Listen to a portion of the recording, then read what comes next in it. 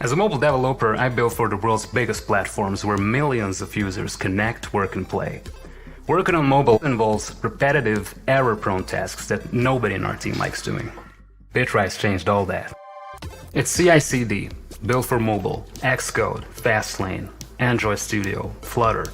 It's all handled with hundreds of existing integrations, so I can build, analyze, test, and deploy my apps to the app stores. Thanks to Bitrise, I'm able to spend time doing what I love, building better apps faster.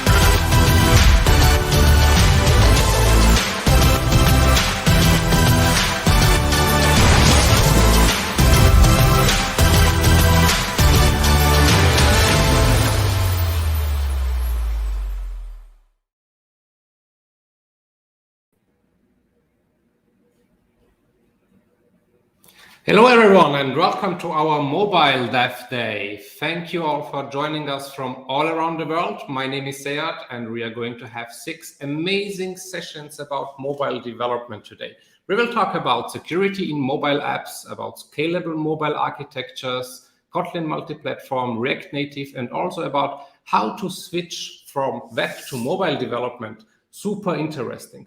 I want to express also a big thank you to Bitrise, who are our co-host and partner of the day. So please check them out to make this event possible. Thank you, Bitrise.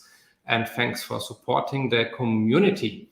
As always, feel free to engage with us in the chat that you see beside the stream and also to ask your questions to the speakers. You can see a small ask button in the Q&A tool. Just submit your question. We will have a Q&A session with every speaker after their talks. So yeah, take the chance and get the answers to your questions. With that said, we have also a code of conduct. Please respect it. Here is a short video for explanation.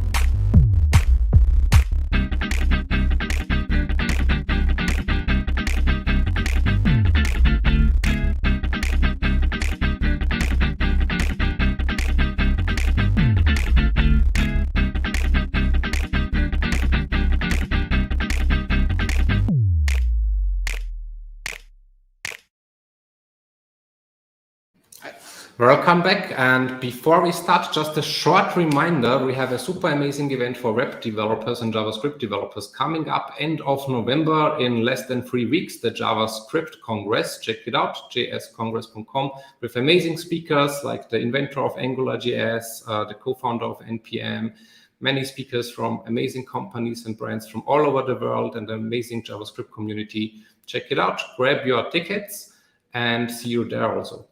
And now it's time for our first speaker. I'm super happy to announce him. He is a true expert when it comes to mobile development, especially when it comes to CI/CD topics and security. He has been a developer in different roles for the past 12 years. And today he is not only our first speaker, but he is also my co-moderator for the rest of the day. So please give a warm welcome to Moataz.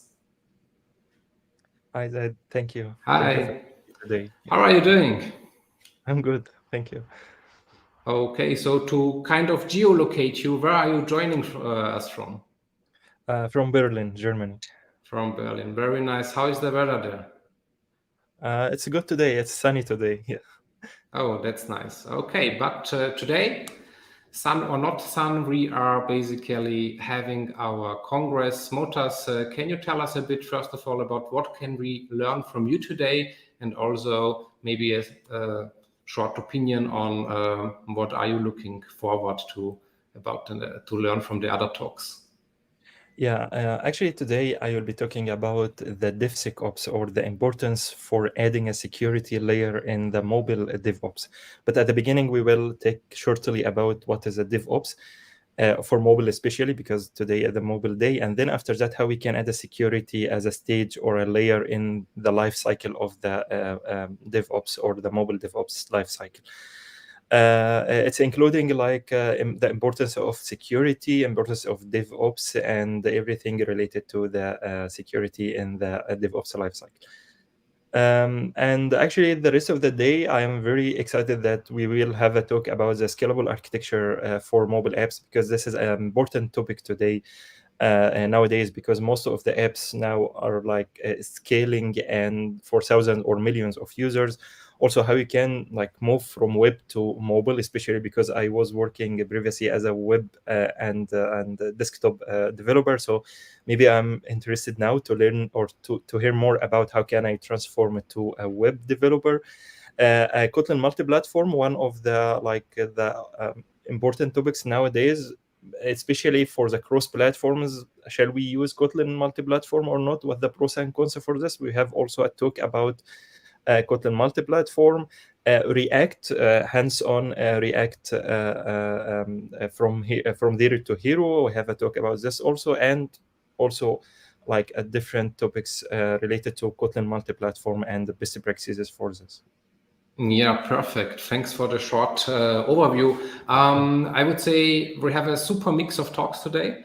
And yeah, let's just start with the first one. I think it's super important, the whole topic of security and DevSecOps in special. Moataz, I would say, wish you have a lot of fun and see you afterwards, after your talk with the questions. Yeah, thank you. Thank you. Okay, so the stage is yours. Okay, I think you can see my screen now, right? Yeah. Okay, so hi everyone. Thanks for attending my session today. Today I will be talking about the DevSecOps, or injecting security into mobile CI/CD pipeline. My name is Moataz Nabil. I'm working as a developer advocate at Bitrise. At the beginning, as I mentioned, I worked before as a developer. I started my career as a developer. I worked with different business domains like agriculture, telecom, healthcare, fashion, and food delivery. Then I switched to test automation and quality engineer. Because that, I designed and participated in different test automation frameworks for web, mobile, and APIs. And then after that, I became more interested in CI/CD and implementation, different CI/CD pipelines using different set of tools and technologies. I'm also an AWS community builder for the mobile and the web category. And also I'm a technical trainer, and I have different courses, online courses, but for a test automation. So at the beginning, we'll talk a little bit about the history, why we are today talking about the DevOps and security especially.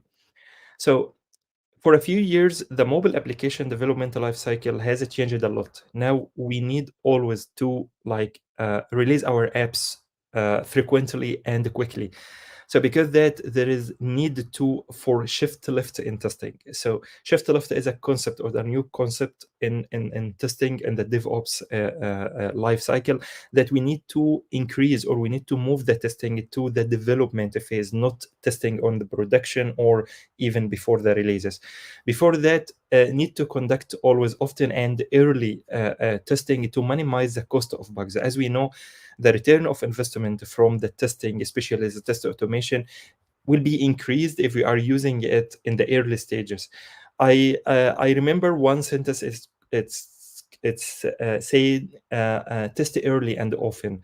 So when we just test in the early stages, we can have bugs, or we can find a lot of critical bugs which will be displayed in the production. So we can fix them early on the development phases, or even in every PR, instead of fixing them on the production. You can imagine what the cost for fixing bugs on the production, and how time consuming for fixing these bugs. As the speed and the frequency of releases as well increases, so we usually, now most of the mobile companies trying to adopt the weekly release cadence, or 2 weeks at least, or at least 1 month. So because that the traditional application security team can't keep up with the pace of release to ensure that the S release is secured. So because if we are, you can imagine if we are releasing every 1 week or every 2 weeks, so if you wanted to, or the security team wanted to check different things in the security of the application, so there is no time or to fix all of these things, or to check that all the security checks is already did. Because that security is important, as we know. You can imagine if you are working on a different business domains like automotive, healthcare, financial, retail, and e-commerce, or embedded and IoT devices. You have a lot of sensitive data. You have credit cards, you have user data, you have transactions, you have bank accounts, you have different like sensitive data. And you need to make sure that all of these data are secured. And also you need to make sure that your application is using it in the safe way. So because the security is very important for the application, or for mobile application nowadays. And also, as we know, during the pandemic way, or COVID time, we are using a lot of mobile apps in a day-to-day or on a daily basis. So security here is important because all of our data should be secured in the mobile platform or mobile apps. And also we have different challenges. So we need to reduce the cycle time while meeting software compliance standards. So we need to like release our application frequently, quickly, but also we need to take care about the software compliance standard and maintaining the privacy and security of sensitive data, as I mentioned. Make sure that everyone on the same page in the team about the necessity of benefits of securing apps or securing application early. So before we start even developing features, or when we are planning to like creating applications or adding a new feature in our existing application, we should, in the early stage, we should take care about the security of the application and how it affects your application development. To tackle these issues or these challenges, it's necessary to implement a set of security process from early as a planning phase. In the planning phase, we should add our checklist. We should take care about the security check that we will do during the development or the DevOps cycle, which is create a mobile DevSecOps environment. But first, let's talk about the mobile DevOps, because DevSecOps is like something or like a stage or a process added to the DevSecOps, to the DevOps. So first, mobile DevOps. Mobile DevOps is a CI/CD for build and release process to achieve quick and frequent release schedules. For example, here we start with a measuring. So we start as a team. If you are working as well in Agile or a Scrum, we start our sprint or we start our iteration with measuring and start like working with our backlog and start with our features. So plan which feature will be deployed or which feature will be developed in the next iterations and so on. Then we will select our CI/CD strategy. So we will select the platform that we will run our test, build, deploy our application in this platform. And then after that, we start building, testing, releasing. This can be a frequent and release life cycle. Then after we release our application, we can also monitor our application from the live crashes or live bugs. And then after that, we can, if we found something in the monitor, we need to address in the next iteration, we can add in the measurement, and then again, we can like return. So it's something continuously happening. Because that here with the mobile DevOps, we have 6 key elements, 6 continuous key elements. We have a continuous communication and the planning. So in the measurement phase, CI/CD strategy, and all the stages, we are usually working as a one team with the continuous communication and the planning, which is something good because it's increasing the collaboration between the team, security team, development, testing, operations, and all the product team as well. Continuous integration, delivery, and the deployment. So here we have something always happening. It's a continuous integration, delivery, and the deployment. And also we have a continuous testing and monitoring. So these 6 keys elements of the mobile DevOps.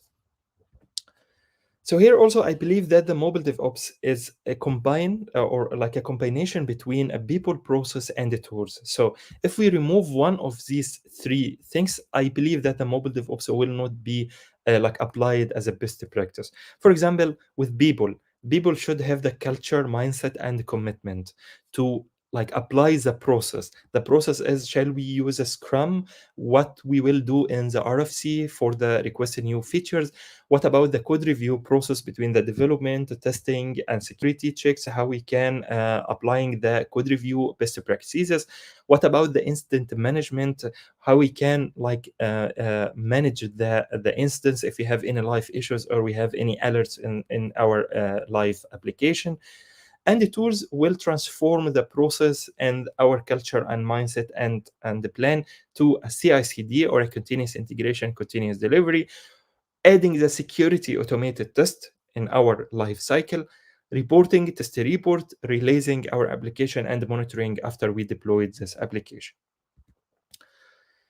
And with a DevOps, if we already applied and we are using a mobile DevOps in our team, or like a mindset, with the mindset or additional mindset of everyone is responsible for security. This is very important, because that the DevOps or DevSecOps is come to the next stage. So DevSecOps is adding a security in the mobile DevOps lifecycle. So DevSecOps, as simple as, is injecting security into the mobile CI/CD pipelines at the early stages in the development processes. The importance of DevSecOps in DevSecOps security is a shared responsibility. Something like test automation, for example, or testing. Testing, it should be in DevOps a shared responsibility between all the team. So mobile engineers or mobile developers should start writing UI testing and helping the QA engineers or testing engineers to increase the coverage in with our critical test cases. Security is the same concept. Security is a shared responsibility for everyone in the DevOps chain.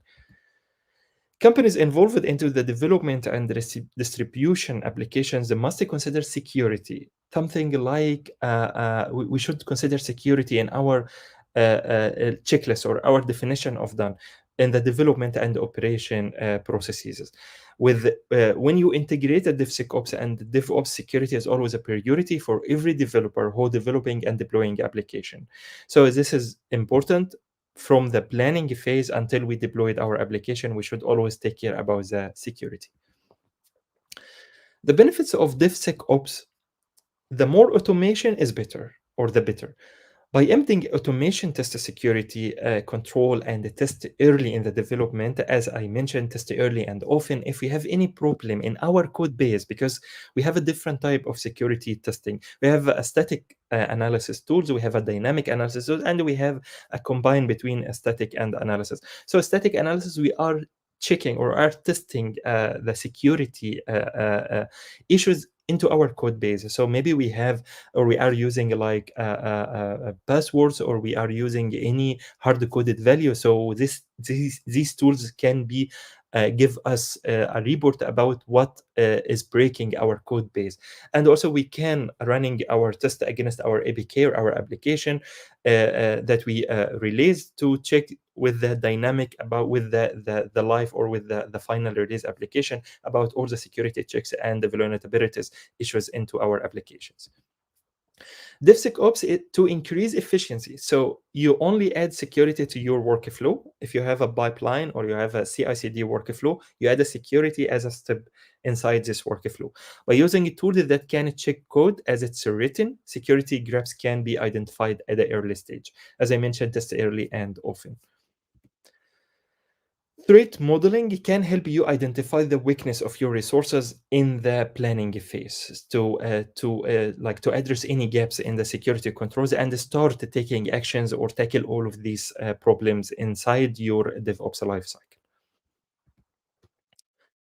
So the difference between DevOps and the DevSecOps, especially for mobile. So DevOps is focused on the speed of app delivery. So we are implementing different life cycles for building, testing, deploying our application frequently and something continuously happening.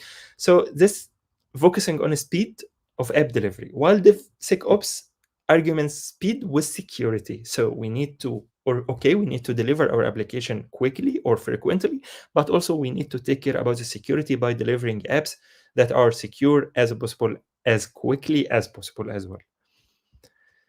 The goal of DevSecOps is to promote the fast development of the secure code base. So here, as I mentioned, we have two security concepts here. We have a secure code base, our code base or our code base of the application, and also the application itself once it's released or deployed. So we need to take care also about the security of this application. From development to DevSecOps, or how we can adding the security or implement the security inside our DevOps. Building security from the start extend the culture of shared understanding and the responsibility of security concern, and building security check into a CI/CD pipeline. As I mentioned, we need to add a security check for static analysis tool, or for static analysis, for dynamic analysis, and also for anything I can add in our security or in our CI/CD pipeline. This will be very helpful. So the first one, as I mentioned at the beginning, is shift left or test early and often. We are moving testing it to the development phases instead of testing on after releases or after our application become on the production. So shift left in the testing. Choose the right security testing method. Shall we use a static, dynamic, or shall we combine between both of them? And establish coding standard for your team. If you have already a code standard in your team related to how we can write the function, how we can write the variables, how we can create the classes, what the RFC or the features request, we should also add a standard for security. So this task will not be done, or this feature will not be done until we like check all the security checks that we agreed as a team together. So here choose the right security testing method. As I mentioned, we have three types of security testing tools. We have a static application security testing, which is analyze source code. So static, that means that you are testing or running this test script or test step against your source code, or compile the version of the code to help you find security issues. The second one is a dynamic application security testing, which is runtime application analysis to look for the vulnerabilities into your application. So this is something we already have the APK or the IBA for iOS and Android application, or a cross-platform application, and then we are testing against this to check after that all the checklists that we have or we agreed about with the application or with the dynamic application security testing. Interactive is like combines or mixing between the static and the dynamic to use software instrumentation or active or passive to monitor application performance. Here, one like sentence from Justin. Justin is the chief security officer at Unity Technologies. Previously, he was working also in SAP. He has a good sentence here. So automated security testing is the future for mobile security. This is a very important. So automated security testing is a future for mobile security. Because he is talking about the integrating automated security in the CI/CD or the build and deploy cycles, which is pushing the security testing for mobile apps to the development team, which result is more secure apps while allowing the security teams to focus on complex penetration testing. So the security team will have a time to check other security testing types. But once we add the static and the dynamic testing tools inside our lifecycle or build and deploy lifecycle or DevOps lifecycle, which will increase or will give us more secure apps in our company. To add automated security test to the pipeline, as we know, test automation is more and more becoming a norm in the mobile development and is guaranteed. So you can imagine if you have a mobile DevOps lifecycle and you don't have test automation. So as if you can remember, the lifecycle was like build, test, deploy, build, test, deploy. If the test is still manual testing, it will be a time consuming and effort consuming as well. And this will like make us still, or we will be stuck in this stage or in this process until our QA engineers is like finish the manual testing. But with test automation, it's guaranteed that the more robust app and the faster developmental life cycle with the early bug detection. As I mentioned, test early and often. If we are running the automation test with a development cycle or with a development branch, for example, we can check all the security or all the function as well problems in the early stage instead of find them on the production. When writing automated unit integration and end-to-end test, security feature should be considered as any of the other functionality, as we always focus on functions or integration. We should also consider security as a type of testing with our process or with our platform.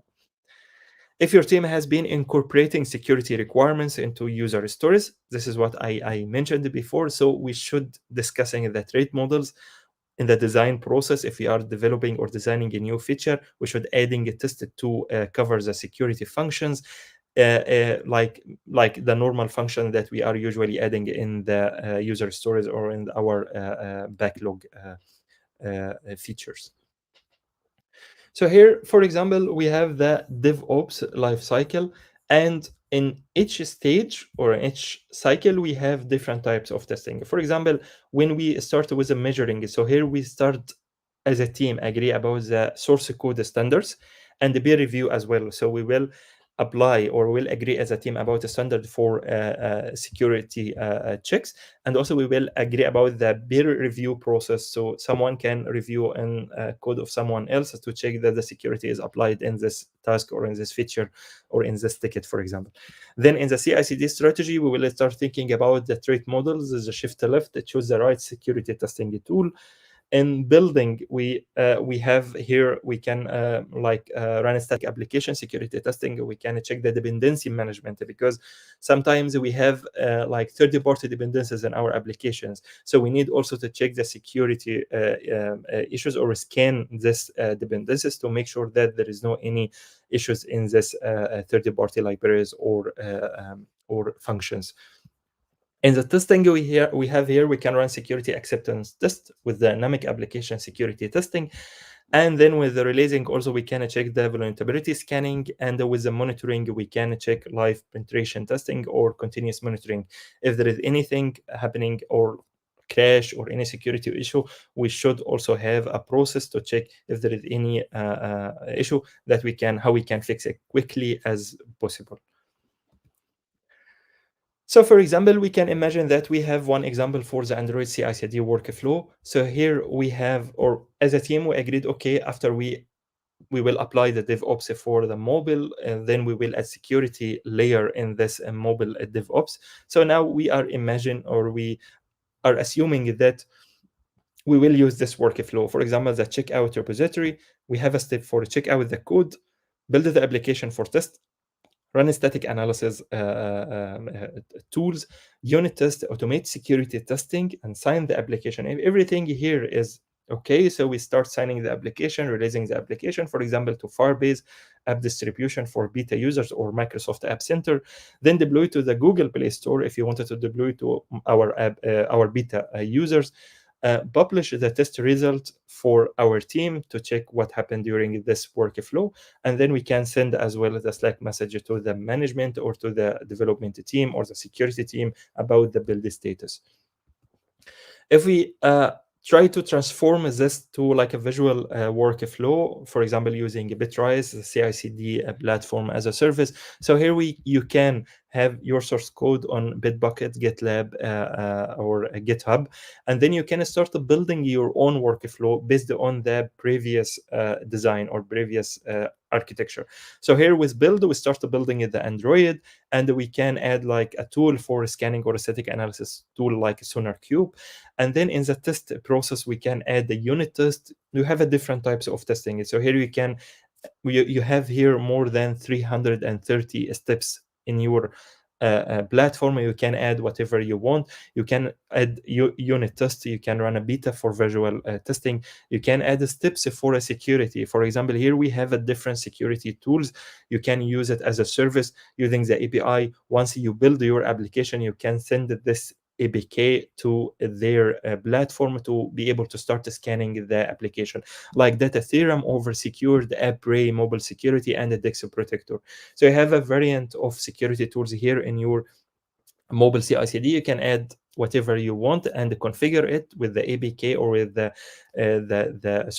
API key, just to connect with this platform. And this platform is a cloud as well, so you can just send your APK to this platform, scanning your application, and start to give you a report at the end with all the security checks that happen during this test. For deploy, you can, after all of these checks, you can deploy to your application to the Google Deploy Huawei App Gallery if you want, App Center for the beta, App Center for Android and iOS as well, and sending a Slack message or Microsoft team if you wanted to notify your team. And in this process also, it can be exploratory testing with the QA engineers. So for example, once we deploy the application to the App Center or Firebase app distribution, you can send the link of the application to our quality engineers or our quality assurance engineers to start manual testing. And manual testing here, it will be not taking a lot of effort because it's not fully testing, it's just like exploratory testing. So we are exploring the new features that deployed in this build, whether about the security, anything we need to check, because we cover most of the things or most of the testing, the test scenarios here in this life cycle or in this process. Then we can store to the Google Play Store or Huawei App Gallery. So with the Android CI/CD, what the steps already that we can apply? So here you can have a step for SSH key, get clone, all of the things that we added, and Android lint, the Sonar Cube, and then we can add over secured any other security type, sign the application, run the test, or send the application to the beta users for with Firebase app distribution to the Google Play Store, and then after that, this is after deploy, send a Slack message with the status. So I think I still have a time for a demo. So maybe I just can go to this workflow. So for example, this is a Bitrise. This is a CI/CD platform as a service for mobile apps. So here I have, this is an Android application. So here I can just go to this is the previous builds. And here I can open the workflow to design my own DevSecOps pipeline. So for example, here you can have a different workflows. And here you add a step for SSH key to be able to clone the code repository from the your source code.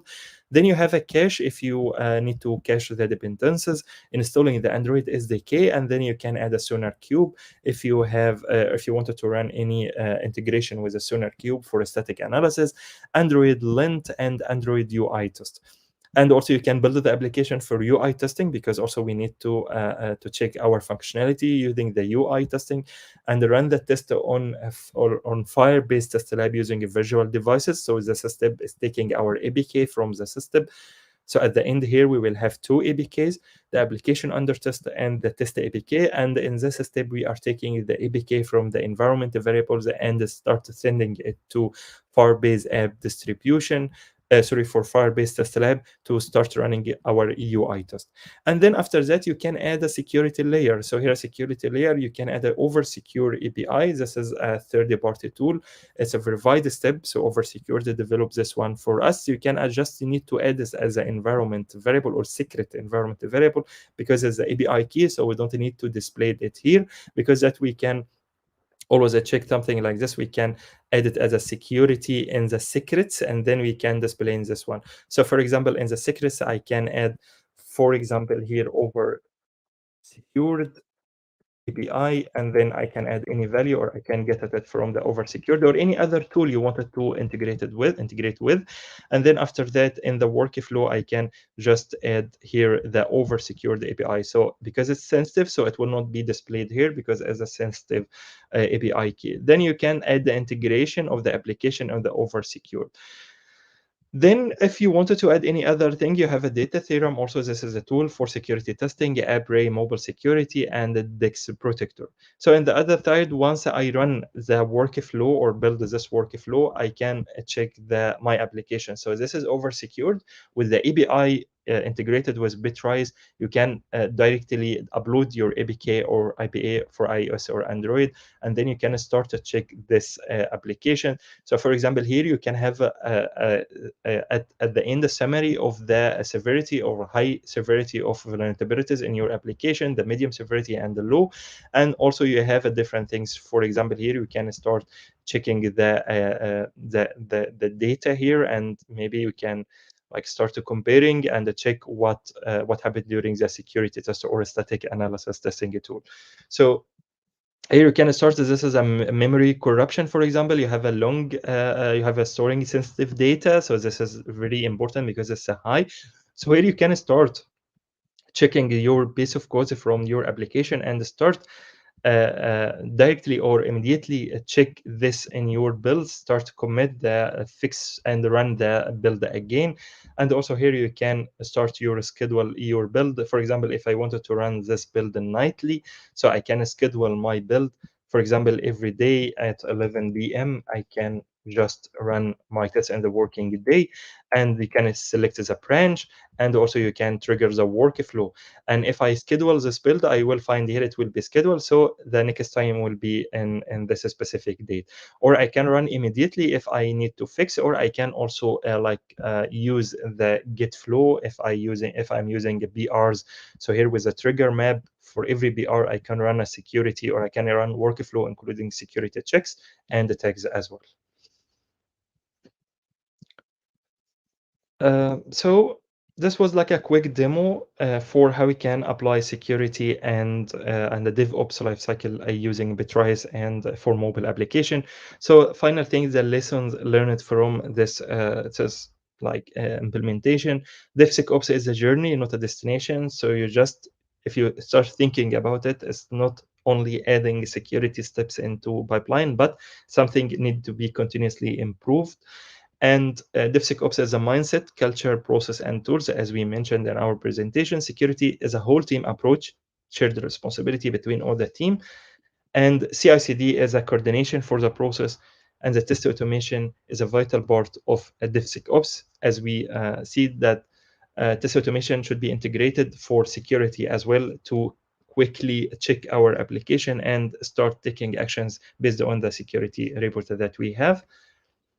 And also for resources, you can find this resources. Also, I can send this resources over the chat. So here you have a security mobile security testing book for this one, and also you have OS mobile security testing guide for the company that is focused on the security for mobile and web as well.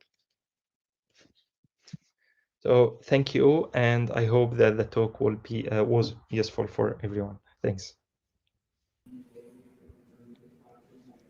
Hello, Moataz. Thank you very much for the nice introduction and the overview. And let us see if we have some questions.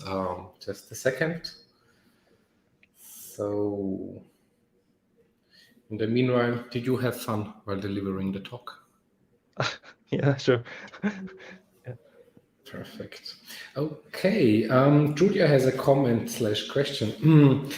Does adding security layers always mean slowing down in speed? What's your opinion?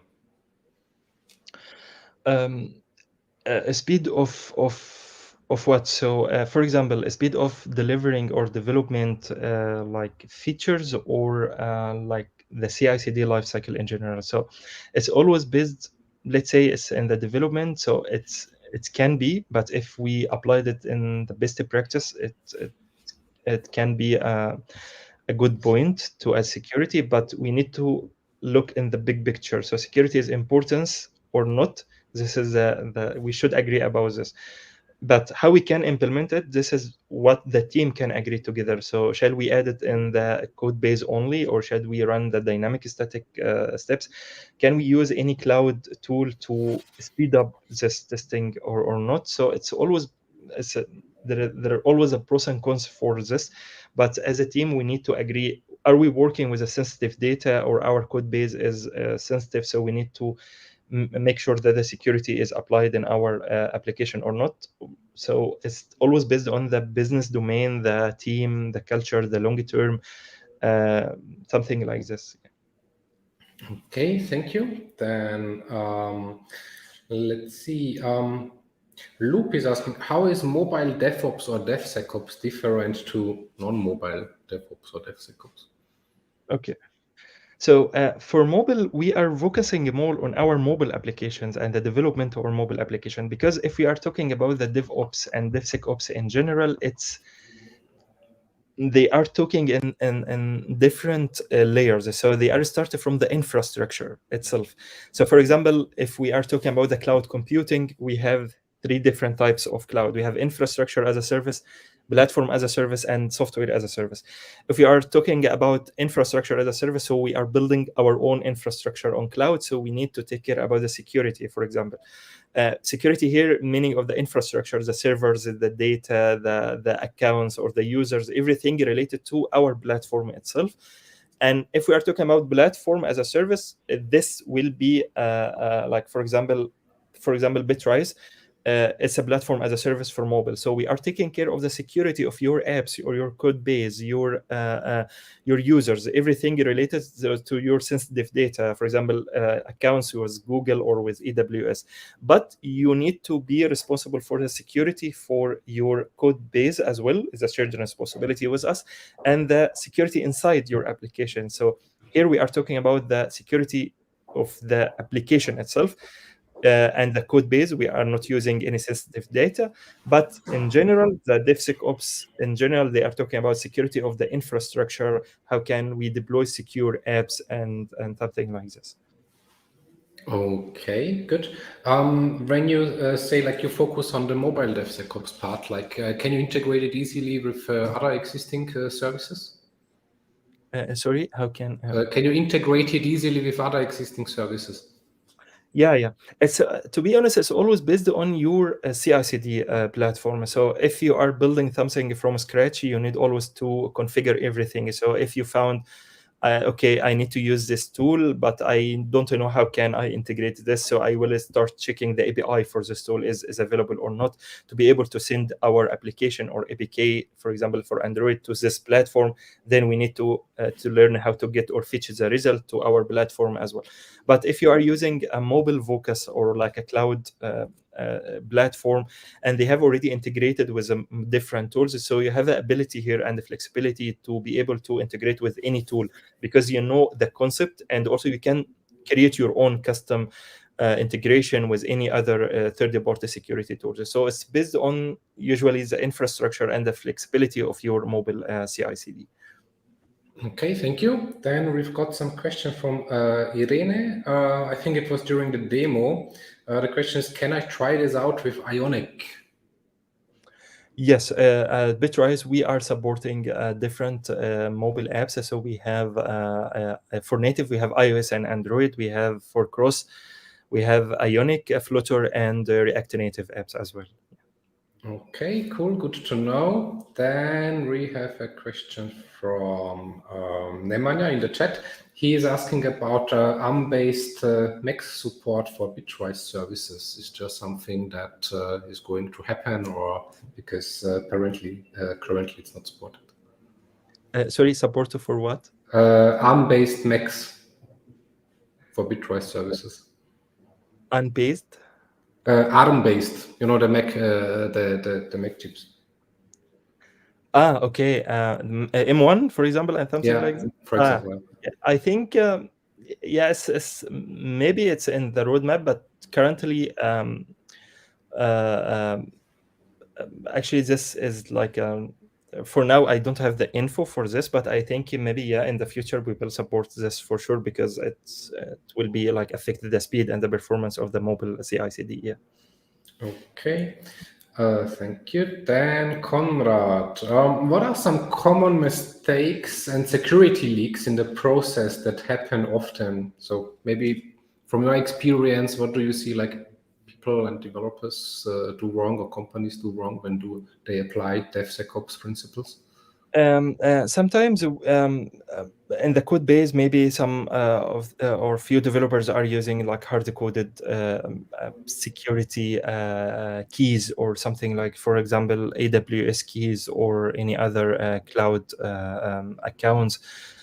For application itself, it can be like memory issues or memory like a problem in the consumption of the application itself during the security test, some vulnerabilities, some APIs. Sometimes it's not related to the mobile itself, sometimes related to the backends that serve as a mobile screens.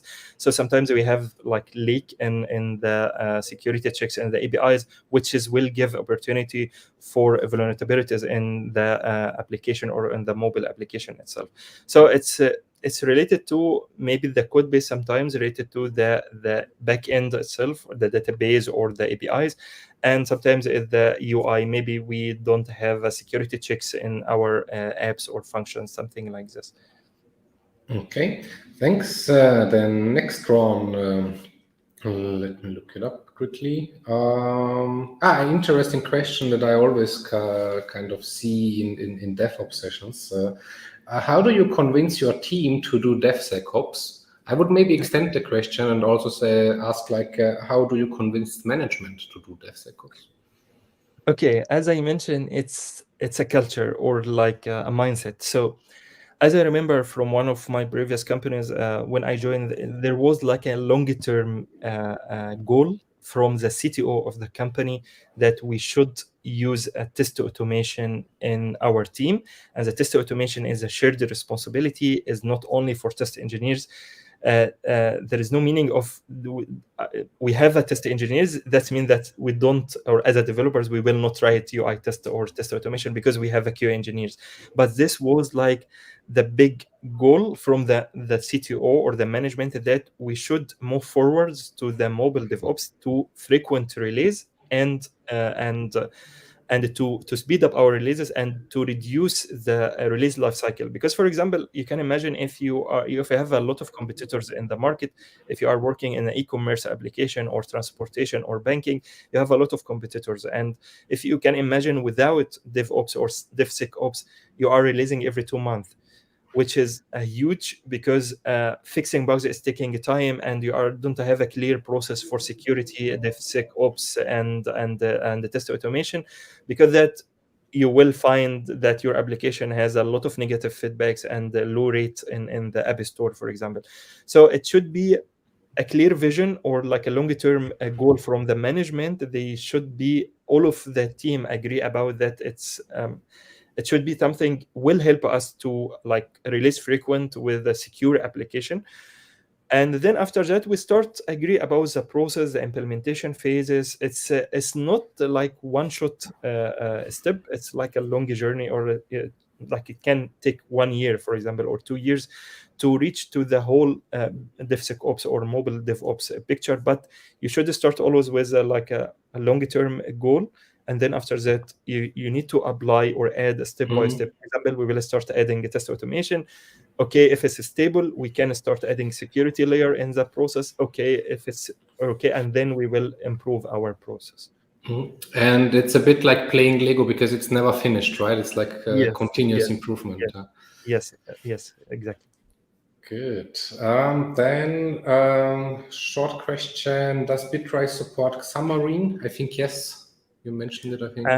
We were actually, but I think that at the end of this year we will stop supporting Xamarin. Sorry for that, but okay. Yeah, previously we were supporting Xamarin. Yes. Okay.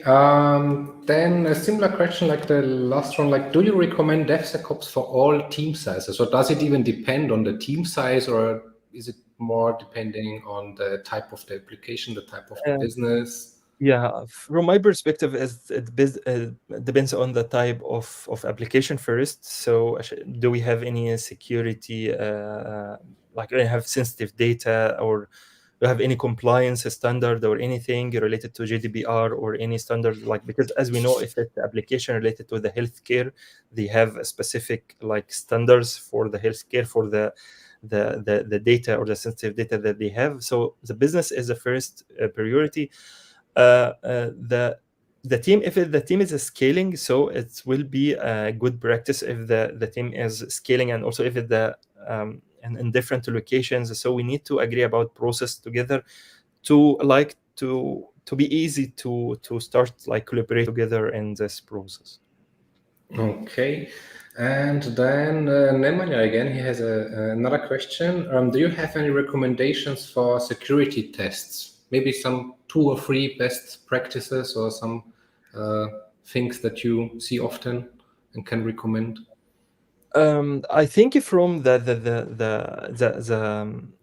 resources that I have, so I will send it to you. They're including a lot of checks and the standard for the security. But yeah, with the security, they usually check the vulnerabilities and any other things related to the security in code. But yeah, I think it's this guideline or this guide will is including a lot of things that related to the best practice for security testing.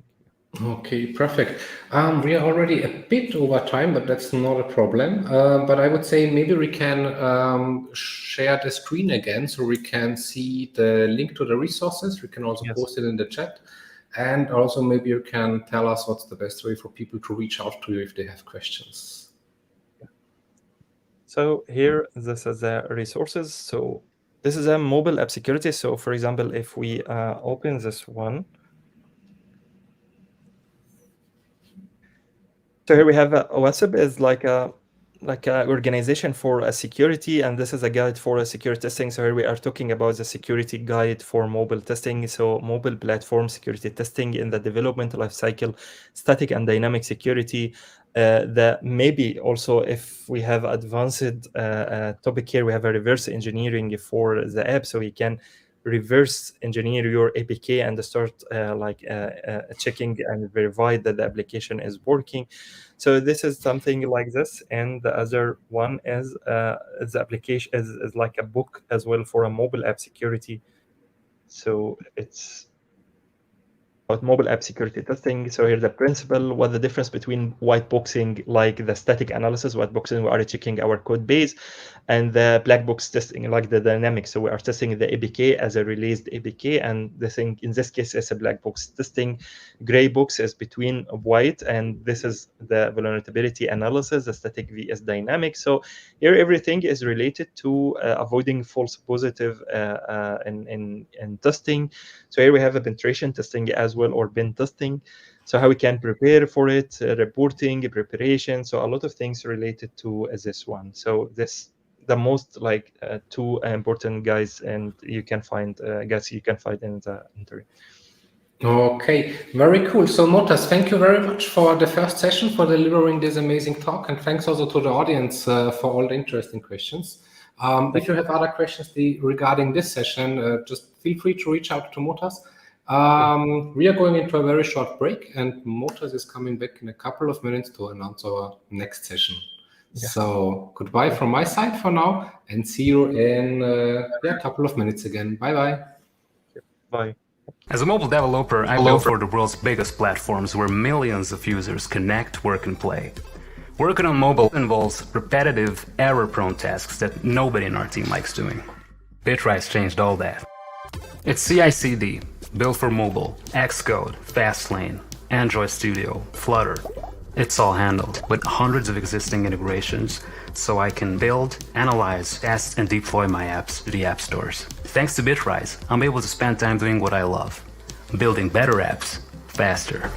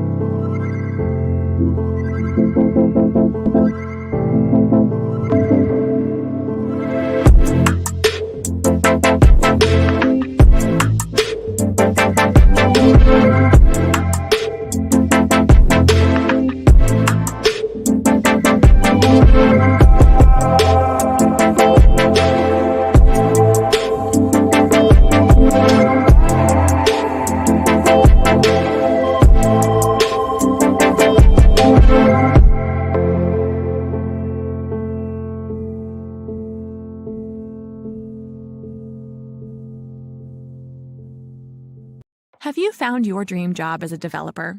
Or are you stuck in an unfulfilling job? On WeAreDevelopers.com, you find over 1,000 jobs in Europe that fit the tech stack that you want to work with, and salaries go up to $130K. All you have to do is create a free profile, and you automatically get matched with jobs that fit your requirements. So what are you waiting for? Create your free profile and let companies apply to you now.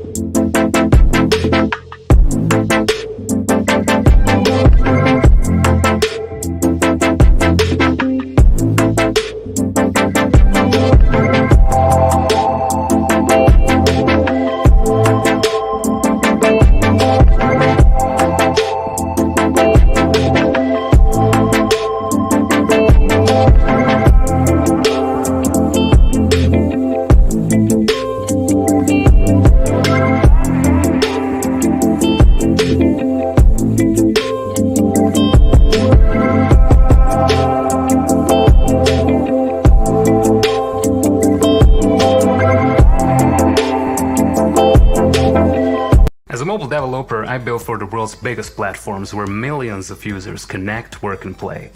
Working on mobile involves repetitive, error-prone tasks that nobody in our team likes doing. Bitrise changed all that. It's CI/CD, built for mobile, Xcode, Fastlane, Android Studio, Flutter. It's all handled with hundreds of existing integrations, so I can build, analyze, test, and deploy my apps to the app stores. Thanks to Bitrise, I'm able to spend time doing what I love, building better apps faster.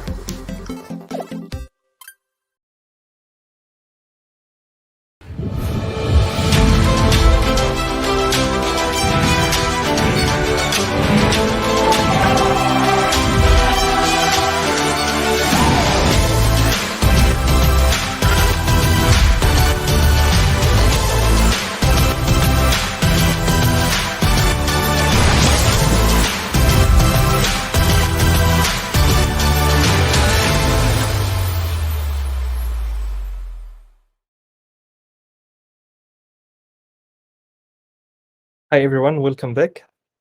Our next speaker is Aleksic. She is a software engineer living and working in Serbia. She is a tech lead in Badin Soft with experience working on React and React Native. And today, Aleksic will be talking about making the switch from web to mobile development. Actually, it's a very interesting topic for me as well. And please welcome Milica to our stage and our talk today. Hi. How are you? I'm great, thanks. Thank you.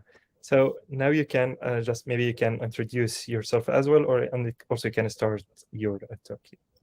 Yes, sure. So hi everyone, my name is Milica, and I'm a software engineer working in Badin Soft, located in Serbia, in city Niš. I have experience working in React and React Native application, and today I'm going to talk about making the switch from web to mobile development. Okay, great. Start. So let's start. So for today's talk, I will talk about making the switch from web to mobile development. So I will go over the challenges you will face on your journey when you transition from web to mobile. I will talk about how to start building mobile applications coming from the web, and I will cover some of the different challenges and advantages to keep in mind when diving into the native app universe.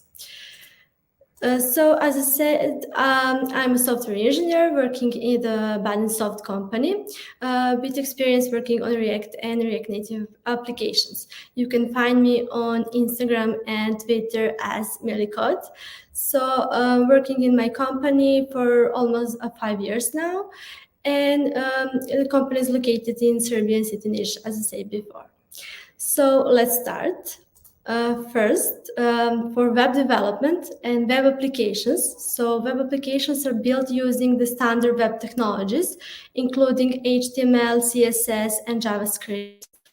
And they run inside of the standard web browser like Chrome, Firefox, or Safari.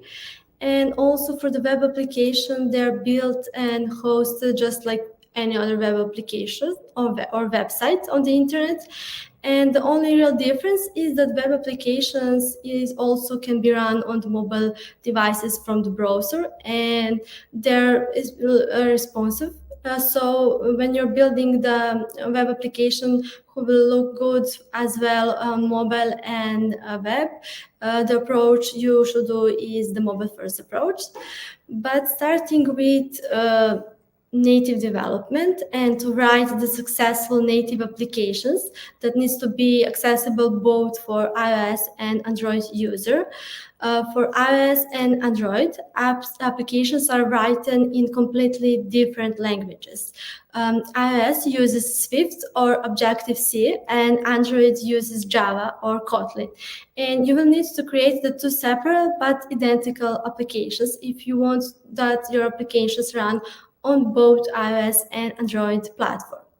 So that means that you will need to have the separate teams in order to develop and maintain this application. So it can become increasingly difficult to keep the UI, the features in sync in both of the platforms and maintain them, and also pay the engineering team as well.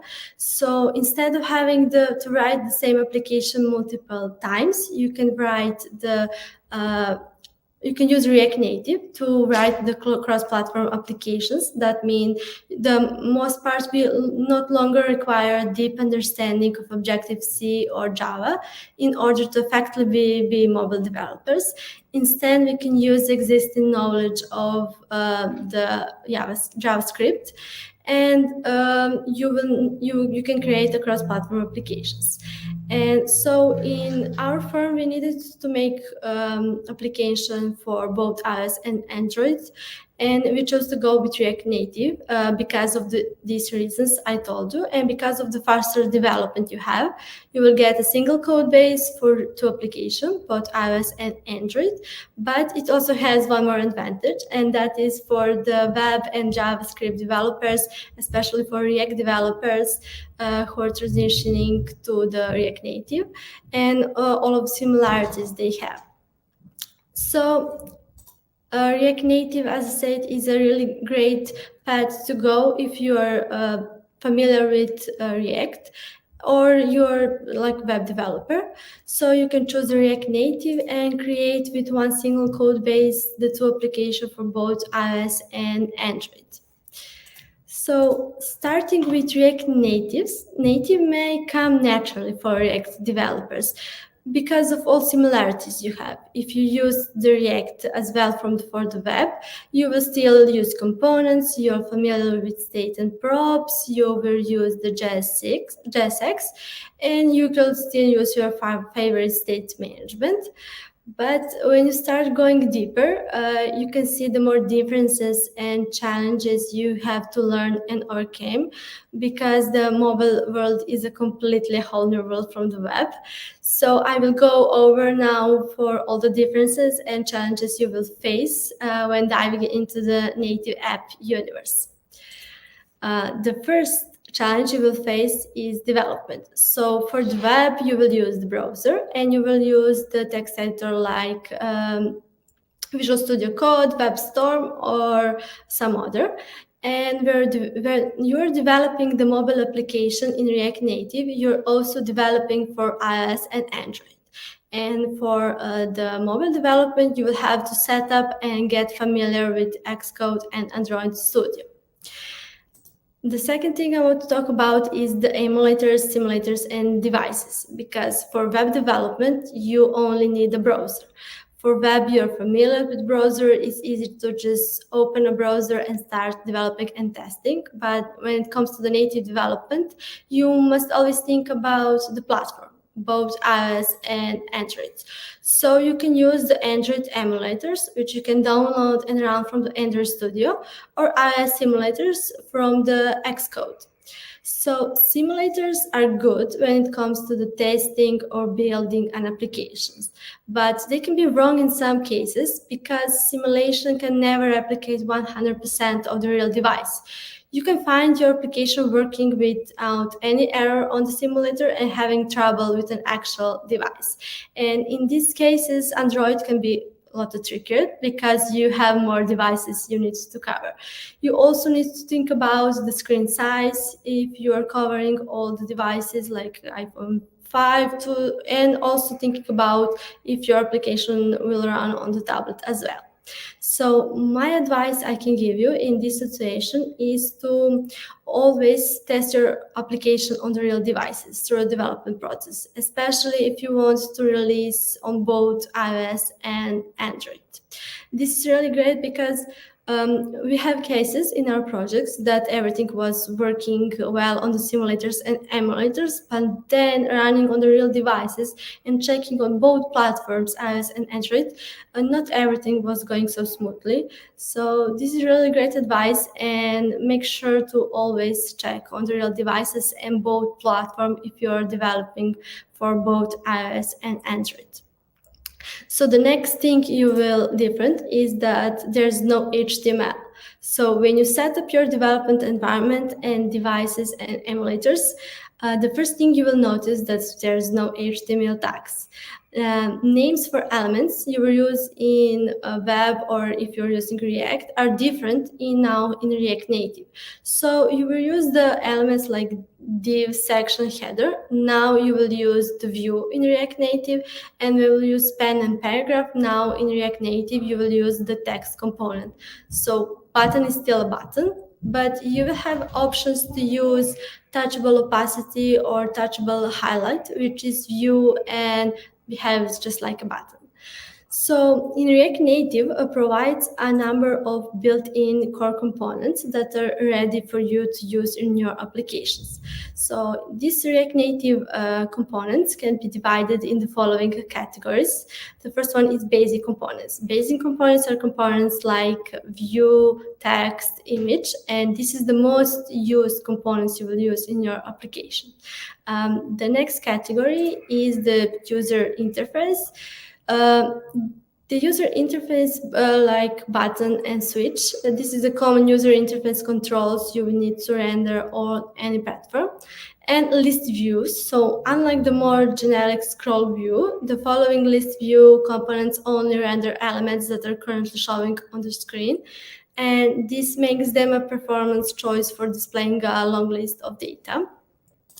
Next, you will have the Android components and APIs and iOS components and APIs. Many of the following components will provide wrappers for commonly used Android classes or for used UI Kit classes.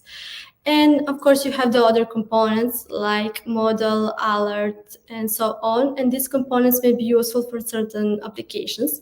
For maybe a keyboard avoiding view. So for keyboard, you will need to think about when you're in your mobile application, you will need to show your keyboard or to dismiss it. So this is like the components you will get from React Native and you can use in your applications. So let's see the simple example, how we'll use the React Native component. So you will import the view and text from React Native, and then you will display in text, in this example, hello world. So if we are on the web, you will use divs and spans, and now in React Native, you will use view and text components. So there's no HTML, and we are using the components that are from React Native.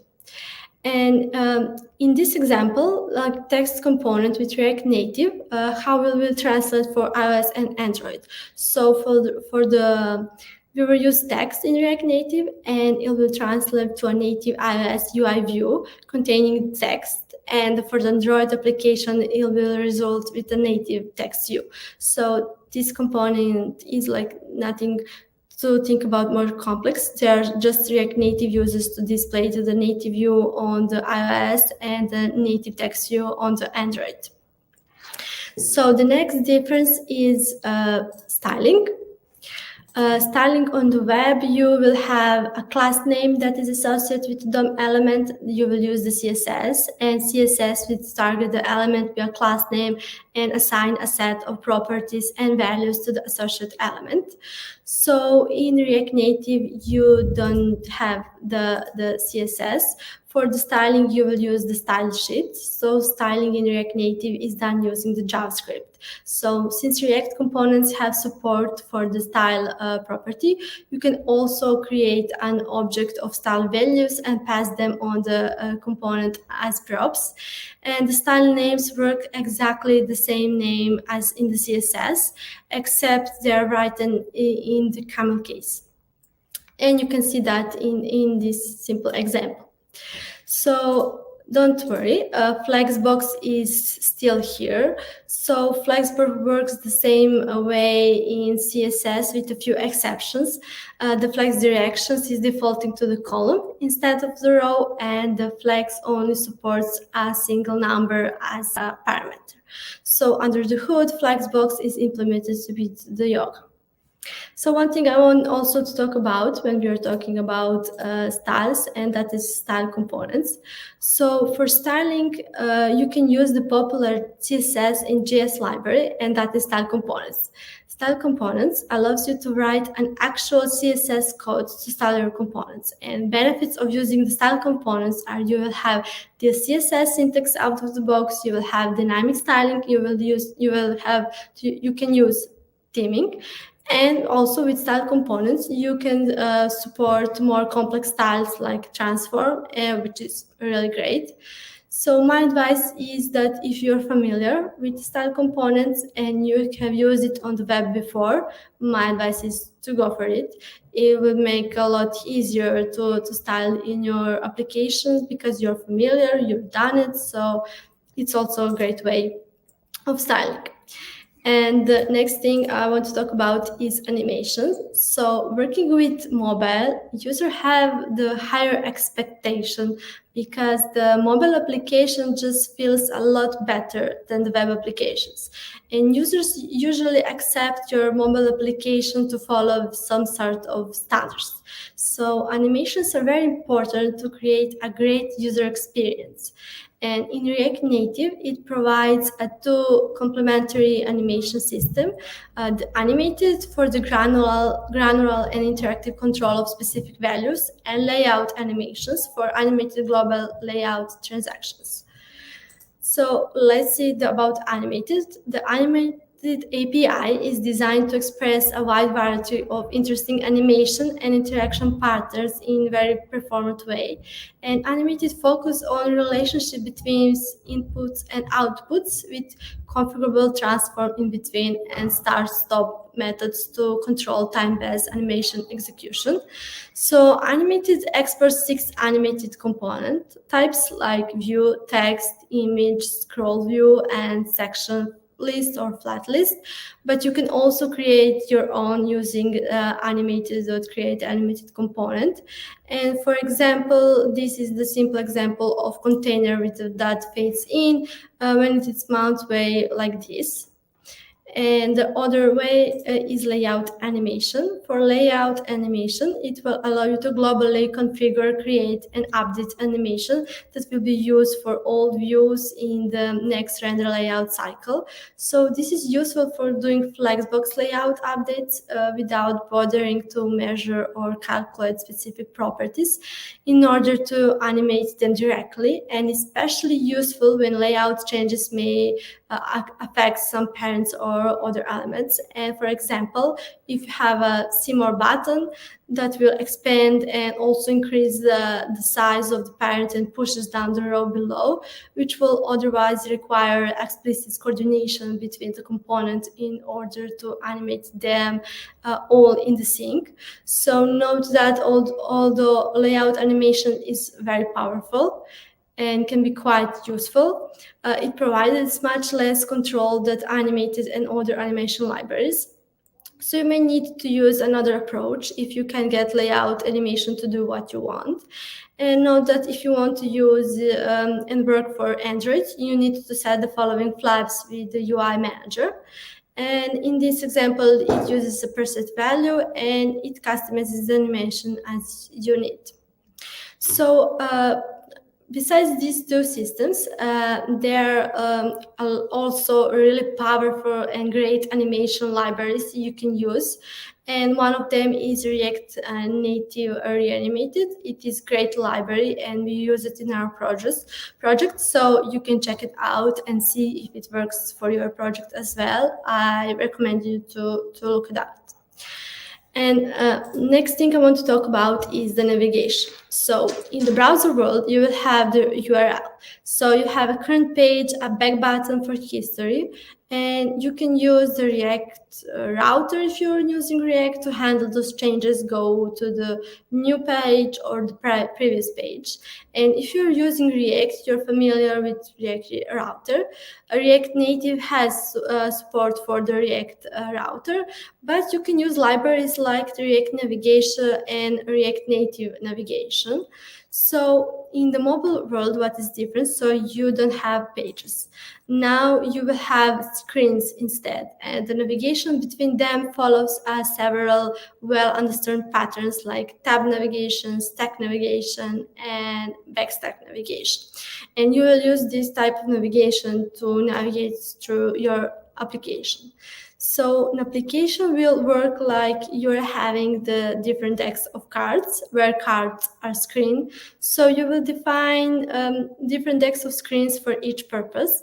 And this is because a user could add or go back to a previous screen. And it is important to note that on the native, you start from the first screen defined in the deck. And when you add a screen, it goes to the top of your deck. When you go back, it goes off to the top of the deck as well.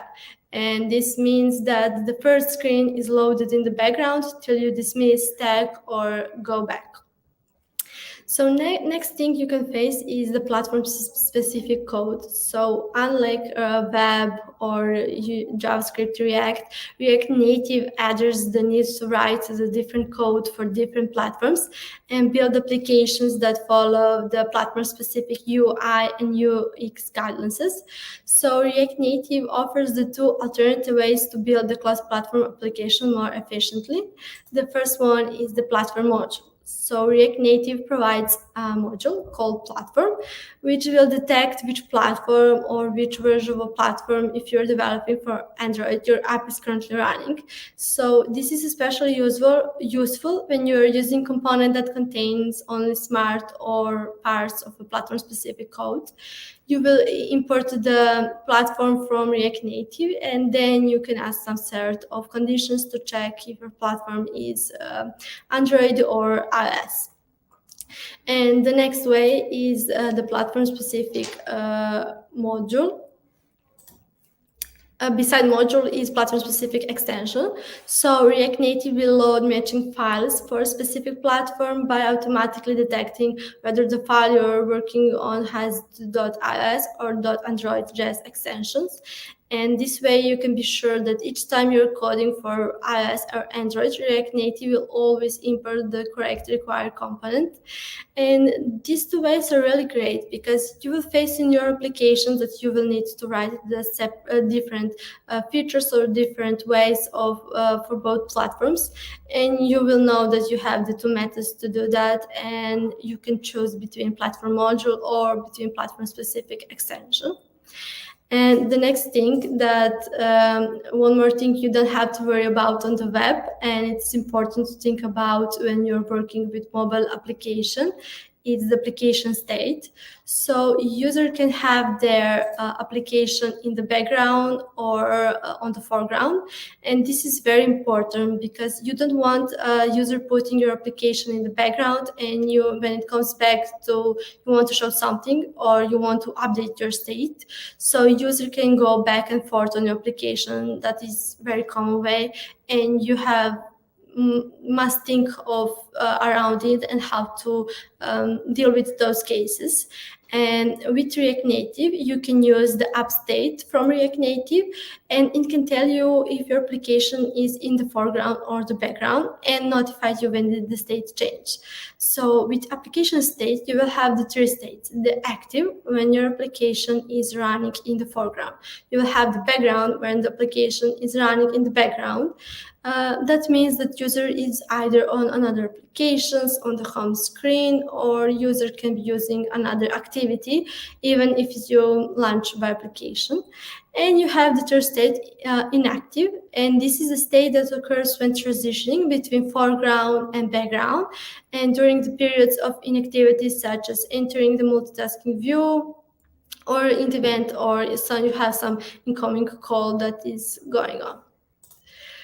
So also one thing I want to talk about is the native features, and there are many native features mobile has to offer, like push notification on camera, and on the web many of those are not used so often.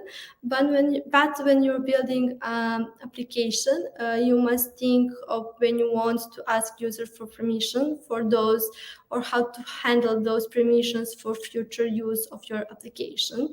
So for example, when you're asking for user permission for the camera in order to update their profile picture, you need to have this check every time, since the user may have not proceeded to give permissions.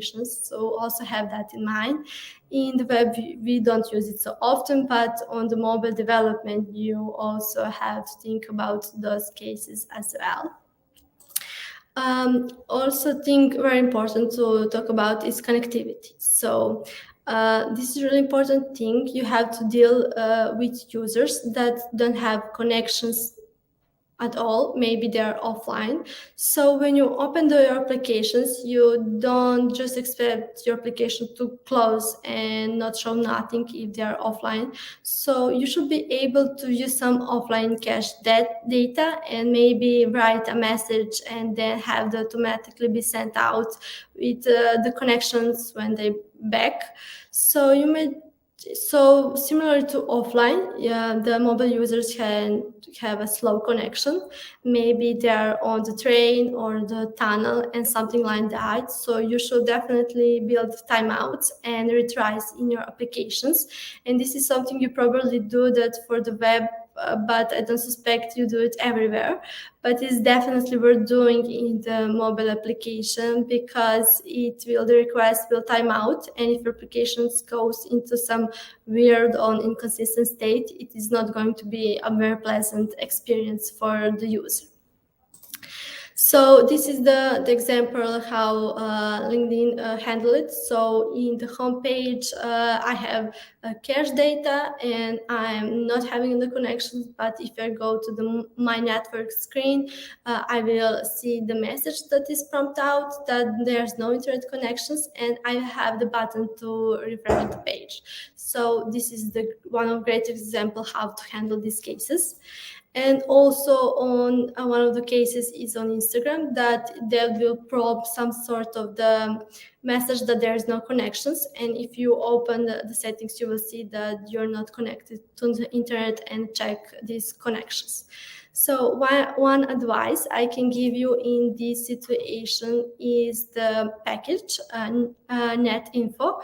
The NetInfo package provides information about the user's active network connections and connectivity status of their mobile devices, and it is also identifies the user like connection type, like Wi-Fi or mobile network.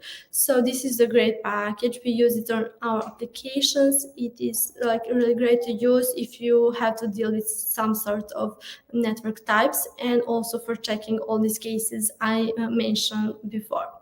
So my recommendation is to check it. It's really great. And one thing also I want to talk about is sharing code. So if you're building both web and mobile application, you can leverage on some sort of the code reuse. So converting a React Native application to React, you can use the React Native app to bring your mobile application to the browser, but it will require some significant modification as well as some adjustment in the user interfaces. So you can share other ways that you can share your logic between mobile and web, and make your components and UI independently for each platform. And sharing a code base goes beyond simply your reusing code. So the React or React Native process can get really complex, and something it's easier to develop web and mobile applications separately. It all depends on the type of application you're building and the specific feature you want to include.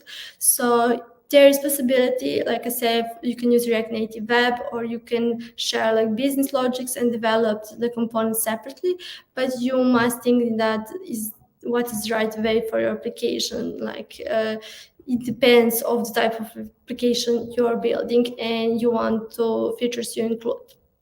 So talking about sharing code, I have to mention the monorepo.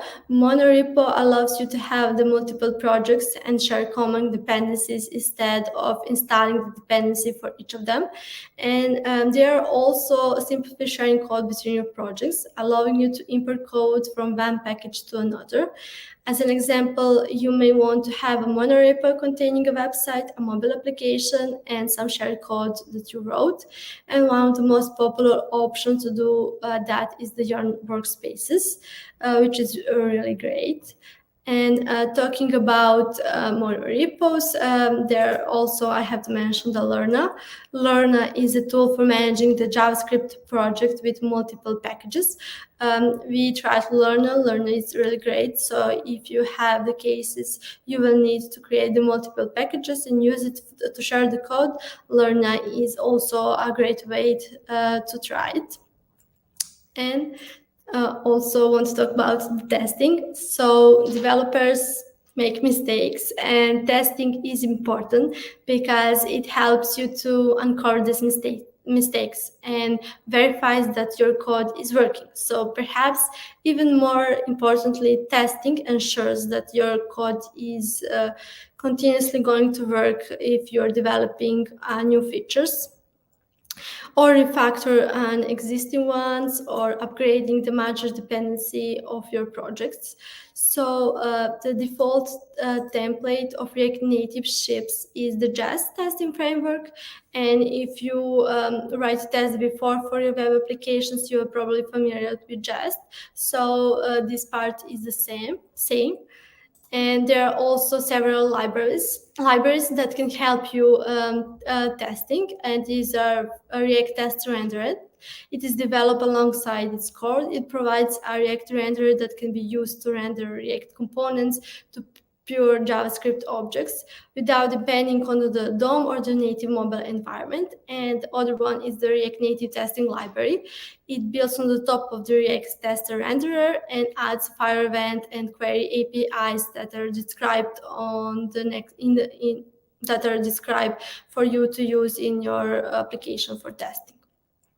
So you should check the both and you should see what works for your application and what is the best for you to go with. And also what is important thing when you're coming from the web to mobile is debugging. So for debugging, you can use the Chrome developer tools. So that is familiar from the web, but I want something also to recommend, and that is the Flipper. Flipper is the extensible mobile app debugger, and Flipper is a platform for debugging the iOS, Android, and React Native application. It can help you visualize, inspect, and control your application from a simple desktop interface. And Flipper is a tooling I strongly recommend for mobile developers to use when debugging. So with Flipper, you will also inherit the plugin ecosystem that exists for the native Android and iOS applications. And this means that you will be able to use plugins that are aimed to the native applications for React Native application as well. And for example, the plugins include the device logs, the device crash reports. You can inspect your network request, which is really great, and we use it in our application also to see if network request is working. So you can inspect your device preferences, you can inspect the cached images, you can inspect native layouts elements. So Flipper is really, really great, and I recommend you strongly to use it for debugging. Check it and you will see that there's a lot of features that you can use and that are really, really great. So one thing also is deployment. So on the React Native side, we are using the native way of deploying applications. And you must remember that React Native is only a tool of writing native apps. You will have to build and upload your build for iOS for the App Store, Google for the Google Play Store, and Huawei for the App Gallery Store. So after your build is uploaded, for example, Apple will run some automated tests on your applications for basic info that are provided and let you know if there are some issues. And this process can be like for a week long or can be really fast for a couple of days. So be prepared for also that. So after this is okay, and you could test your application with other developers through a program Apple provides called the Test Flight. This way you can set application somewhere for testing without plugging a device on your machine. So it's very important here to note that each development will need to pass some validation, like I say. So it will take some days for your release to be available and for testing phase to be over.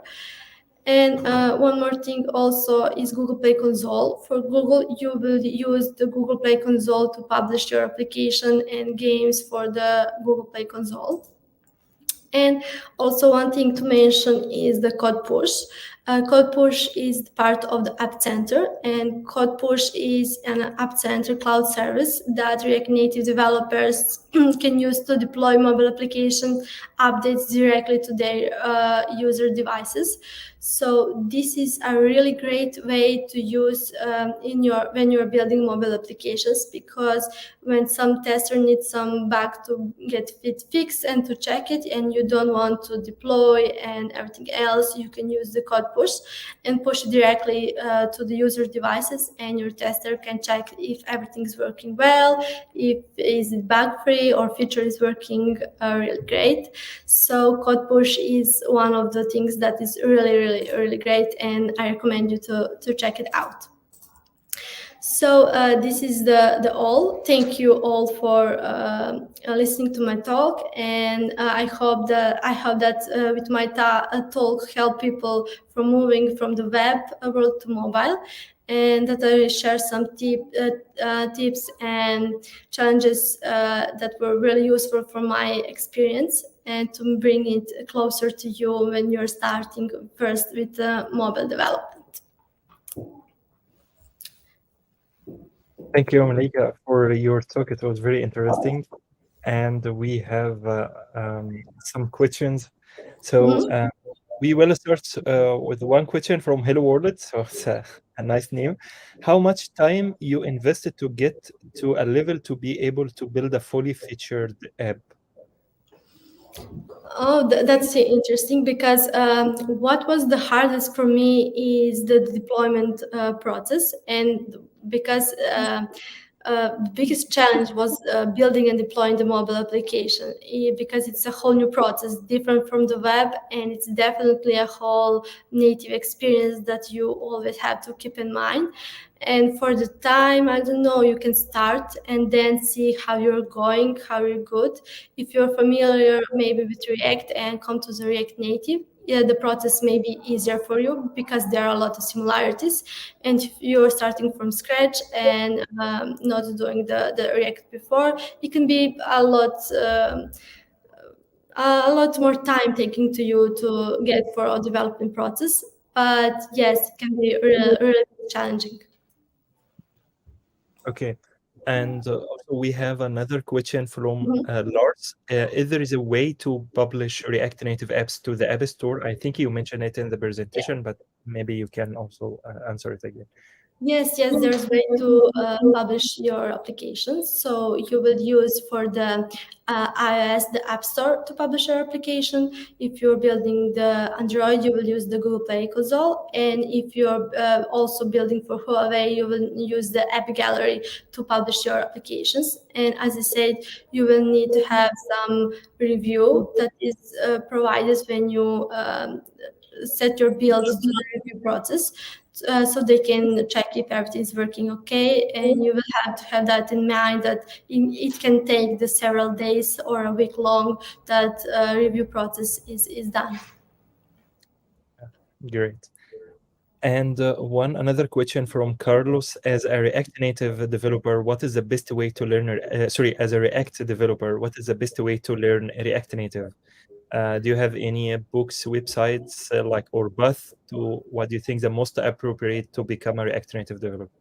Yeah, I will recommend you to just dive in it. There's a great documentation about React Native. You can follow the steps and instructions, and maybe I can share some of the best tutorials and books on my Twitter, maybe, or you can reach me after and I can share it with you. But I think the whole process will be a really great experience for you, because you're a React developer coming to the React Native, and that could be really interesting and exciting. Yeah. Another question: do you work, or how do you work as a team on a React Native apps? What is the process behind the development and the testing? Yeah. So in our team, we have the mobile developers, we have the backend developers, we have testers, and we're working by the agile process. So we have sprints, and after each sprint, the features that want to be published, and if our application was live, so tester will test it, review it, and then we will publish it on the store.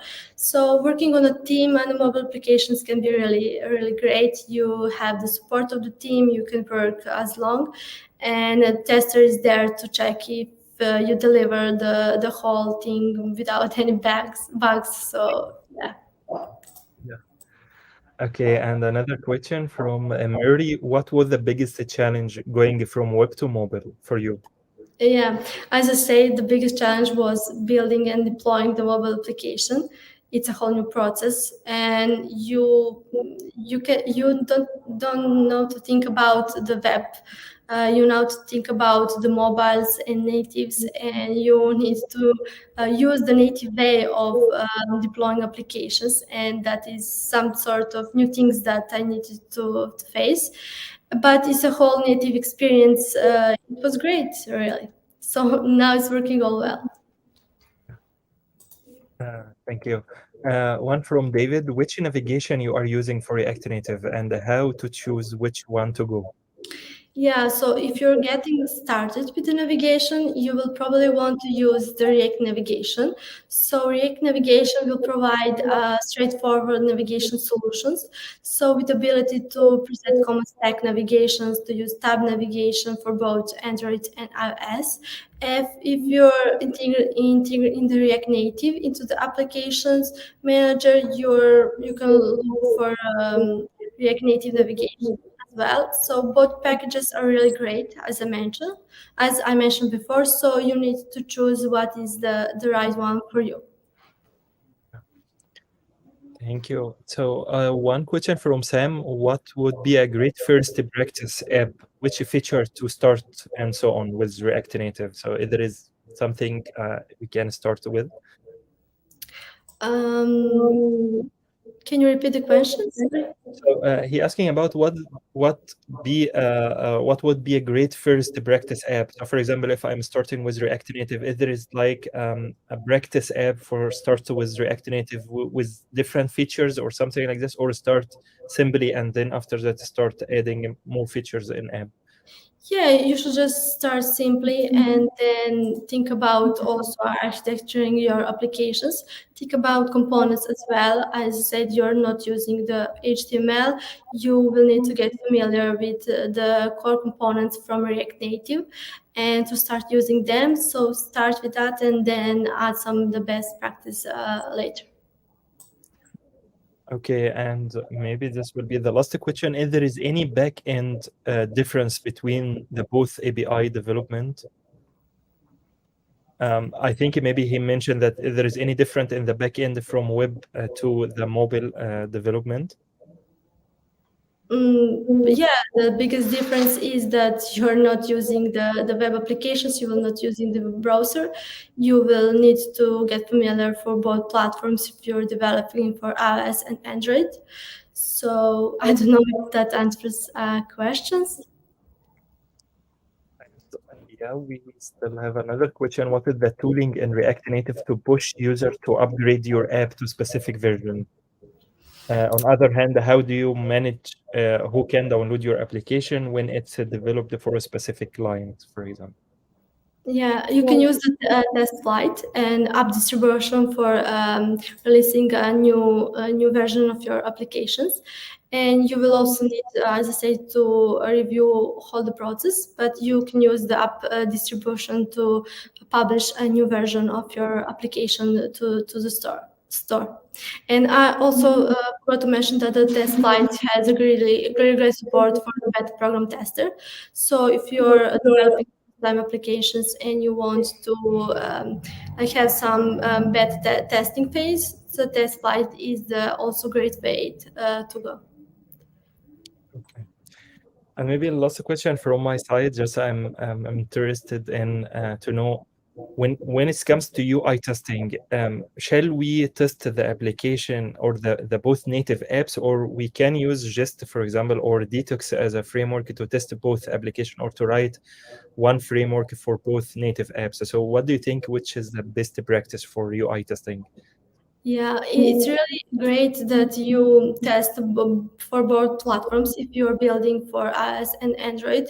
And as I said, because if you're using some simulators and emulators, it could be really difficult because your feature may be working on some sort of simulation, but it can be working on the real device. So it's really great to use some sort of the testing for both real devices from the emulator. Okay, so Thanks a lot. So I hope that you enjoyed your talk, and it was it was a pleasure to me to meet you today. Thanks a lot. Thanks. Have a nice. Also, thank you for having me. Thank you. Thank you. And now we have also another break for about like 10 minutes or 15 minutes, and we will start at 3 with our next speaker. Thanks a lot. As a mobile developer, I build for the world's biggest platforms where millions of users connect, work, and play. Working on mobile involves repetitive, error-prone tasks that nobody in our team likes doing. Bitrise changed all that. It's CI/CD, built for mobile, Xcode, Fastlane, Android Studio, Flutter. It's all handled with hundreds of existing integrations, so I can build, analyze, test, and deploy my apps to the app stores. Thanks to Bitrise, I'm able to spend time doing what I love, building better apps faster.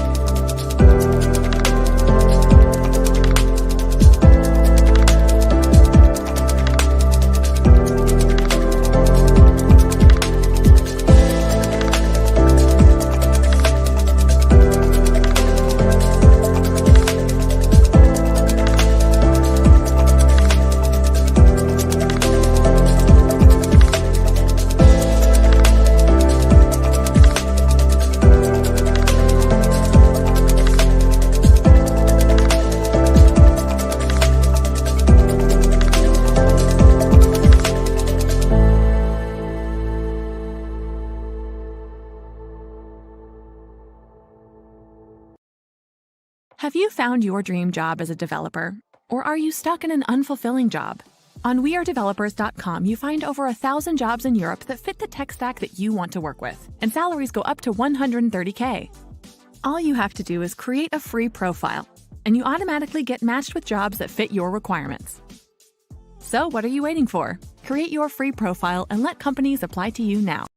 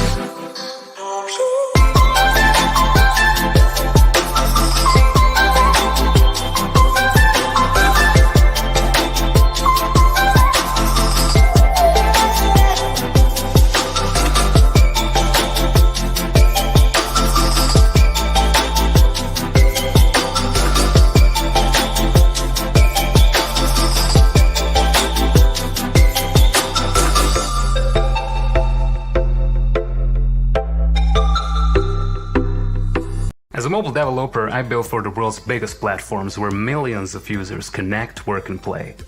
Working on mobile involves repetitive, error-prone tasks that nobody in our team likes doing. Bitrise changed all that. It's CI/CD, built for mobile, Xcode, Fastlane, Android Studio, Flutter. It's all handled with hundreds of existing integrations, so I can build, analyze, test, and deploy my apps to the app stores. Thanks to Bitrise, I'm able to spend time doing what I love, building better apps faster.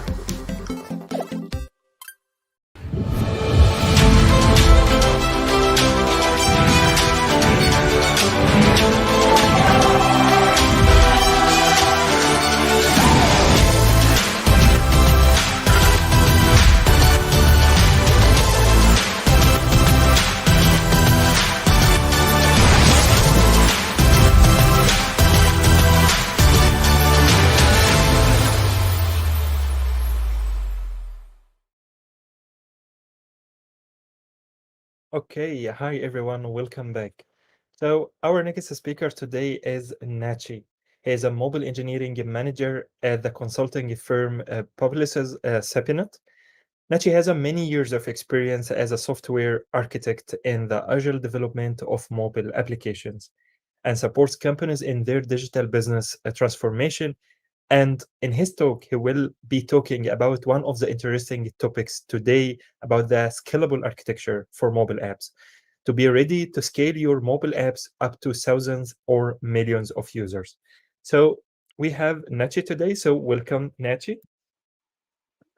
Hi, thanks for having me.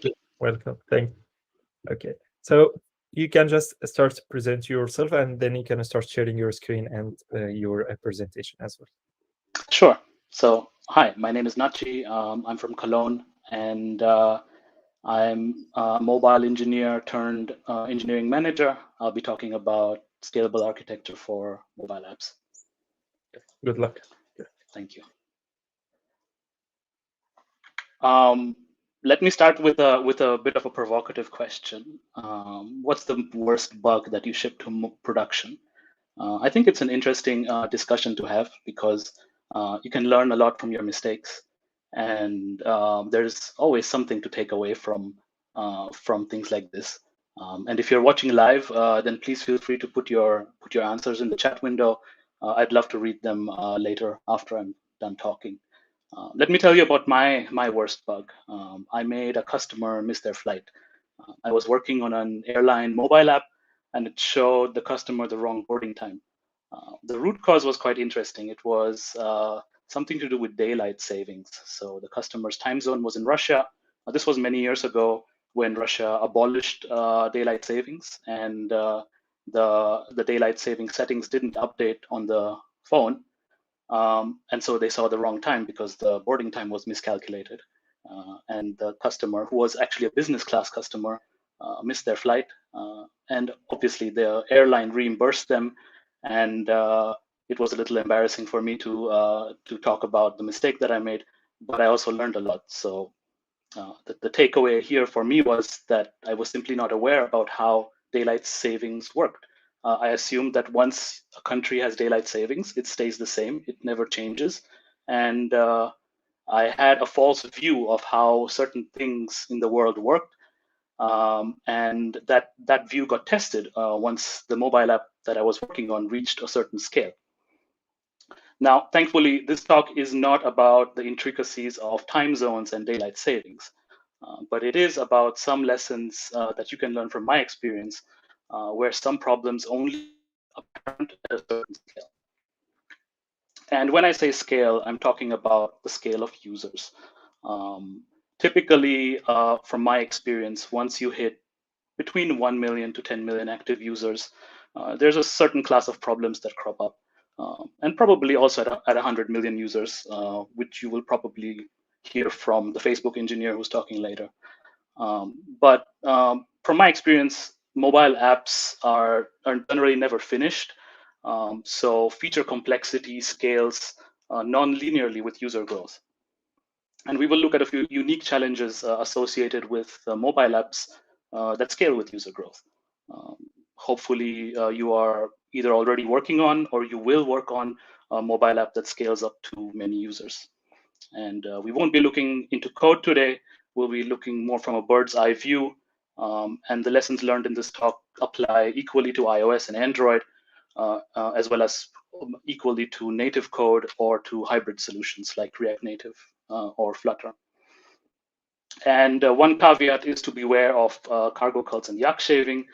Cargo cults, if you don't know, are rituals with no real purpose, blindly following best practices. And yak shaving is a task that leads you to perform another task, which leads you to perform another task, and so on, distracting you from your original goal. So my point here is use your judgment. Don't blindly follow my advice. Although these are all best practices, sometimes exceptions do occur. And a brief, before we continue, a brief intro of who I am. So my name's Nachi. I'm in Cologne in Germany. From the mobile side, I worked as an Android engineer, and at the moment I am a mobile architect and engineering manager at Publicis Sapient. At Publicis Sapient, we have a wide client portfolio, and on the screen you can see a few clients whose apps I have worked on personally over the last couple of years. So what's so special about mobile apps? Building mobile apps is not like building web front end or back end software. Once you make an app release, someone out there will download it, and they will always have it on their phones, and they will have app updates turned off, and then you have to support them somehow. Mobile devices also have a wide diversity. And okay, device size diversity has been kind of handled by, somehow it has been tackled by responsive design on the web to a certain degree. It has also been tackled by the frameworks offered by Apple and Google themselves for building mobile apps. But it's still not a solved problem. You also have things like different locales. You have users on older OS versions. And this continues to be a challenge for mobile developers. I've collected quite a varied collection of lessons, and I try to group them together into 4 main categories. I could talk about each of those categories endlessly, but in the interest of time, I will try to compress everything into the next 30 minutes or so. And the first category is what I call bread and butter engineering. This is just things that a developer works on every day, building features and fixing bugs. Then you have core architecture. So these are components that are in pretty much every app. So basically the UI, there's some kind of UI, and usually there is some kind of API that you're calling. There's some kind of network communication that's happening. I would also like to talk about some specific challenges that occur on mobile. For example, when it comes to push notifications. And the fourth category is not really optional things. These are maybe things that used to be added as an afterthought in the past, like accessibility. But in my opinion, these aren't really optional anymore, and they should be. You should focus on them from day one. So let's look at bread and butter engineering, which is features and bugs. And when my first piece of advice when it comes to features is to talk about feature flags. Feature flags are great for toggling specific features on and off, but you need to be aware that too many flags will lead to an unsustainable mess of feature flags, which can be really hard to simplify. I like to talk about it as if it's a garden. So you have your plants growing. Some plants get old. They need to be removed. You need to keep your garden tidy. Conflicting, interdependent, and stale feature flags especially will lead to confusion amongst developers. It will lead to bugs, and it will also lead to high amounts of technical debt.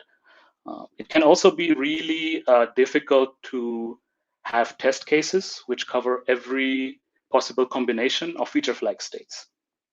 Even if you have just 2 feature flags, you have 4 different test cases, and this scales up.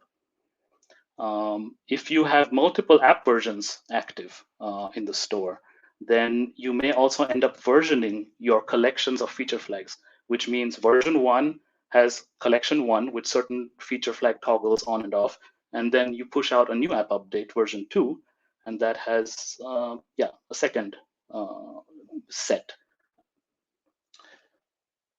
A/B tests are a little bit like that as well. They are, I think A/B tests are quite short-lived because they are based on some experiments that you want to run.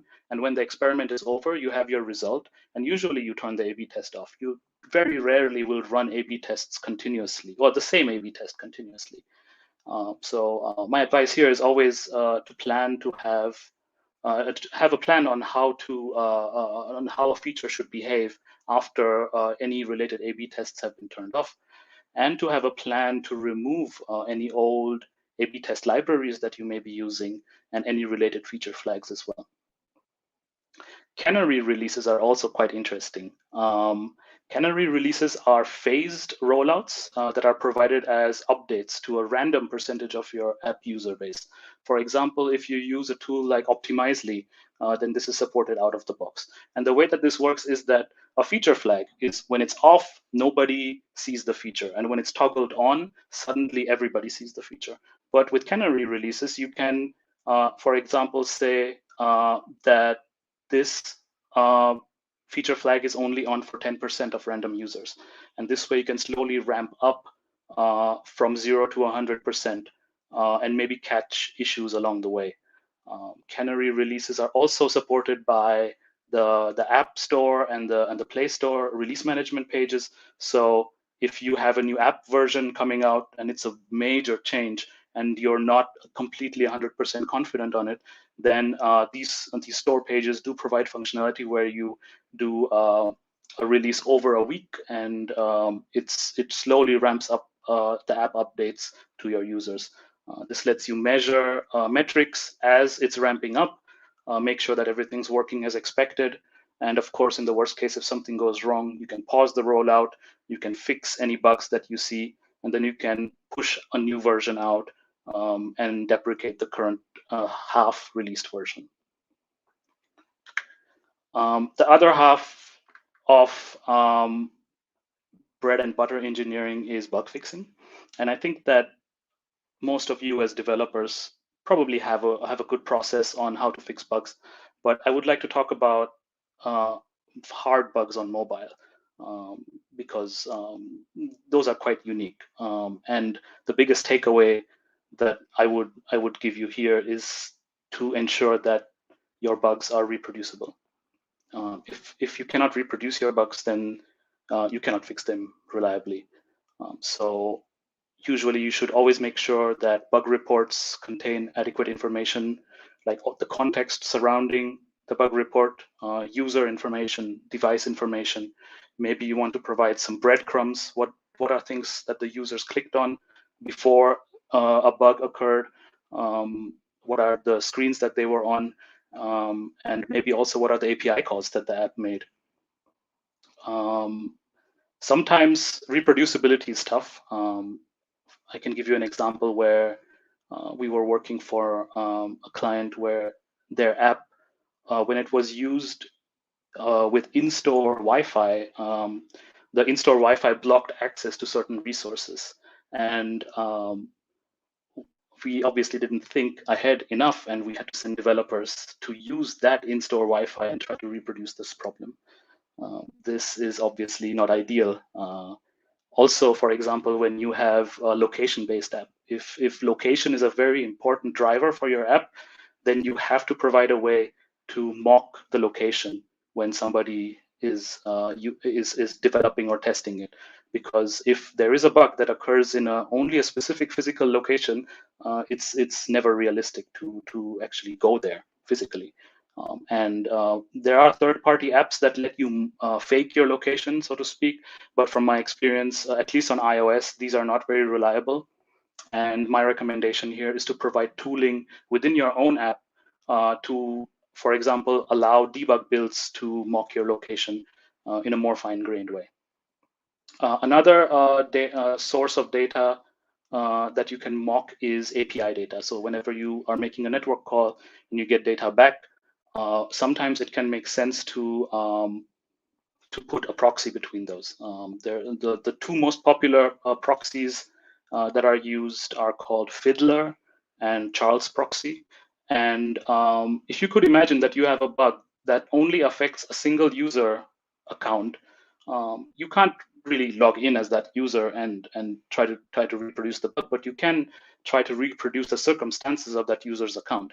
And maybe these circumstances do not exist in the backend, but you can fake them or mock them by having a proxy in between.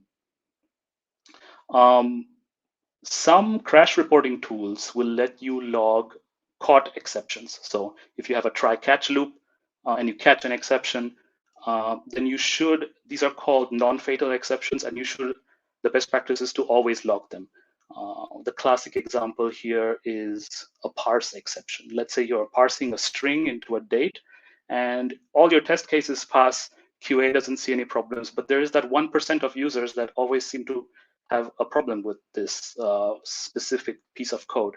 And if you catch this exception, then you can always send this to your crash reporting tool, like Crashlytics, for example, and then you can still surface these kind of bugs that don't necessarily crash the app, but still demonstrate a way that your code is not working the right way. And the third point is that sometimes you will start noticing a higher crash rate in the store statistics, so in the Play Store and App Store statistics, than in your crash reporting tool itself. Usually this is quite an exotic issue. It has to do with typically rooted devices, users running custom ROMs, or someone who has sideloaded your app onto an unsupported device. But it can be confusing sometimes to see different crash rate percentages in different places.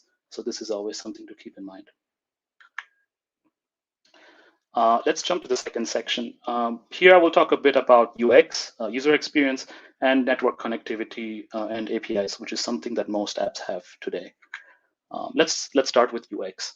The typical user experience loop is you start on the home screen of your phone, you find the icon, you launch it, then you land up on a screen, then you type something, you tap, you change between pages, and then at some point as a user, your task is done, and then you go home and then you leave the app. 99% of all UX loops are like this, but I would ask you to also consider UX patterns beyond that.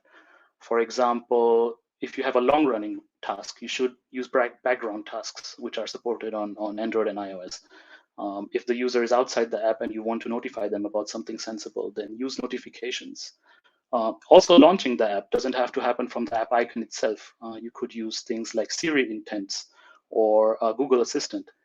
You could integrate some operating system functions like app indexing. Maybe your app is very data heavy, and maybe you should just let the user use the operating system level search to find that data and not use the search within your app. It could be a good use case. Where it makes sense, you may want to use wearables and accessories, support UIs on wearables and accessories, and maybe display widgets for use on the home screen. And finally, you should also consider interoperability with other applications, for example, by supporting share intents on Android or cross-linking and deep links on both platforms. A typical example is, imagine you have a payment flow and you support PayPal as a payment option. Then the ideal UX flow here is to not open paypal.com somewhere and make the user log in. But if they have the PayPal app already installed, just cross-link to the PayPal app. They can use their fingerprint to log in, approve the payment, and come back. It's a much smoother UX pattern than what I mentioned earlier. Offline readiness will improve your app's UX immensely. Your application should treat network connectivity forgivingly, and mobile data or Wi-Fi may not be present for a variety of reasons, which are not just airplane mode. Maybe the user passed through a tunnel. Maybe they're underground in a metro. Maybe they're in flight. Maybe they're roaming without a data plan. Maybe they are tethered to a hotspot that has a really slow speed. There's plenty of reasons why network connectivity is so unreliable on mobile devices, and your app should be forgiving of that. You should also allow retries when the connectivity is lost. So don't make your user restart the entire app flow because the network failed at a single step, but just let them retry. and let them skip or defer login gates wherever possible. Usually you have some interesting content, put the login gate after that. If you have a login gate before, it just doesn't contribute to a good user experience. And the last hint is to have a robust caching strategy, which can be hard to get right. And I have another slide for that. When you decide to use caching, you will make assumptions about your caching strategy. And then those assumptions will be tested heavily once your app is live. My biggest piece of advice here is do not roll your own caching implementation. It sounds very tempting to do that, but don't do it. Just use HTTP best practices that are already well understood. A bonus here is that your backend or API team will thank you for it. So the best practice is to simply use cache control and e-tag headers in your requests and responses. And if you're using a modern networking library in your app, then it's probably already supported out of the box. You just have to turn it on. Cache invalidation strategies are never perfect. If you think about it, browsers have a refresh button, but apps don't. So you should allow your users to force refresh where it makes sense. One example is a list of countries. Now, imagine you have a UI where the user has to choose a country from a list of countries. Now, whenever you show this page, you probably don't want to load the list every time from some backend because you probably have some kind of caching strategy in place. But it's also important to remember that the list of countries is not immutable. It can change. It changes rarely, but it can unexpectedly change. Maybe only every 5 to 10 years, but countries get renamed or added or removed from the list of countries in the world. And you should keep this in mind and have a strategy for that. And my final hint here is to consider bundling fallback resources into the app. What I mean by that is if you have some content in the app that you think is not going to go stale too quickly, then you can just bundle it into the app. And the first time the app launches, hopefully the user isn't just greeted by a loading indicator. They just see some content up front. Or if they launch the app the first time while they're offline, then they don't just see a big error message, but they actually see some content. So if you have some data to show when the app launches, then you should consider bundling it into your binary, obviously updating it with each app update, but it can make sense sometimes. On to specific challenges. I'll talk about push notifications here. I'll talk about deep links, which I touched on earlier, and app updates, which are these three are, I would say, the top challenges that are specific to mobile in particular. Let me ask you a question, which is, do push notifications require a server-side component? And it is a bit of a trick question because if you're a developer or if you have technical knowledge, then you know the answer to that. But if you're not a technical person, then you always assume the answer to that is always yes, which is not true. A push notification consists of two parts. One is the push, which is server side, and then there's the notification, which is client side. And whenever you talk about push notifications, people bundle those things together, but it is possible to just use one of those two parts. So you should consider whether your use case only needs one of those two things. I'll give you an example. If your user has an app on their phone and you just want them to preload some assets for the next time that they launch the app, then you could send them a push notification. The app would silently consume this push notification and then do what it says. Maybe it asks the app to preload some resources, and that's it. It wouldn't show like an actual notification. You would just use the server-side push to achieve this. On the other side, if you just want to show a reminder to the user about something, then you could consider having the business logic for that in the app itself. Then you wouldn't need a server-side component. Then the app would just show a notification when the time is right. So generally, these two concepts are intermingled in many cases, but it is possible to separate them. And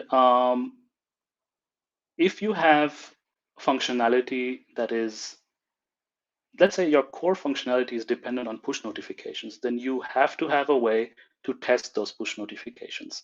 The best way to trigger a push notification yourself from your laptop as a front-end developer is to use a REST client and to make an API call to either Firebase Cloud Messaging, FCM, or APNS, which is the Apple equivalent, with a valid token that your app has registered, that your client-side app has registered itself with.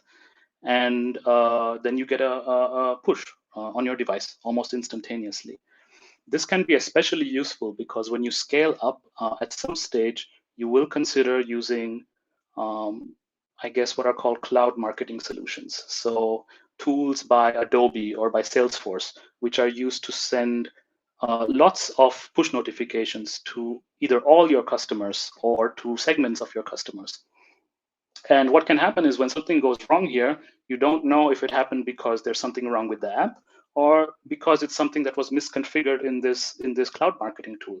Because these tools are quite complex and they're quite powerful too, but it's very easy to mess up some kind of configuration. And in this case, it can also be super useful to sidestep the cloud marketing tool and just try sending a push to your own device via FCM or APNS. And if it works, it means that it was probably some kind of misconfiguration in the cloud tool. But if that doesn't work, then it means that your push infrastructure is probably, it has a bug or there's something not working there. I'd like to talk about deep linking and cross-linking. Now, apps don't have a browser bar. So every app page doesn't automatically have a URL. So linking to a specific screen within a native app can be tough. Linking from mobile browsers is even tougher, I would say, because if you think about it, maybe you want to redirect the user to the store page for your app if the app isn't installed. And conditionally, if the app is installed, then you do want to deep link to a specific page within the app which is there. Maybe you want to pass a referrer ID to the app, which may not be installed yet. So there's a lot of corner cases, and the simplest solution here is to just use a third-party linking solution. I've used branch.io and adjust.com. They're both great, and they cover all of these weird corner cases. For example, the code, or let's say the logic for launching an app deep link from the Safari mobile browser is different from Chrome, and they take care of this for you. So if you're linking to specific parts within the app, then you should consider this. Another tip is to always use HTTPS links for deep links. In the past, it wasn't really considered a best practice. So instead of HTTPS, developers would change the schema to the name of their app or some package ID or some kind of identifier. And the advantage to doing that was clear. There was you didn't have to maintain a fallback HTTP page for your deep links.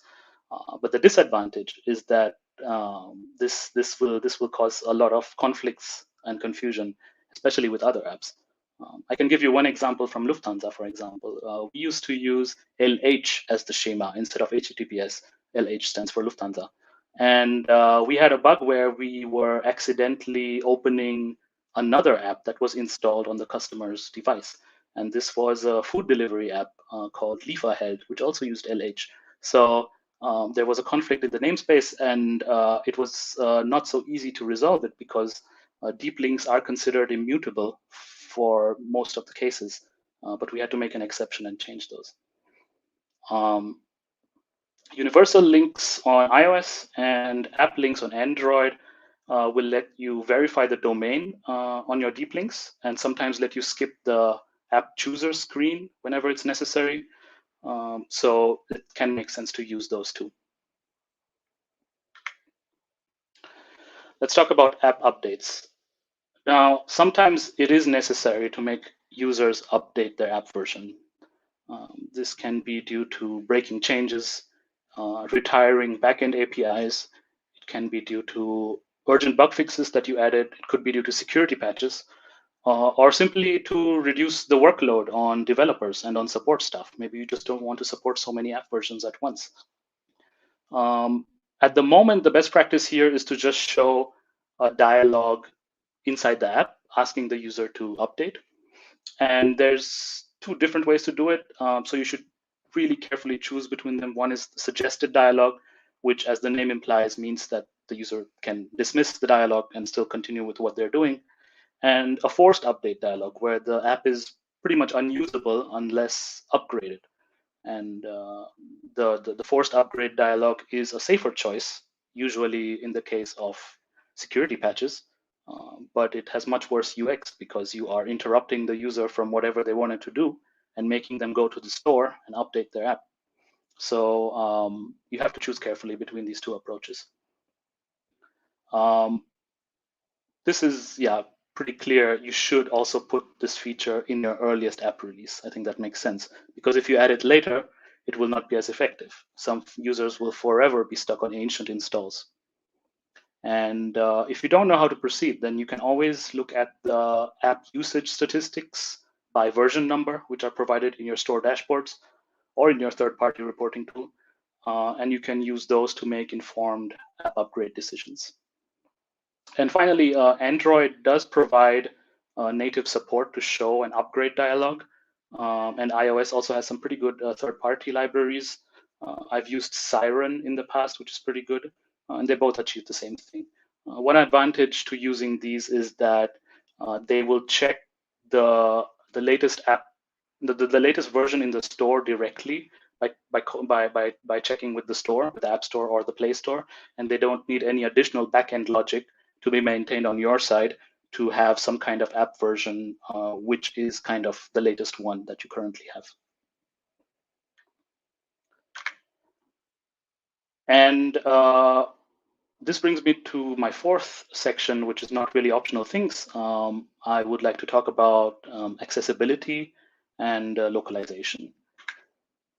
Now, it's 2021, so I shouldn't even have to say it, but making accessible mobile apps should be a developer priority.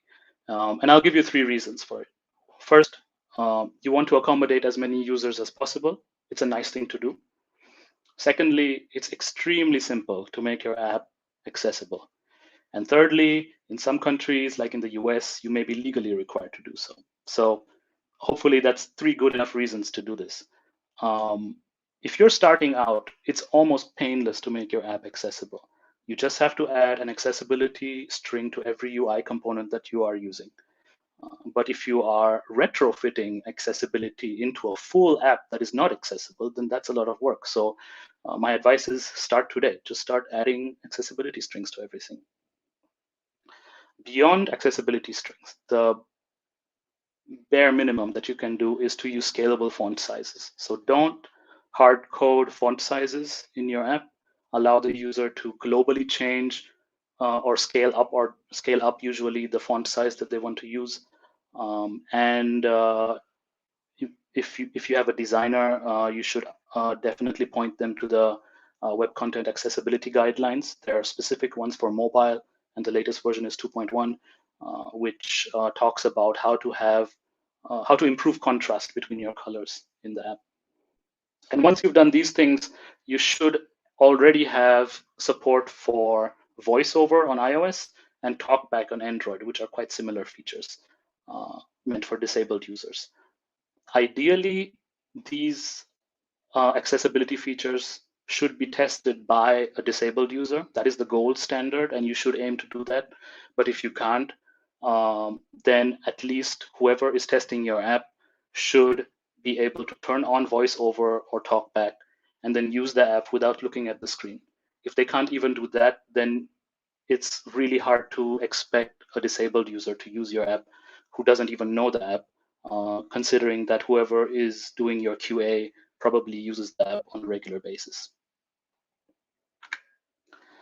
And my second point here is localization. So localization is not just adding translations. It's much, much more beyond. It just goes beyond that. Seeing month, day, year as a date format in a non-US locale can be really jarring. It can also be a source of confusion. You should pay attention to number formats as well, time zones and DST as well, measurement units, for example, Fahrenheit versus Celsius, and right to left text. If you have customers who speak Arabic, for example, this is also something that you have to pay attention to. You should always use placeholders for text with dynamic data. So if you have a button that says pay 10 euros, then you shouldn't have pay as one string and then 10 euros as a string and then concatenate it. That doesn't work because in German, the order is reversed, for example. So you should always use a placeholder for the dynamic part, which is 10 euros, and put that in your localized strings. And different languages have different size requirements for text in your layout. So pseudo locales are an approach where you can check whether your text fits in the space provided. You can use a longer variant of your existing translations to check whether the UI is breaking or not. And these longer variants, they can be auto-generated. Finally, use sensible fallback locales in multilingual countries. It's very tempting to always use English as the fallback if you don't support a specific language that the user has on their phone. But the classic counterexample to this is the country of Switzerland, for example. It has 4 official languages, but none of them are English. So in this case, you do not want to fall back to English. And there can be similar situations to that. This was a lot of information, I know, and I will just give you 4 takeaways, at least to remember. And the first one is that the best code is code that you don't have to write. I would say the second best code is code that you delete as well, as a secondary takeaway. Users expect a higher than usual quality from mobile apps, give them that. So find a compelling differentiator on why this really needs to be an app or whatever you're building. Mobile apps make some things harder than web frontends and know the pitfalls. For example, we talked about push notifications. It can be a little tough sometimes to deal with those. So knowledge is power. Read up on how this works, see how other apps are doing it, and then you will avoid stress later on. And the best time to future-proof your software is today. The longer you wait, the more painful it will be to localize your app, and the more painful it will be to make it accessible. So start today, and then it will be smooth sailing. And yeah, I hope I gave you some ideas already on how to improve the architecture of your own mobile apps, maybe starting today. Feel free to follow Publicis Sapient, my employer, on social media. And if you're interested, feel free to scan this QR code and check out our open roles.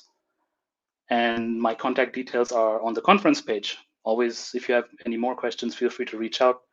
But this brings me at the end of my presentation. And if there's any questions that I can tackle right now, then I'm happy to do so. Thank you, Nachi, for your interesting talk. Actually, it was very, very helpful. And yes, we have different questions here. So the first question from Dino about, would you recommend using a GraphQL and Hive for caching purposes? Sure. I mean, if that works, I mean, it really, the answer to that question is it depends. It depends on your use case. The power of GraphQL is in that you can make many types of queries from the client side without, let's say, setting specific restrictions on the server side. And if GraphQL is the way to go, then yes, sure, of course. Facebook uses a form of GraphQL for their high traffic application as well. Sure, thank you. And one question about the how do you usually testing the accessibility? So, and maybe also I can like add additional point in general. What about the testing strategy related to accessibility, localization, new features releasing, because you mentioned that localization and accessibility is important, but how we can like test these features in the app? Yeah, so I already talked about accessibility testing with VoiceOver, for example, and this is already a huge step, I would say.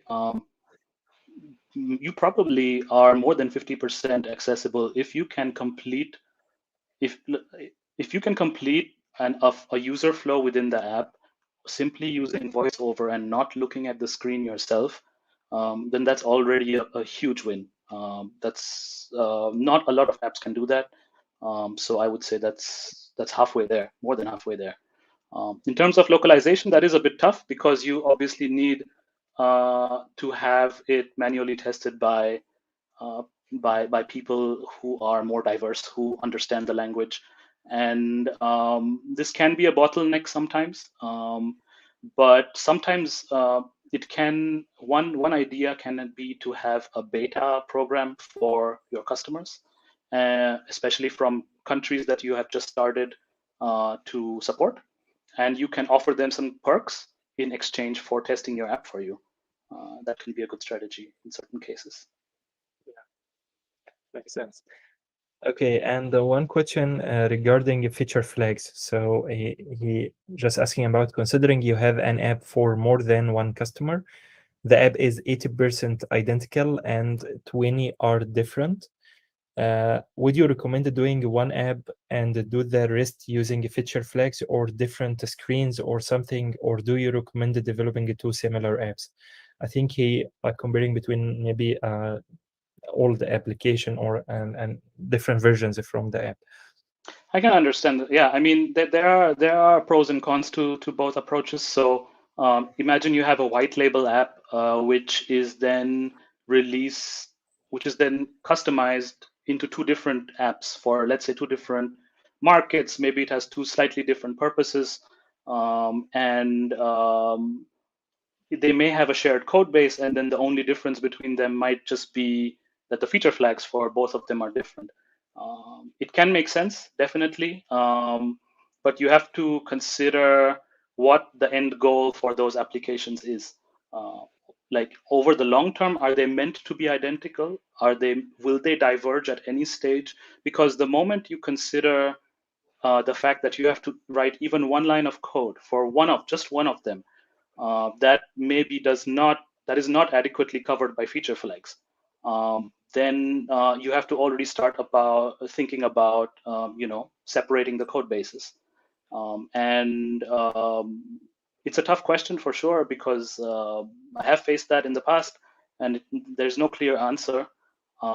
In general, a combination of both may make sense. So actually just having modularizing your code so that there is a core part that only works based on feature flags, and then there's an extensible part of the app that you can then write code for that is not handled by feature flags. That might be a possible approach. We have also, I have another question from my side. So what do you think if we have already a legacy applications? So for example, it's old application, but it's not scalable. So from where we can start to revamp or to refactor this app to be scalable? Shall we build a new one besides this, or shall we start take part by part or feature by feature and start working on this one? What do you think from your perspective? Yeah, I mean, there's two approaches. One approach is to simply migrate the existing app slowly, piece by piece, modernizing each section of the app one by one. The other approach is the greenfield approach, as they say, where you just start from scratch with a new project, and then you try to duplicate the functionality of the existing app, and then slowly build up, and then at some point you swap it, and then you have the new one that's live. I would say this probably depends on your release timeline. If you have enough lead time, if you have a year's time where you are happy to continue with the existing app, then a greenfield approach definitely makes sense, because then your developers have some time to actually code up everything to the new standards. Also, if your old app is based on a slightly more outdated technology, then it can also be hard to find developers who are motivated to work on that. And in that case, this approach can also make sense. If you're more focused on doing continuous releases, then having this old app version and then slowly modernizing it may be the only choice that you have. But this is a decision, I would say, that is driven more by business than by a technical side. Yes, makes sense. Okay, thanks a lot. There is no more questions, so thanks a lot, Nachi, for your talk, and I hope that you enjoyed today. And yeah, so have a nice day, and thank you again.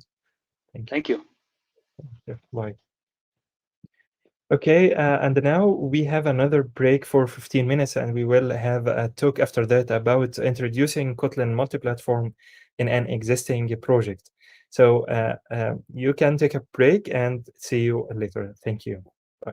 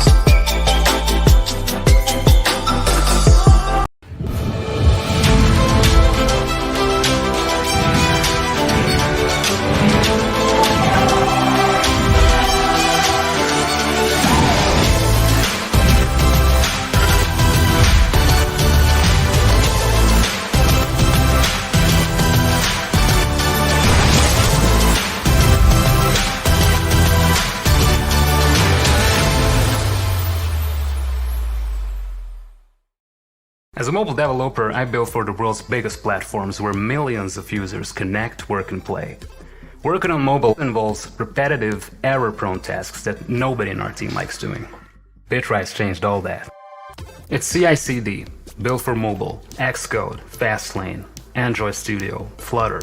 It's all handled with hundreds of existing integrations, so I can build, analyze, test, and deploy my apps to the app stores.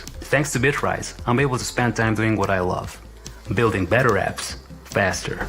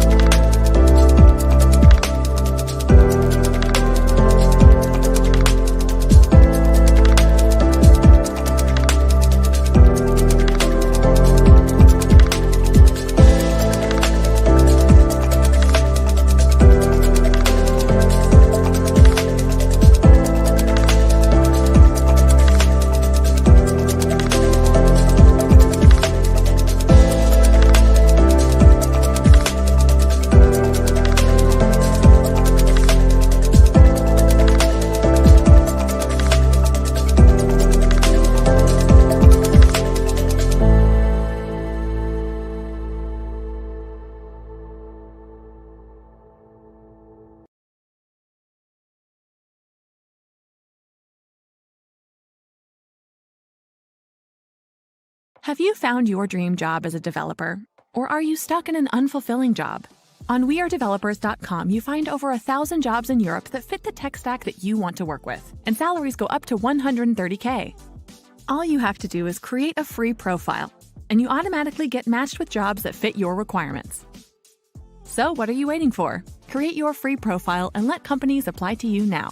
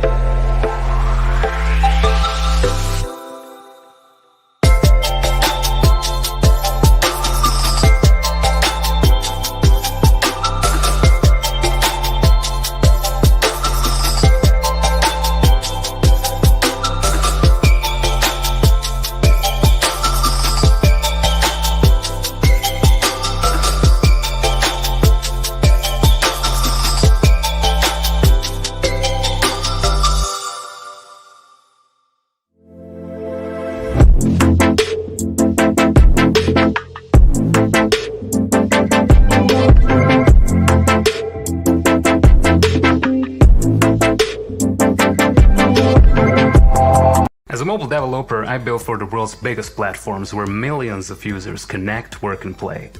Working on mobile involves repetitive, error-prone tasks that nobody in our team likes doing. Bitrise changed all that. It's CI/CD, built for mobile, Xcode, Fastlane, Android Studio, Flutter. It's all handled with hundreds of existing integrations, so I can build, analyze, test, and deploy my apps to the app stores. Thanks to Bitrise, I'm able to spend time doing what I love, building better apps, faster.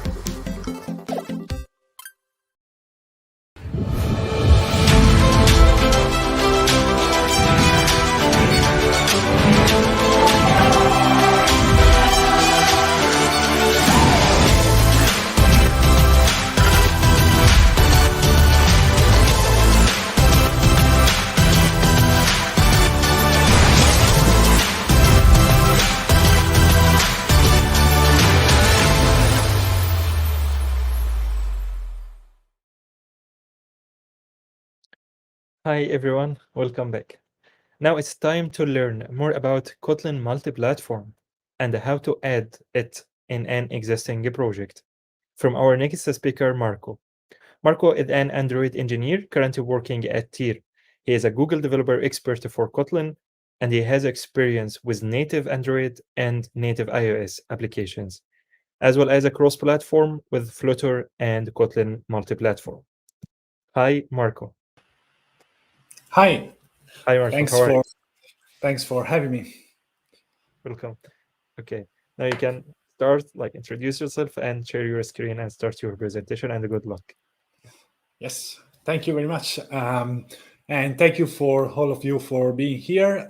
Today, I want to tell you what is necessary and what you probably have to do if you want to start using Kotlin Multiplatform in your existing project.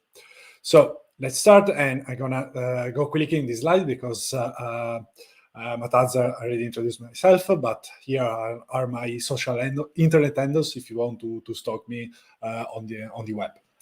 And without further ado, let's get started. And yes, Kotlin Multiplatform, it's a bit, it's hyped and it's mentioned a lot these days, but I can tell you that the hype is real and it's not fake.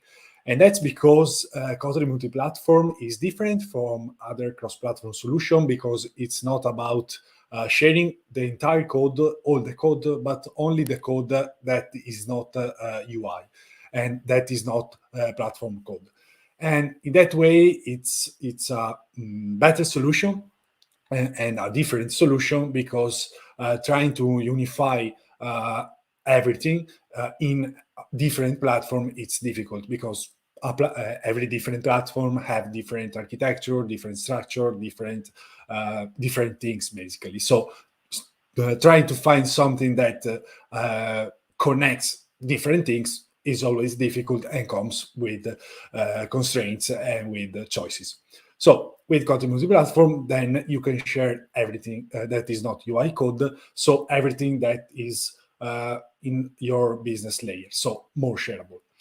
But how it works? Well, on Kotlin Multiplatform, you write Kotlin code, and then there are platform-specific version of Kotlin that are gonna prepare your code for the platform that are the target. So for example, for the JVM, it doesn't have to do anything because it's on the JVM, Kotlin runs without any problems. So for example, for Android project or Java backends, Kotlin backends, desktop applications, stuff like that, it works out of the box.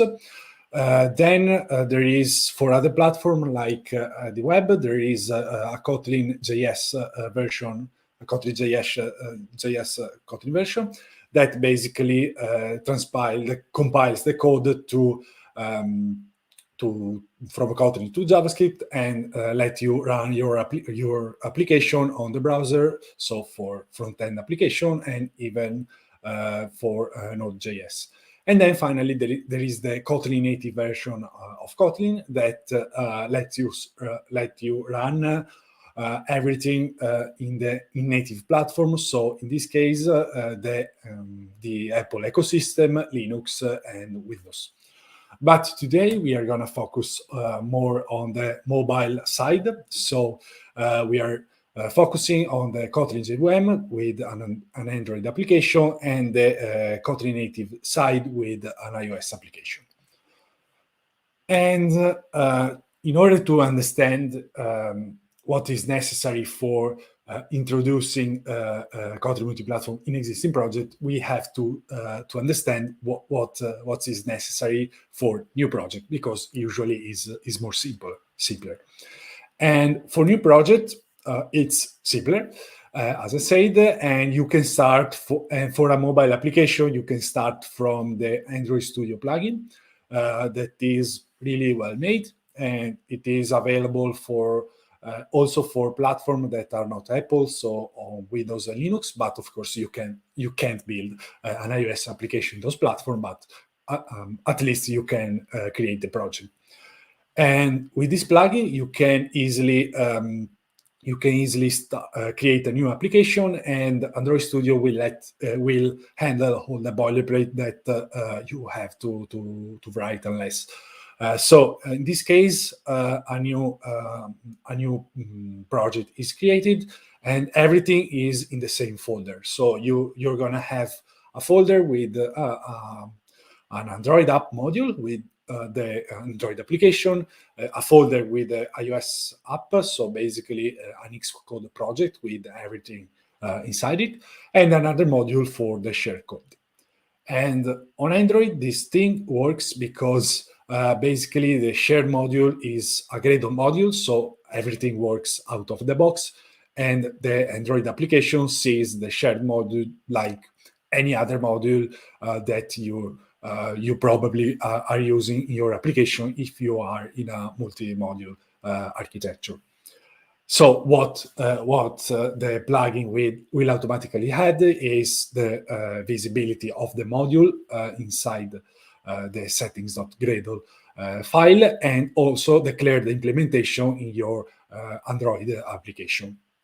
And everything works pretty much without any kind of problem. On iOS, things are different because the iOS ecosystem doesn't talk to Gradle. They are not friends. And so in this case, we can't use a Gradle module, but we have to ship a binary to the iOS application. And this can be achieved with a framework that is the container for binary code on Apple platform. And a framework basically is like a jar in the JVM world. And in order to create a framework, there are two different ways. And these two ways can be chosen in the Android Studio plugin. The first one is the regular framework way. And basically, we will see in a few seconds, but basically it automatically creates a framework when Xcode is building our project, and this framework is lying inside the build folder of the projects. Or we can use the CocoaPods dependency manager, and in this way, the framework is built, but is consumed with the CocoaPod dependency manager from Xcode side. But let's see more deeply what I just said. And for the regular framework, there is a Gradle task that is called that can be called to pack this framework. And this task from Kotlin 1.5.20 is automatically bundled into the Kotlin Multiplatform Gradle plugin. And before that, it was visible to the user, and it was named Pack for Xcode. And probably if you have tried already some Kotlin Multiplatform things, you probably have seen it in your build.gradle file. And yeah, it was a bit confusing because you see these 10 lines of code that does something. And yeah, now that it's embedded, it's more clear. And basically, this task is called automatically from Xcode with a build phase. So basically, when Xcode is building the application, before finishing, is gonna call a script, and it is, in this case, the script is basically the Gradle task. So it's gonna the task is gonna create the framework, and then the framework is absorbed into the Xcode pipeline.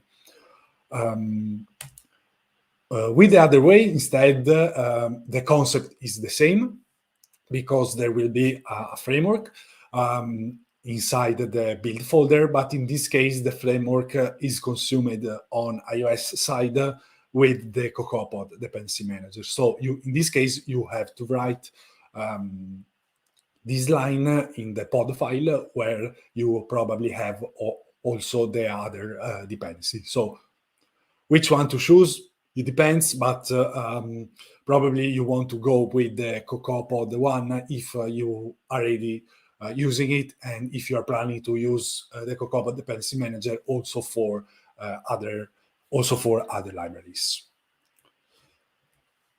All right, that was the stuff that we have to do for a new project. Now let's focus on existing one. So for existing one, probably using the mono repo structure that we have seen before is not a way, because there could be different constraints. Maybe you don't have a mono repo, and creating a mono repo from scratch could be difficult. There could be some maybe business constraint or stuff like that. So is not a way that could be feasible. But of course, in software development, we can create a library. So what we can do is start sharing something and create a library and ship that shared code as a library. So we can choose a little piece of code to start sharing. And now the most important question: which code I choose to start? Well, like many things in software development, the answer is depends. But what I can suggest you to start with is code that is boring to write twice. So if a code is boring to write, then it's more error prone, of course. And so if you're gonna write once, there is half the possibility to introduce a bug. And also you can start from some code feature that are centralize the source of truth, because again, if there is a single source of truth, then there will be only a single point of failure. And again, it's by writing once, it's better. The most important things to take in mind is that this kind of code / feature that you want to choose for extracting you should be able to extract them gradually, because you are in a situation that you are maybe evaluating Kotlin Multiplatform and you don't know if it's the right solution for you.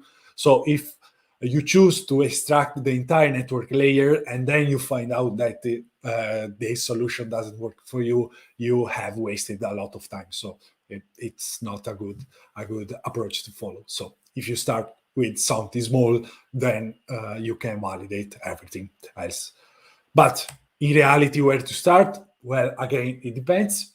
There are different points. For example, in my previous company, we started from DTOs because we had a backend with Kotlin and then an Android application with Kotlin, and then we were bored about writing twice the DTOs and then again another time for iOS. So we found out that writing once it's better because it creates a unique contract and a unique source of truth. But you can go, for example, with the common models for your application, because again, this is something that centralizes your source of truth. Or you can go with the utility methods that every project have and sometimes are boring to write.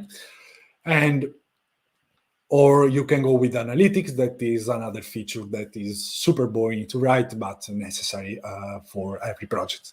And then, of course, it depends on your project. All right, so to start writing a Kotlin Multiplatform library, I suggest you to use IntelliJ rather than Android Studio, because on Android Studio, the Android Studio plugin is taught for create a new project, and in IntelliJ you can choose to create a library. So if you choose it, it creates all the boilerplate necessary for a library. In this case, we are not kind of shipping a Gradle plugin, a Gradle module, but we need to ship an Android library fully fledged and as a binary. So in this case, we are gonna shipping an AAR. And for iOS, we have only one choice, then to ship the framework. But in this case, we are shipping it into the cloud, or we can also ship it in a USB sticks. But yeah, it's not a good idea. And in this case, you can use Maven as a repository manager for Android. Or you can use, and for iOS, you can use CocoaPod, or you can even use the Swift package manager or any other solution. But in my previous company, we went with maybe a CocoaPod repo because there was these two were already set it up. All right, and then the actual project, the actual mobile project are gonna pull in the dependency and use it. So in this case, we will have 3 different repositories, one for our library, one for the Android application, and one for the iOS application. All right, so let's publish this thing. And let's start from Android because it's simpler. All right, so before moving on, everything that you're gonna see in the slides is taken from a sample that I've written, and it's on my GitHub if you are interested to give a look. And basically, this sample mimics everything that we've done in my previous company. So it's a sample with the same concept and architecture.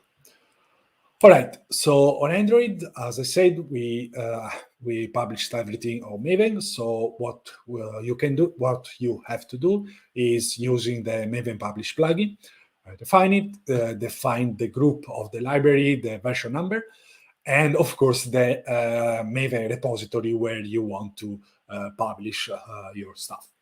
And that's it.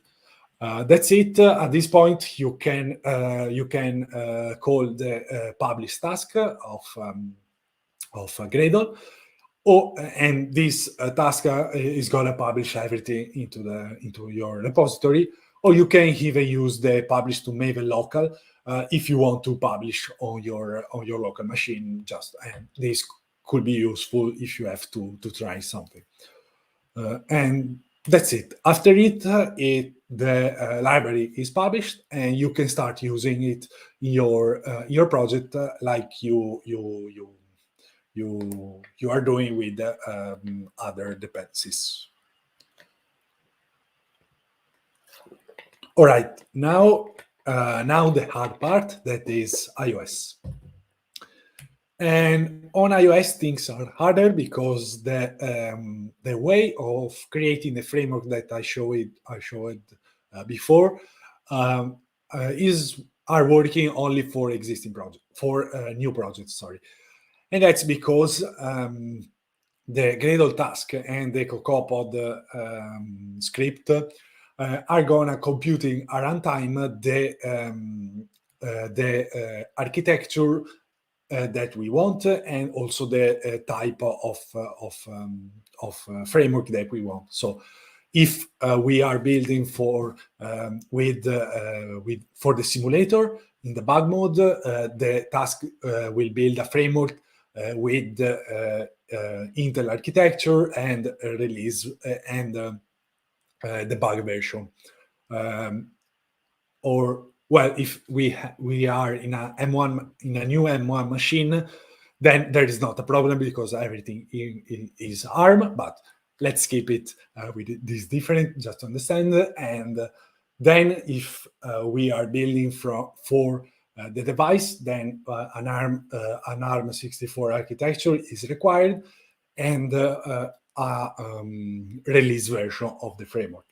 And but in this case, we don't know a priori which architecture and which version, which mode of the framework is gonna be used by the iOS team. So we need to somewhat pack everything together and deploy everything. And we can do it with XC framework. That is a new kind of framework introduced by Apple in WWDC 2019, if I recall correctly. And this is a new way of shipping things. And in this framework, we can bundle together both the architecture for the simulator and for the real device, but we can even bundle together different versions, different targets. So, for example, iOS, macOS, tvOS, and whatever other type of OS Apple have. And this is a new way to do things, because before we had to do it with FAT frameworks that are pretty much similar, but in FAT frameworks we can't ship different targets. So we had to ship a fat framework for iOS, one for macOS, and one for whatever other targets. So it was pretty boring and and there was more work to do. And yeah, it was introduced in WWDC 2019, as I said before. And if you are interested in knowing a bit more details, I suggest you watching this talk from the WWDC. All right. In Kotlin Multiplatform, there is support for XC framework, but only from the Kotlin 1.5.30 version, unfortunately. And before that, we had to do things manually. So we had to build the framework manually. I mean, not manually, but with the task provided by Kotlin Multiplatform, and then bundle it together in a fat framework, in a XC framework, manually with the Xcode command line build tools. And since I'm lazy, I built a Gradle task in order to do automatically everything for me. But I'm not gonna cover it because hopefully it's not necessary, since I hope that you are gonna use a recent version of Kotlin Multiplatform of Kotlin. But if you are interested, because you are still using an old version, I wrote an article a couple of months ago about it, so you can check it out and copy the task if you are interested. All right, so now we jump to the current solution. So for creating an XC framework, we need first of all to import it in the build.gradle file, and in the Kotlin block we have to define it. So we need to create an object that represents the framework. And then in every target that we are interested, we need to add that target into the XC framework object. And we have to do it for every target. So in this case, we are doing only for iOS, but if you want to ship code also for macOS, for example, you have to do it in the macOS block. After doing that and syncing your project, 3 new Gradle tasks appears, and these tasks are for building a debug, a release, or both version of the XC framework. The framework is built and placed inside a build folder of your project. And at this point, we have a binary, but we have to properly ship it. So as I said before, I'm gonna use a CocoaPod repository. So what you need to do is create a CocoaPod repository that basically is a Git repository with the framework inside it, and with a pod spec file that is a Ruby file with all the different information about your library, and the hint to Xcode on where to find that library. This repository can be private, of course, and there is a very well-made guide on the CocoaPod website that I followed to create a repository. And if you are interested in the details, you can give a look to it. So after that, we can use our library in the iOS project. So in order to do that, we have to import in our pod file, in the pod file of our project. And in this case, we are telling to CocoaPod to bring the last version that it can be found in the develop branch. And I use that approach for for the bug releases, because maybe you have to iterate quickly, fix some bugs, stuff like that. But for release version, I usually use a specific tag for the version, so I know for sure which version is of the library is using. All right, so there are different things to do. We have to build the framework. We have to update the version number, move it into our CocoaPod Git repository, publish, tag it, commit. Too much stuff to do, and since I'm lazy, I have built some Gradle tasks to help me through the process. So I have two tasks, one for the bug versions and one for the release one. So the debug one, first of all, checkouts in the change the branch in the CocoaPod repository. So in this case, for developer version, I'm gonna using the develop branch. Then, of course, it builds the framework. It moves the framework from the build folder to the repository. Then is gonna update the version in the podspec file with the version that is defined in the Gradle repository. In the Gradle, in the build.gradle file. Then then finally is gonna commit the new changes with the standard commit message, and then push everything into the develop branch. And in this case, it's ready to be used from iOS devs.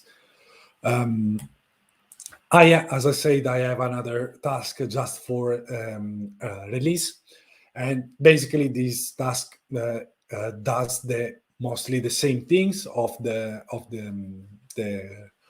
bug one, but in this case I'm using the main branch for release. Then I'm building the release version, move it into the appropriate folder, update the version and everything as before. But in this case, I'm tagging the version with the right version number defined in the build.gradle file, and then I'm pushing both the tag and the comment into the main branch. And yeah, that's it. At this point, we have a library that we can use both on Android and on iOS. We spent more sweat on iOS one, but yeah, it's a price to pay because it's a bit of different platform rather than the JVM. All right, another thing that you probably have to have in mind when you start playing with Kotlin Multiplatform is concurrency. And that's because concurrency is,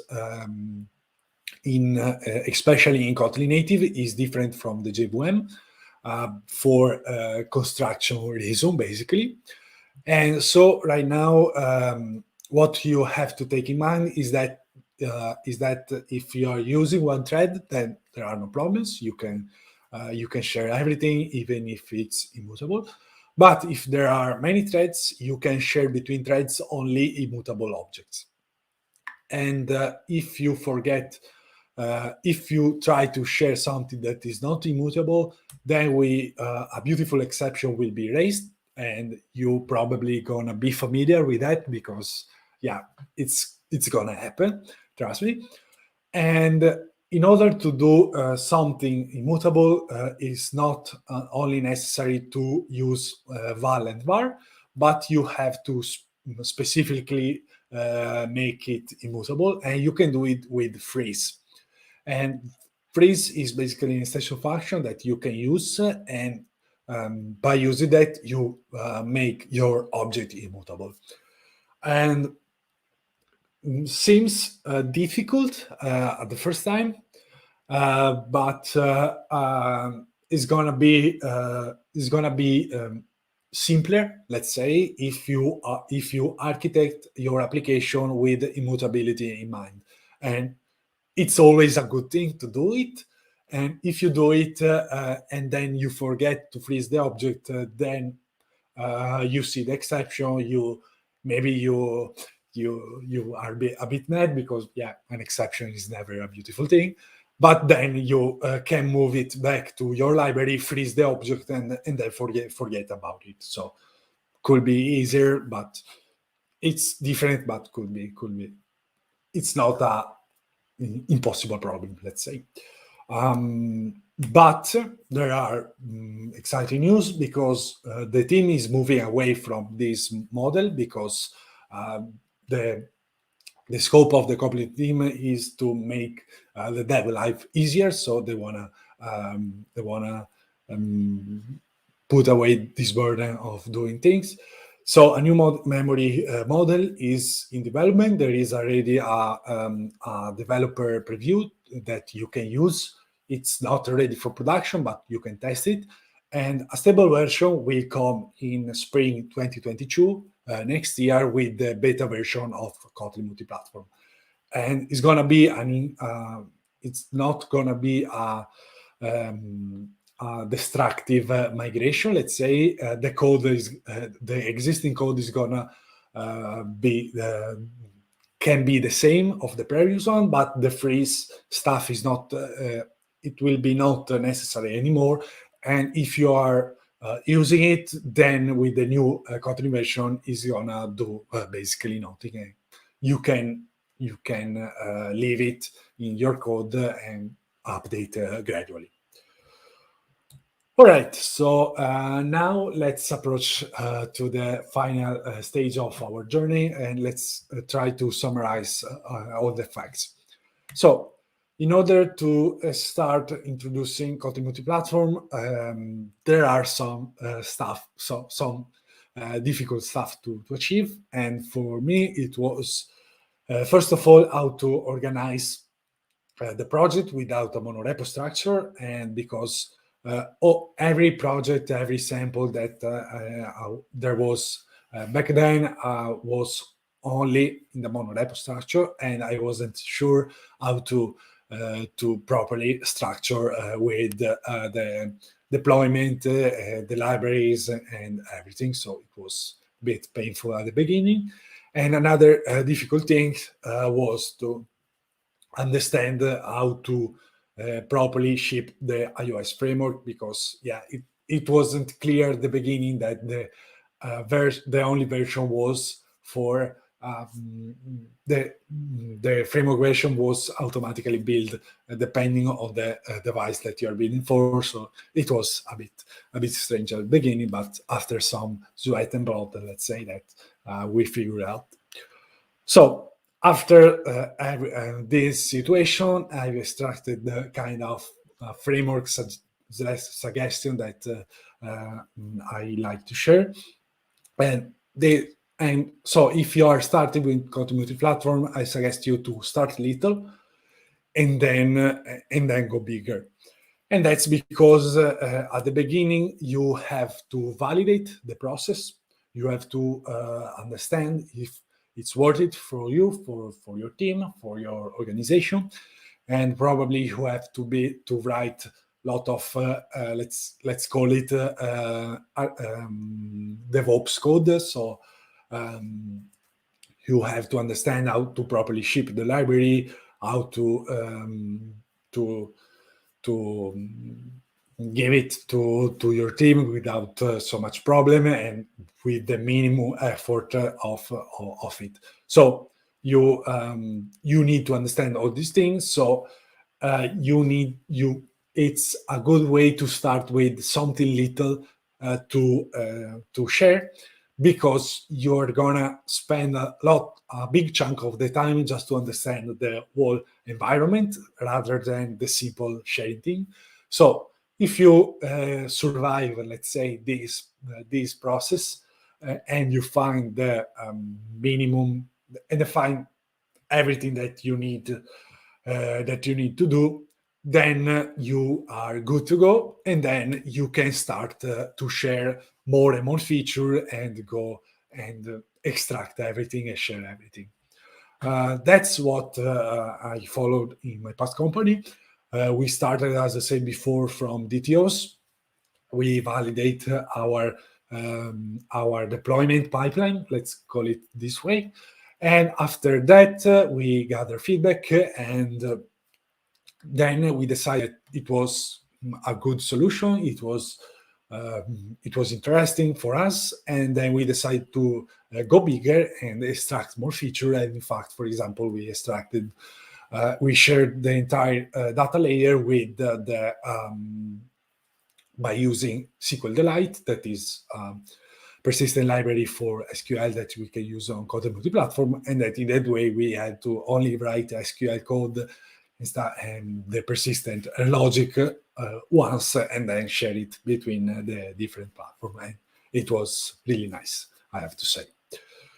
All right, that's it for my side. These are some useful links that I've used, and I suggest you to look if you are interested in knowing more. I'm going to share the slides on Twitter, so follow me if you wanna look at the slides. And that's all from my side. Thank you for listening. And if you have any kind of question, I can answer right now, or you can reach me out on Twitter. Okay, thank you, Mario, for your presentation.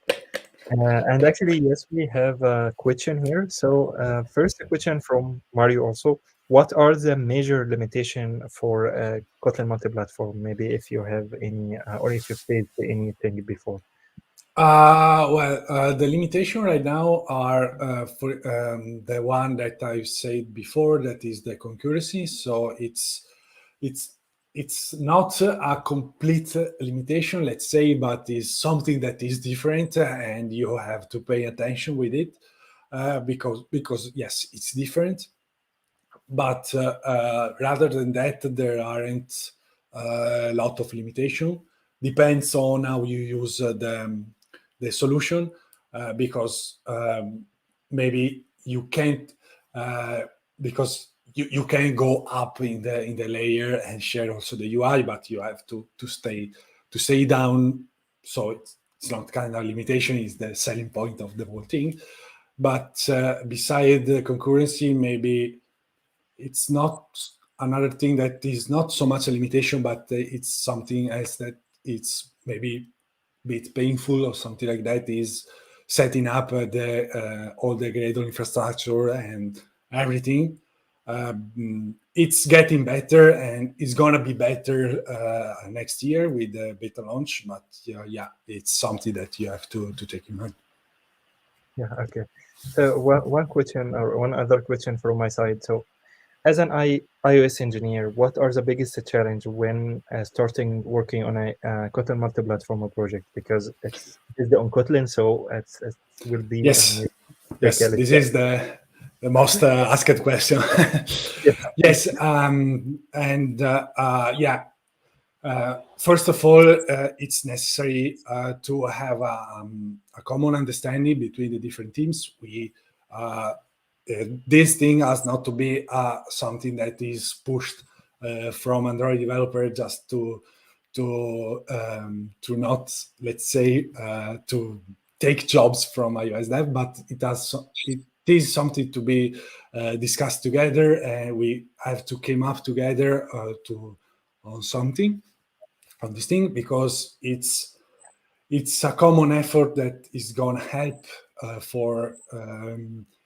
to have, for example, less bugs, to be more quick on doing things, and also to make different teams of different platforms work together, so I can fix, for example, some bugs that was on iOS, and both an iOS dev can fix a bug that is on Android. And yeah, and this is more the common thing. And another thing that is more language specific, let's say, it's not start using Kotlin. It's not so much different to use Swift, I'd say, because they are both amazing languages, and they are very similar. I had, for example, the other transition. So I learned Swift and transitioned to iOS developer for a while, and it was very very, very similar, and I was very, very happy with both the languages. So yeah. Okay, great. And also, from your perspective, is Kotlin Multiplatform suitable for all types of mobile apps, or they can be like behave great in a specific business or based on performance, or maybe or doesn't matter at the end? So, what do you think from your perspective? Again, the most quoted answer is depends. But yeah, no, in general, it works, I think, for most of the projects. But maybe, for example, if and it works for most of them because it's not like the classic cross-platform things that you have to almost go all in. But for example, it could not work for an application that is heavily using, for example, Bluetooth or something like that. It's just guessing. But then you can maybe share something little that is not Bluetooth related, because yeah, you can have something. Every project has something that is not touching. That is not touching platform things, but just doing math or computation or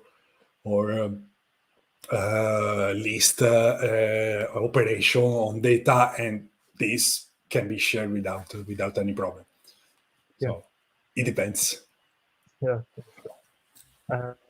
Igor asked you a question about what popular apps run or plan to be run with Kotlin Multiplatform. Do you have any examples, or do you know any apps is already using Kotlin Multiplatform? Yes, there is Cash App by Square. That is a pretty big one that is using Kotlin Multiplatform.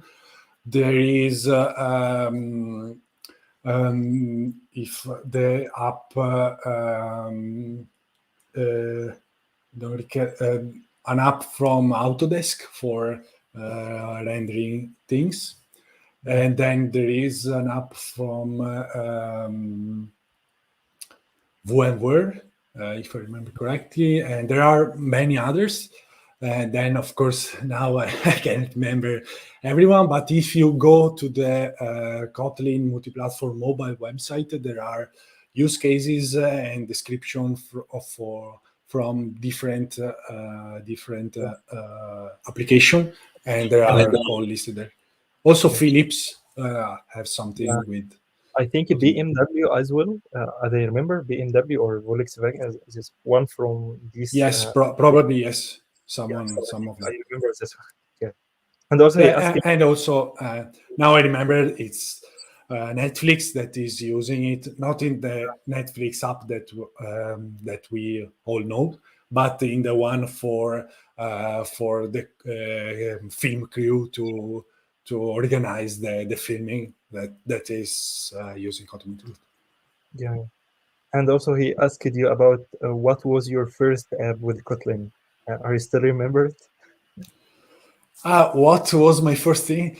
Yeah, probably the application that in my past company it was using Java, and one day I say, "Can I move it to Kotlin, please?" And then I started migrating and using, and I loved the system. Okay, and Oli asked you about, are you seeing any competition between Kotlin Multiplatform and Swift UI? I don't know, but there are totally different things. There is the compose things that is also kind of in development for native targets as well. It's already there of course, for Android, because it's built for Android. JetBrains is working and putting beta for desktop and web, and is working on the native side, but is completely different because Swift UI is using native things. It's doing stuff decided by Apple. Let's call it this way. But then Jetpack Compose Multiplatform is using Skia for rendering the stuff, so it's different. It's more like Flutter, for example. But if you want the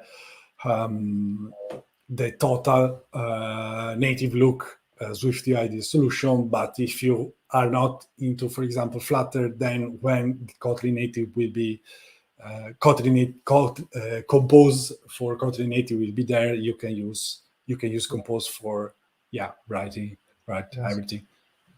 Yeah, makes sense. And one more question from my side, because I was working as a test automation engineer. So for Kotlin Multiplatform, shall we use like different two testing framework? For example, for iOS, shall I use a native one with XUI test, for example, and for Android app, shall I use Espresso, or there is something shared between them, and or how can we do the UI testing in general with Kotlin Multiplatform? The UI testing is platform specific, so it's not since you're testing the UI layer, it's not a job for Kotlin Multiplatform, so you have to use Espresso and whatever else there is for iOS, but this is done in the UI side. For the Kotlin Multiplatform side, so with the logic side, you can write your test in Kotlin as well, and then the tests are run in the specific platform. So, for example, if you are running a test for native, in your MacBook, can be those tests we run in the local machine as a native platform, and then if you run tests for Android, they're gonna run on the JVM. So you can share also tests basically. Okay. So it's another good thing. We have a question is related to this one. What is the best tool to create automation tests? So I think you mentioned it that it's totally native or based on the platform itself, right? Yes. Yeah. Okay. So thank you. So we just done this one. So I hope that you enjoyed your talk, and thanks again for your talk today. Thanks again for having me. It was a pleasure. Thank you. Bye. So now we have a short break before our next talk. It will be about developing mobile apps in React Native. So stay tuned, and see you later. Bye.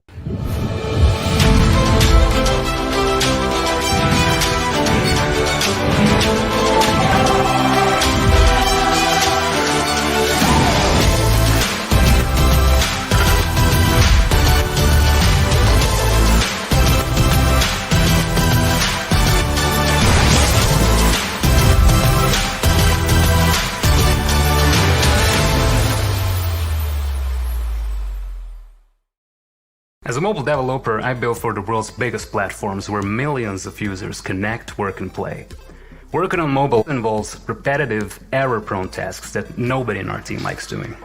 Bitrise changed all that. It's CI/CD, built for mobile, Xcode, Fastlane, Android Studio, Flutter. It's all handled with hundreds of existing integrations, so I can build, analyze, test, and deploy my apps to the app stores. Thanks to Bitrise, I'm able to spend time doing what I love, building better apps faster.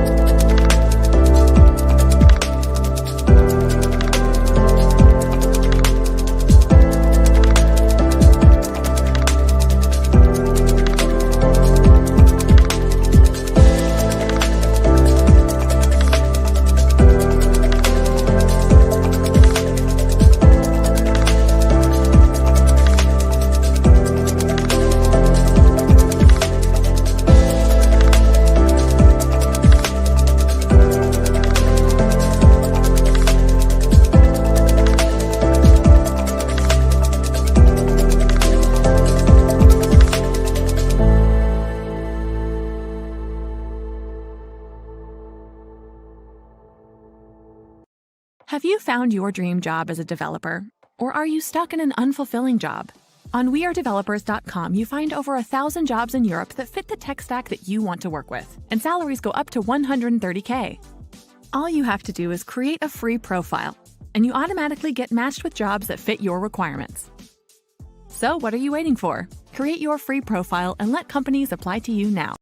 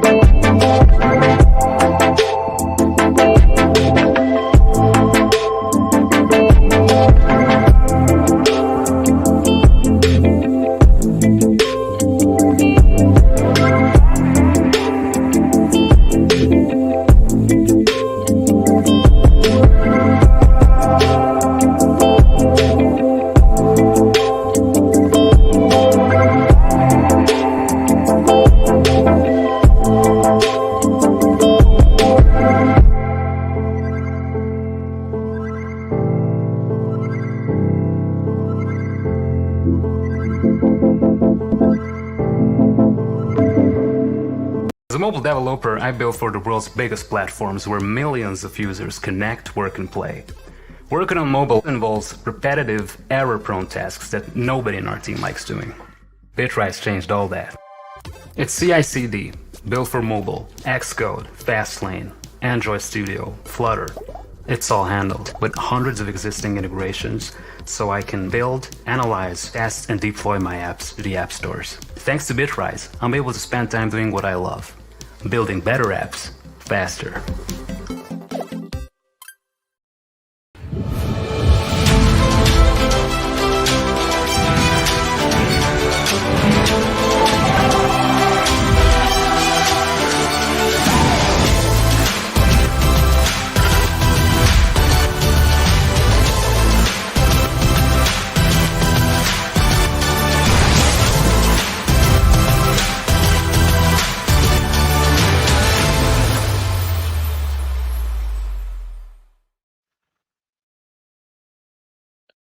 Welcome back, everyone. Now we have another talk about React Native from our next speaker, Alexandra.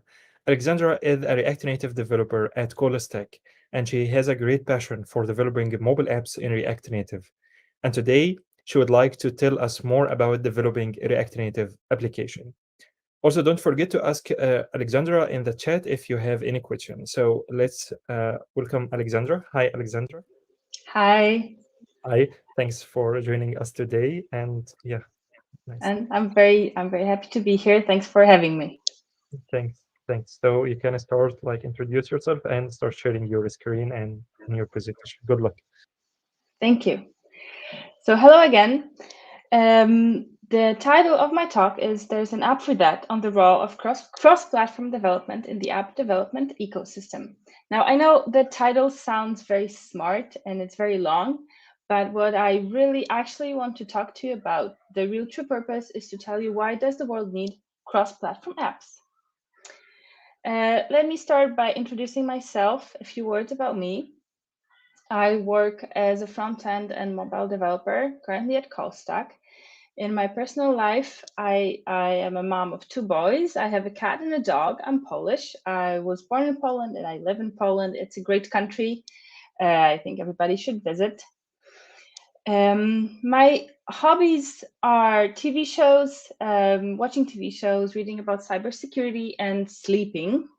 And if you would like to find me, I'm the most present on Twitter at p_psyche_ and on GitHub p-psyche.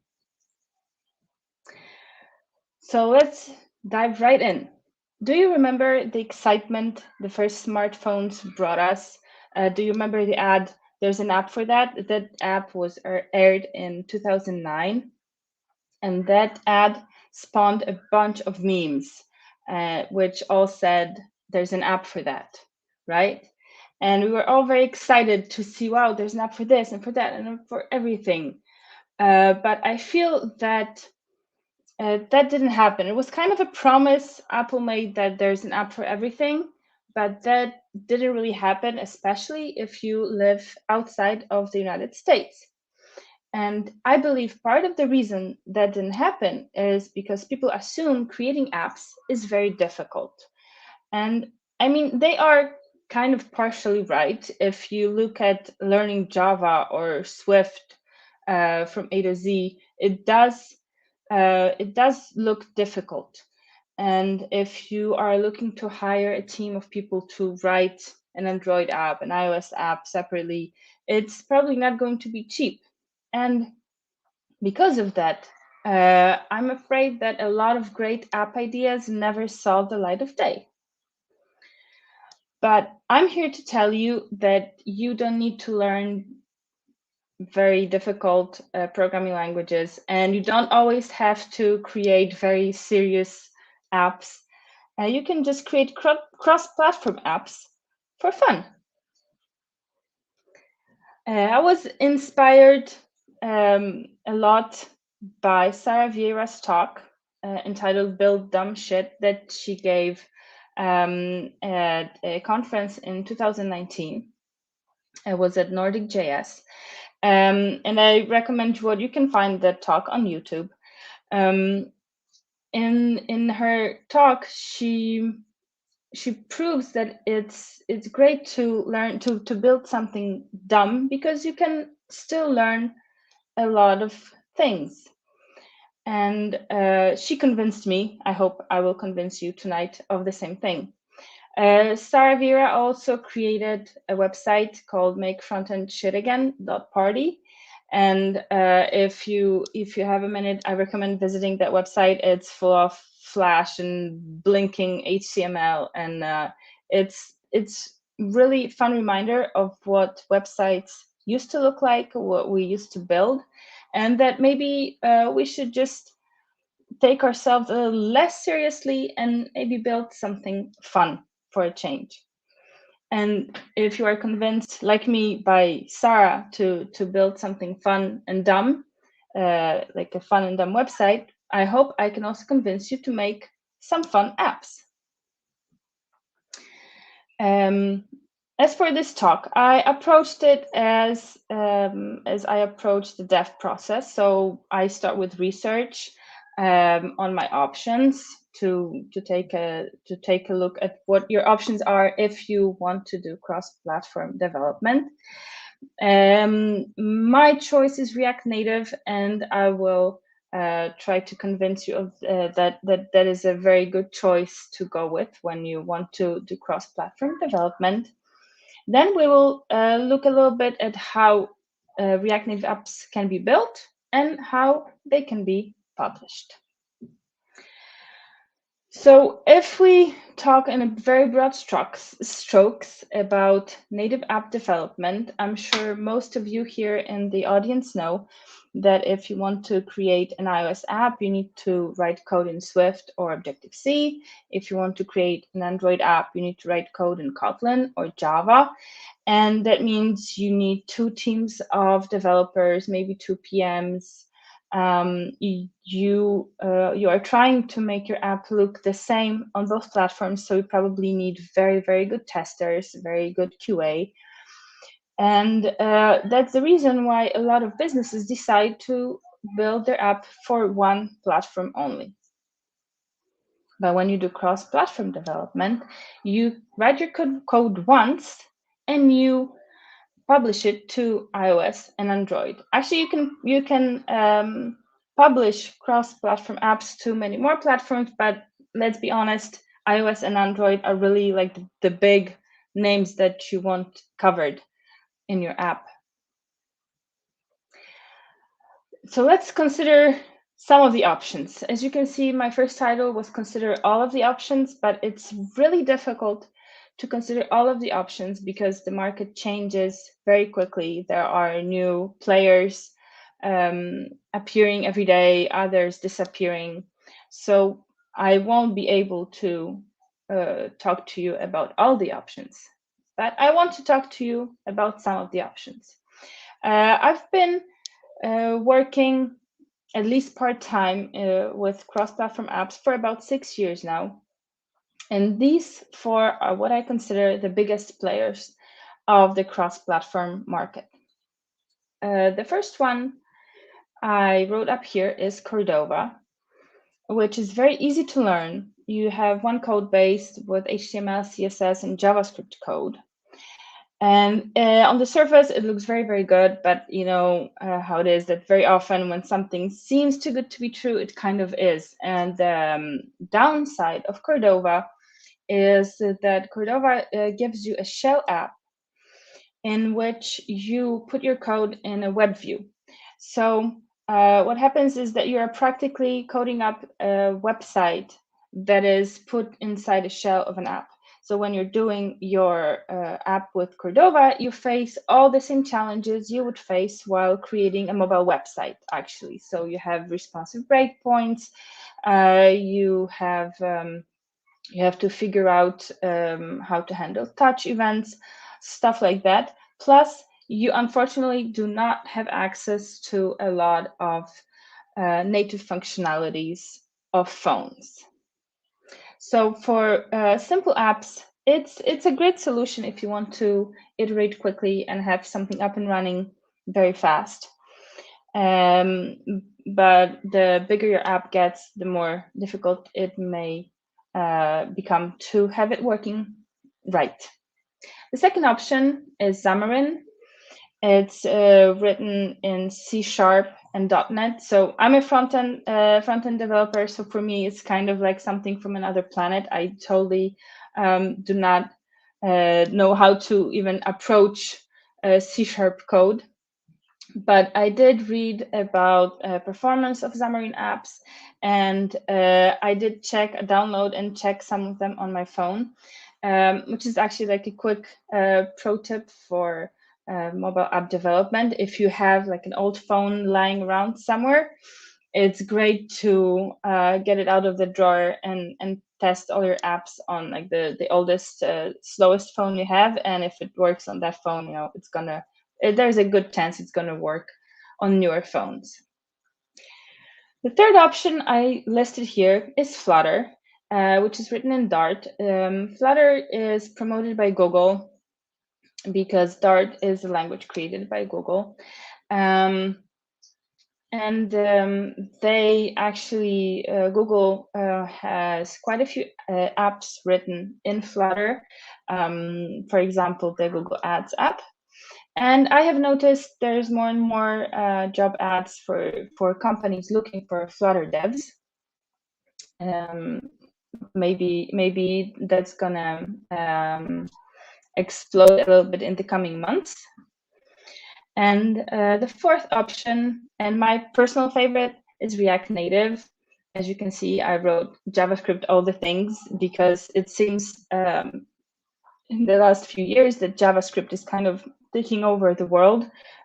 People are doing Internet of Things with JavaScript, and smart home devices, and VS Code is written in JavaScript. It seems that JavaScript is really like the language of preference in the last few years.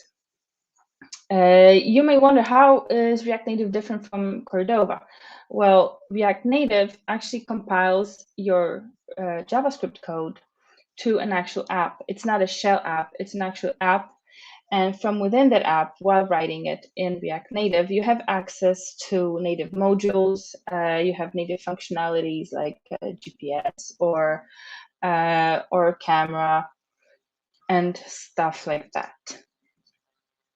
Let's look a little bit at statistics. I found those statistics on a website called appbrain.com, and these statistics count the presence in the Google Play Store. If we start from the left with Xamarin, you can see that they have around 14,000 apps on the Google Play Store and over 2 billion installs. Flutter has 17,000 apps and over 8 billion installs. Cordova has 58,000 apps, which is really a lot, but they also have only 8 billion installs. And actually, Cordova has 9 billion. There's a little error here in my presentation. And the last but not least, React Native has about 32,000 apps in the Google Play Store, and it has 36 billion. Those apps have 36 billion installs. So what is very interesting for me is the number of installs, the ratio of app installs for React Native. Because when the percentages, when I was looking at the percentages, the 32,000 apps written with React Native present 4.2% of all apps in the Google Play Store, and the 36 billion installs represent 4.16% of all installs.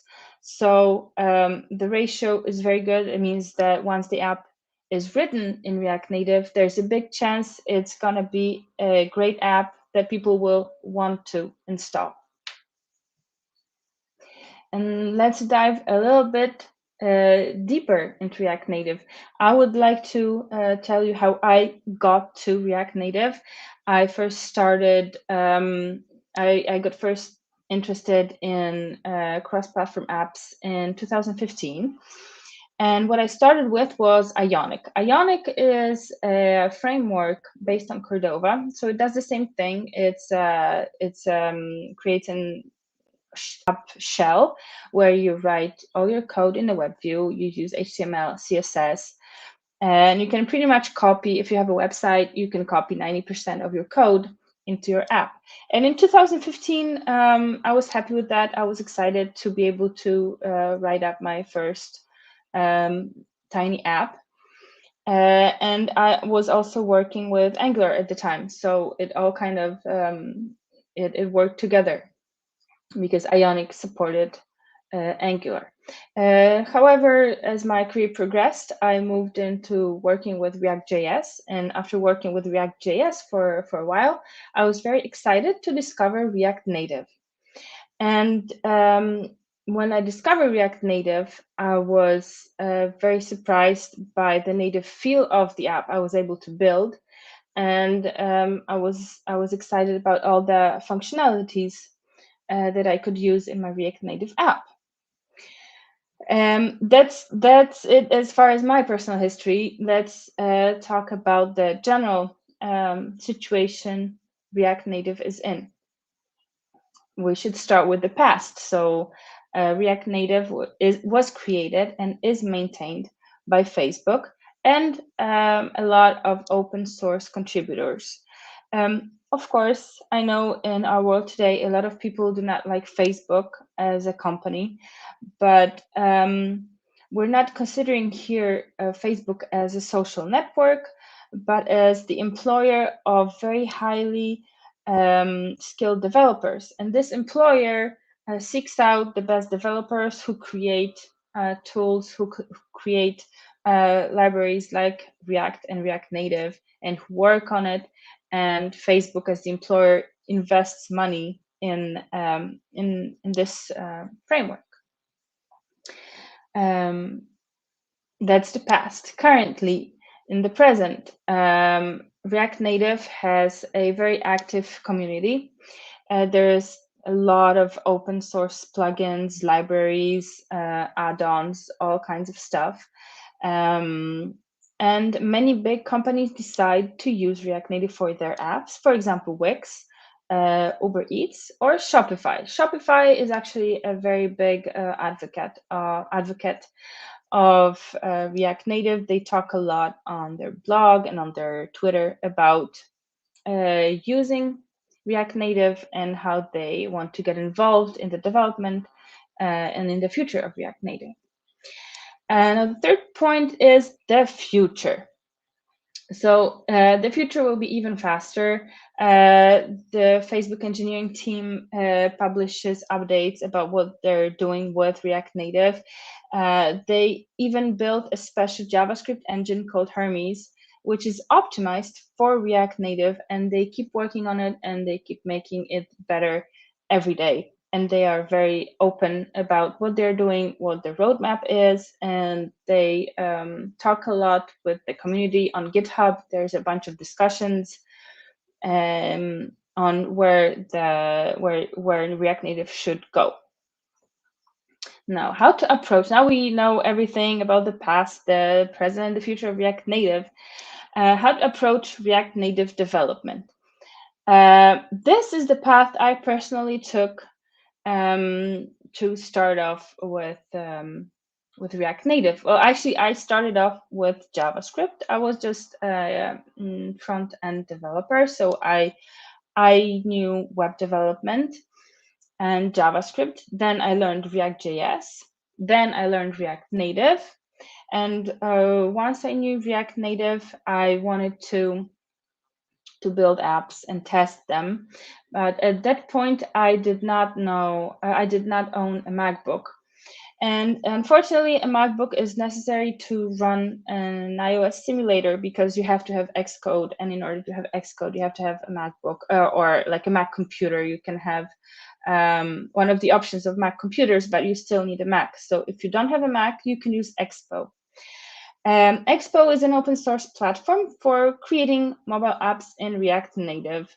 You can use their website to share snacks. Snacks is their name for code snippets, because when you want to publish a code snippet of React Native, you can't just write up the code like on in Code Sandbox. You still need a simulator to test if that code works. So that's where snacks come in. And you can use Expo to build your app and to publish your app, to test it on simulators, on real phones. It's a very useful tool when you're only starting out with React Native.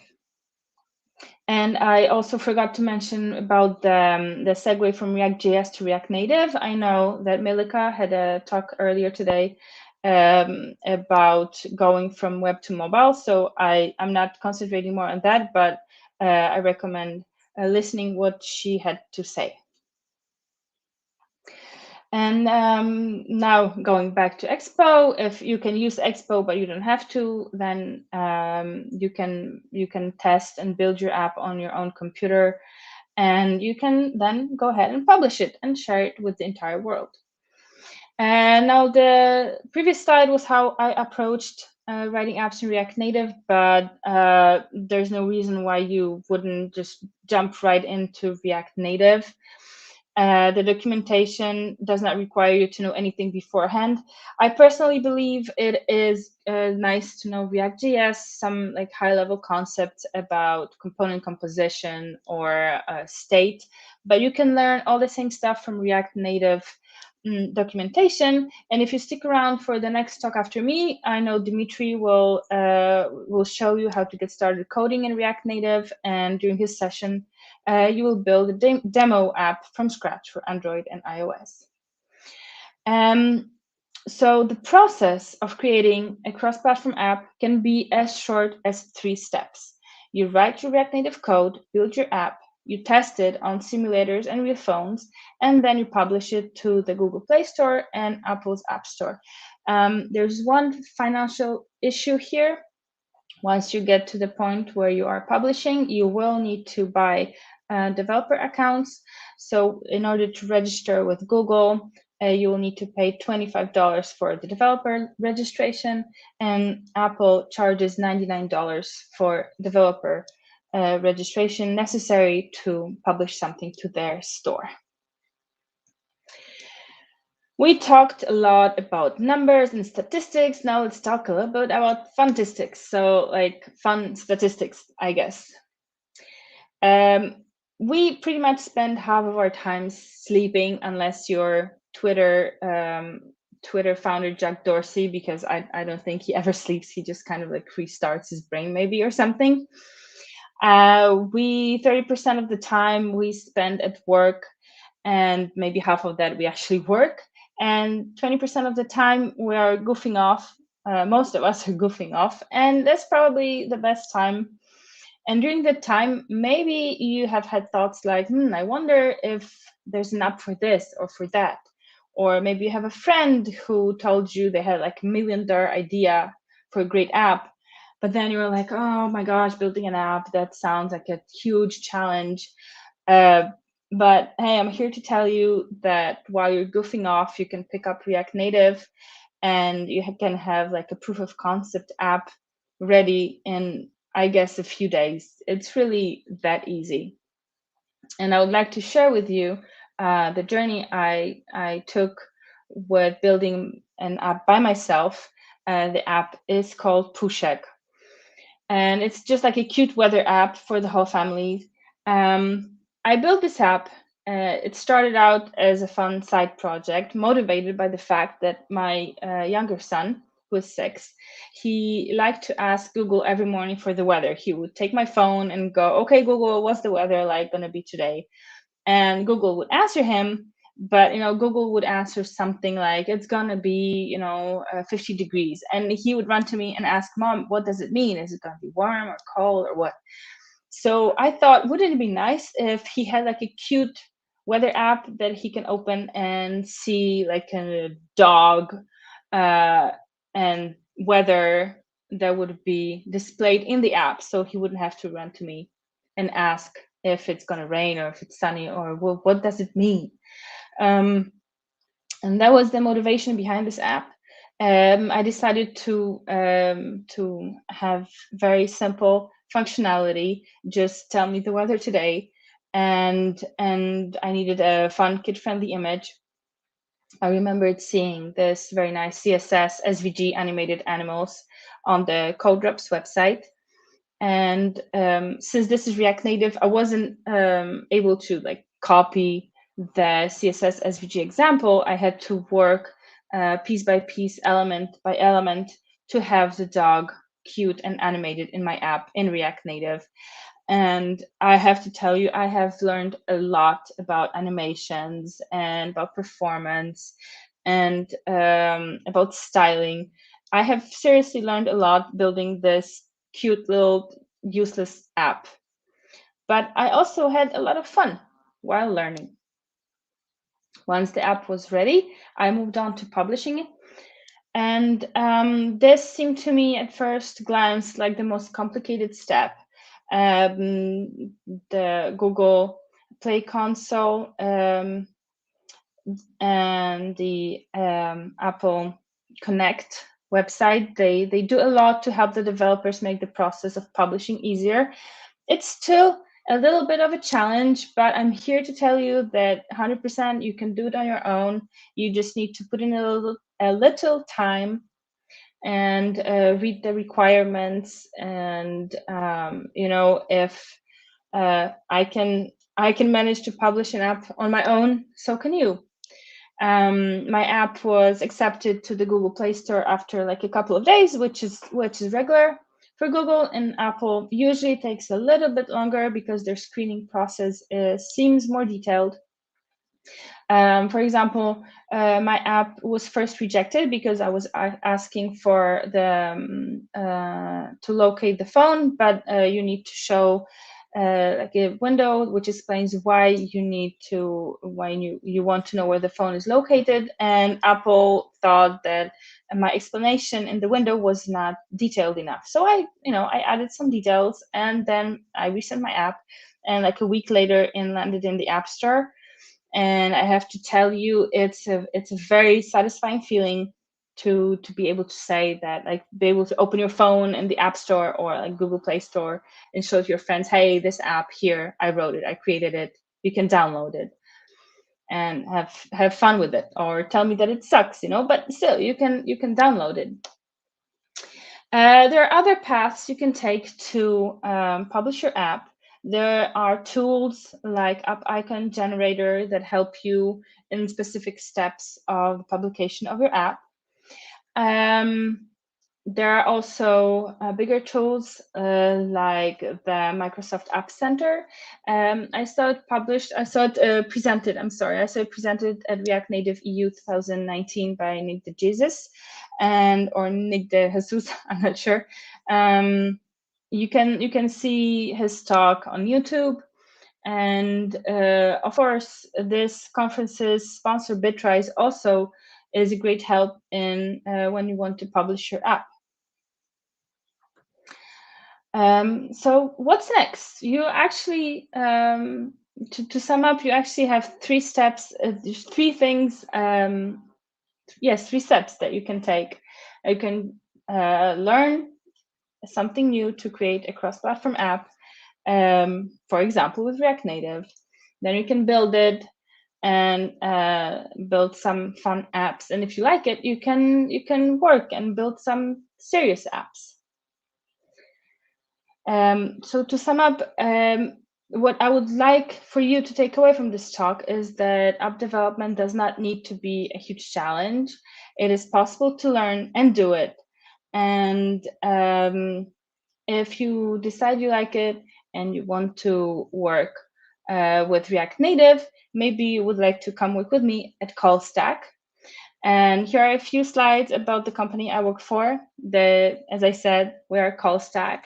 And we organize the biggest React Native conference in the world. It's called React Native EU. This year, we hosted the 5th edition of that conference, which is strictly technical. And all the talks from that conference are available on the YouTube channel. I did 2 talks at React Native EU 2020 and 2021. And you can find me there. We also host a new podcast, the React Native Show. We talked about React Native and the ecosystem. We invite interesting guests and our teammates from CallStack. And at CallStack, we do a lot of open source. We do, maybe you already know some of those libraries, Repack, Linaria, Paper, or React Native Testing Library. And you can also find a lot of technical articles on our blog. We work for very interesting clients, and we have a dedicated R&D program where your ideas can be developed together with your teammates. You can actually just think of an idea and come talk about it, and there's a big chance you will be allotted time to work on your idea, and maybe some teammates from CallStack will help you. So it's a great way to develop whatever you want to develop. So come be a part of our expert team. We are looking for React Native developers and senior React developers. You can find more info on our callstack.com website and the careers tab. And that's it for me. To remember, you don't have to build the next Uber or Facebook, but you can build something fun. Thank you. Thanks a lot, Alexandra, for your talk and your time. And yeah, we have one question from Victoria asking about, could you define blind spots in React Native framework, or anything you know that they should be considered when you start learning React Native? I'm sorry, can you repeat the beginning? I didn't get Could it. you define blind spots in React Native framework, or like limitation or something we need to take care when we start learning React Native framework? Blind spots. That's a difficult question. I think a lot of people talk about animation performance. That's something that needs to be considered when you want to build something really big. But the performance is getting better every day.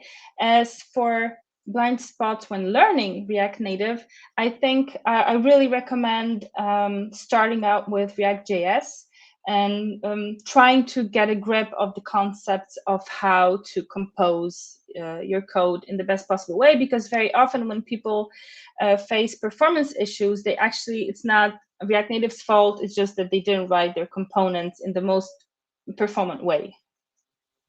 Yeah, okay, makes sense. And one question from Joseph about what your favorite React libraries you recommend for every dev to play around. There are a lot of libraries. Like, yeah. I think when I start out, since I work at CallStack, when I start out just pretty much any app, I start out with React Native Paper, which is a UI library, very easy to use, and it starts you out really quickly with an app that's looking really pretty rad. Okay, so maybe this question for test automation. So for example, if I am a test automation engineer and I want to test a React Native app, so shall I have a knowledge about JavaScript, or I can use a native tool, for example, Java or Kotlin with Android, and XUI test with Swift for iOS? Or at some point, I should have a knowledge for JavaScript because I need to write tests in JavaScript. As far as I know, I do not have big knowledge about test automation, but as far as I know, knowledge of JavaScript is not necessary for automated tests, since the app is compiled into Java code and Swift code. Yeah, so you can test the end product. You don't need to touch the JavaScript code if you don't want to. Okay. We have a question from Jennifer about how big is your team and how many devs you have in your team. I think currently around 30. I don't want to. I think it's around 30 people right now, but we work in smaller teams. I work in a team of three devs. Good. Yeah, maybe we have also one question from audience. So, is it possible to mix up React Native with native apps in like meaningful way or something like this, or there is no way to mix between them? You can totally mix them. Actually, there's a concept of greenfield and brownfield. So greenfield is an app that's 100% written from the ground up in React Native. Then we have brownfield, and brownfield is when you have a native app and you add a little bit of React Native to that app. It's 100% possible. You add React Native as a module. You can have just like one screen of your app in React Native and the rest written in native code, and they play very nice together. Yeah. This question is like from my side. So how can I decide as a team or as a company that we need to use a cross-platform instead of native? So is it based on the number of the developers? And because as we know, if we have a cross-platform, so maybe one developer will start working in both apps, or it's something else. So how can consider that the cross-platform is fit in our team or not instead of native apps? That's a very difficult question because I guess it depends on a lot of things. But in the world today, where it's important to build fast and to create your product quickly, and given that developers have very big salaries, and maybe you want to not have the most expensive team in the world, I think most of the time people should just go for a cross-platform. Okay, thanks a lot. So there is no any more questions. So thanks a lot for your time today, and I hope that you enjoyed it. I did. I had a lot of fun here. Thank you. Thank you very much, and have a nice day. Yeah, thank you. Thank you. You too. Bye. Bye. Yes, thanks, Alexandra, for her talk. And now it's the last short break for today. And after that, we will learn from Dimitri about React from zero to hero. So see you after 10 minutes.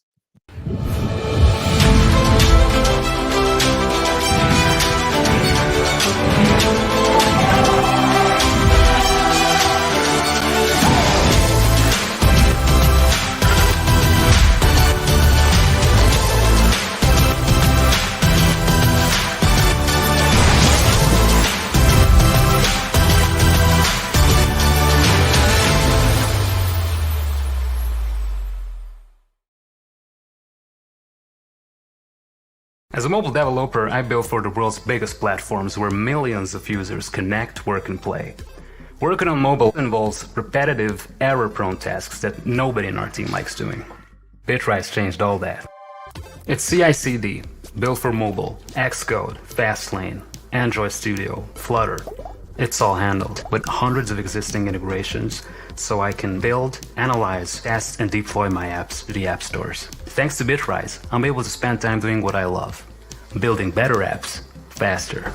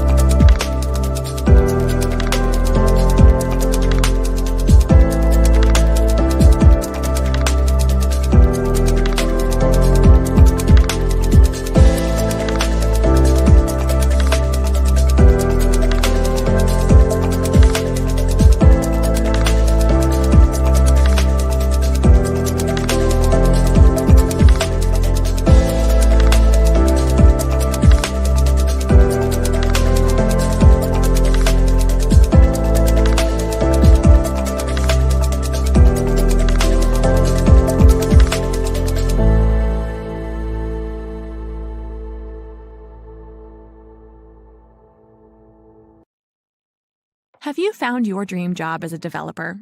Or are you stuck in an unfulfilling job? On WeAreDevelopers.com, you find over 1,000 jobs in Europe that fit the tech stack that you want to work with, and salaries go up to $130K. All you have to do is create a free profile, and you automatically get matched with jobs that fit your requirements. So what are you waiting for? Create your free profile and let companies apply to you now.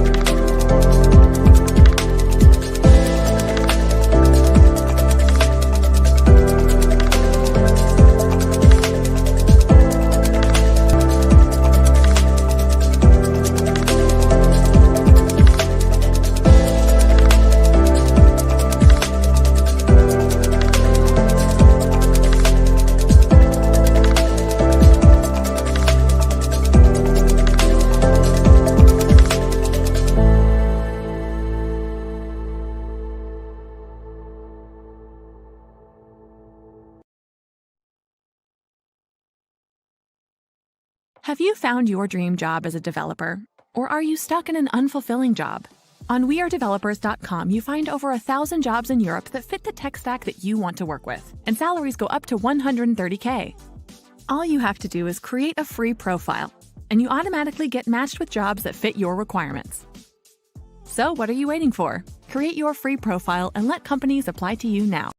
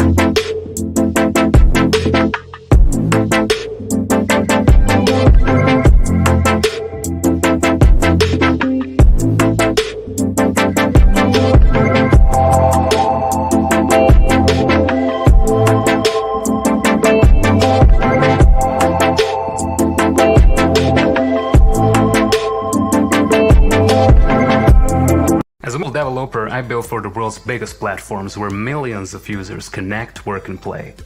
Working on mobile involves repetitive, error-prone tasks that nobody in our team likes doing. Bitrise changed all that.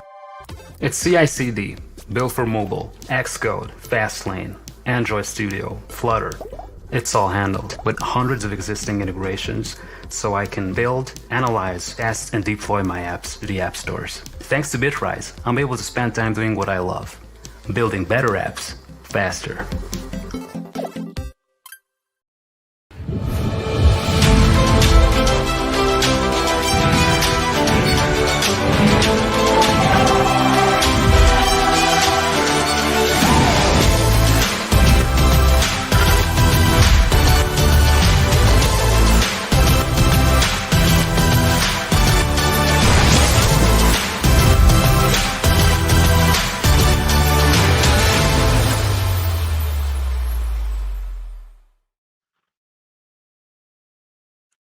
Welcome back, everyone. So, last but not least, it's time to learn React from zero to hero from our next speaker, Dimitri. Dimitri is an open source developer advocate at Facebook, where he focuses on projects in the mobile space. His goal is to help developers be more productive through open source. Actually, this is a pre-recorded session. In case if you have any questions afterwards, please send them to Dimitri. I will also post the email in the chat, and also you can find as well the email displayed now in the screen. So now let's start to learn more about the React from zero to hero from this session. Thank you for joining. My name is Dmitry and I'm a developer advocate on the Facebook open source team. Today we'll talk about React Native, and I'll try to bring from level of not knowing what React Native is all the way to you being comfortable with actually writing apps using React Native. So without further ado, let's get started. All right, thank you everyone again. As I mentioned, today's presentation is hands-on React Native from zero to hero, and obviously I'm gonna talk about React Native here. And without further ado, the first thing I always like to talk about is myself, basically introduce myself. What do I do?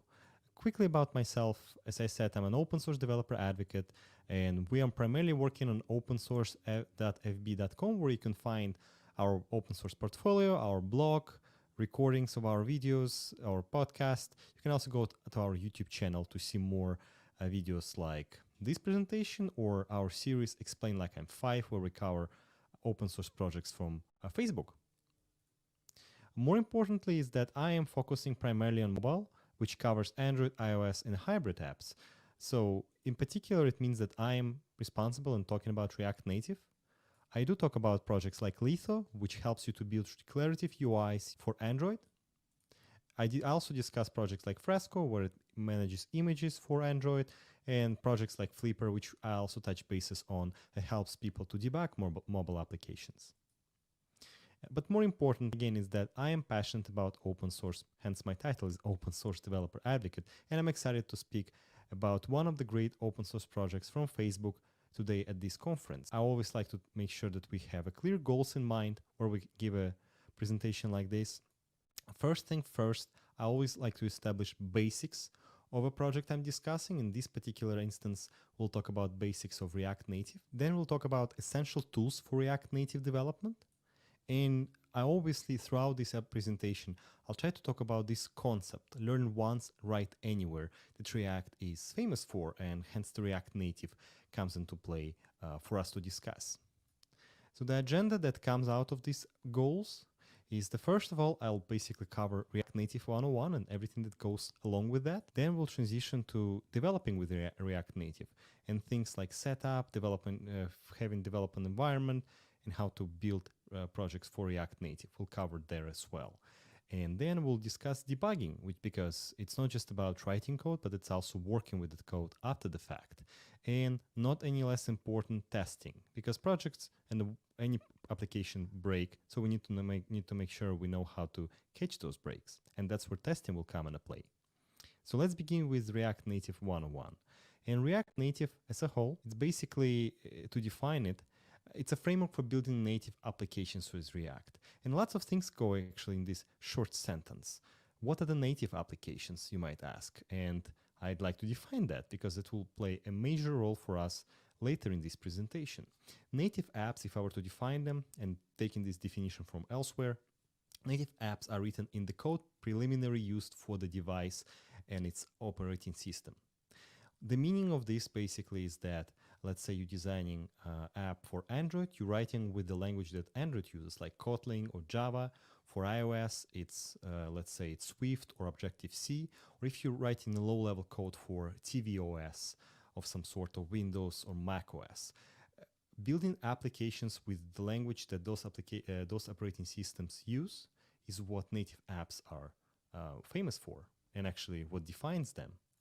So the operating systems like Android will be important, iOS, macOS, Windows, and even AR/VR devices. Like if let's say you're building an app for Oculus. And so I've defined the first part of this, the native application part, but it's the important thing here is React piece of the definition of what React Native is. And so React brings us back to a question of what's the history of React Native? Why was it created in the first place? And it all started with React.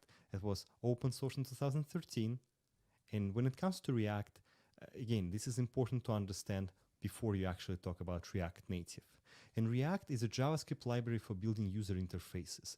It's basically allowing developers to have this approach of divide and conquering a problem that they're trying to solve for the web, and React helps them to achieve that. And the way it's done is that React is very much declarative. It doesn't focus on how, it focuses on what, meaning that you're not trying to go into intricate details of how something works. Instead, you're just calling it, let's say you're trying to build a navigation menu. Instead of going and managing individual pieces of navigation menu, you just invoke a component. And that's an important part of React. React is component-based. And basically, by having those individual pieces, independent pieces of functions, of components, as we would call them. You can test them independently. You can combine them to create complex applications. And that's what, again, React is famous for, this divide and conquer approach, dividing components and then combine them. And it really led us to a path of having this understanding of learn once and write anywhere.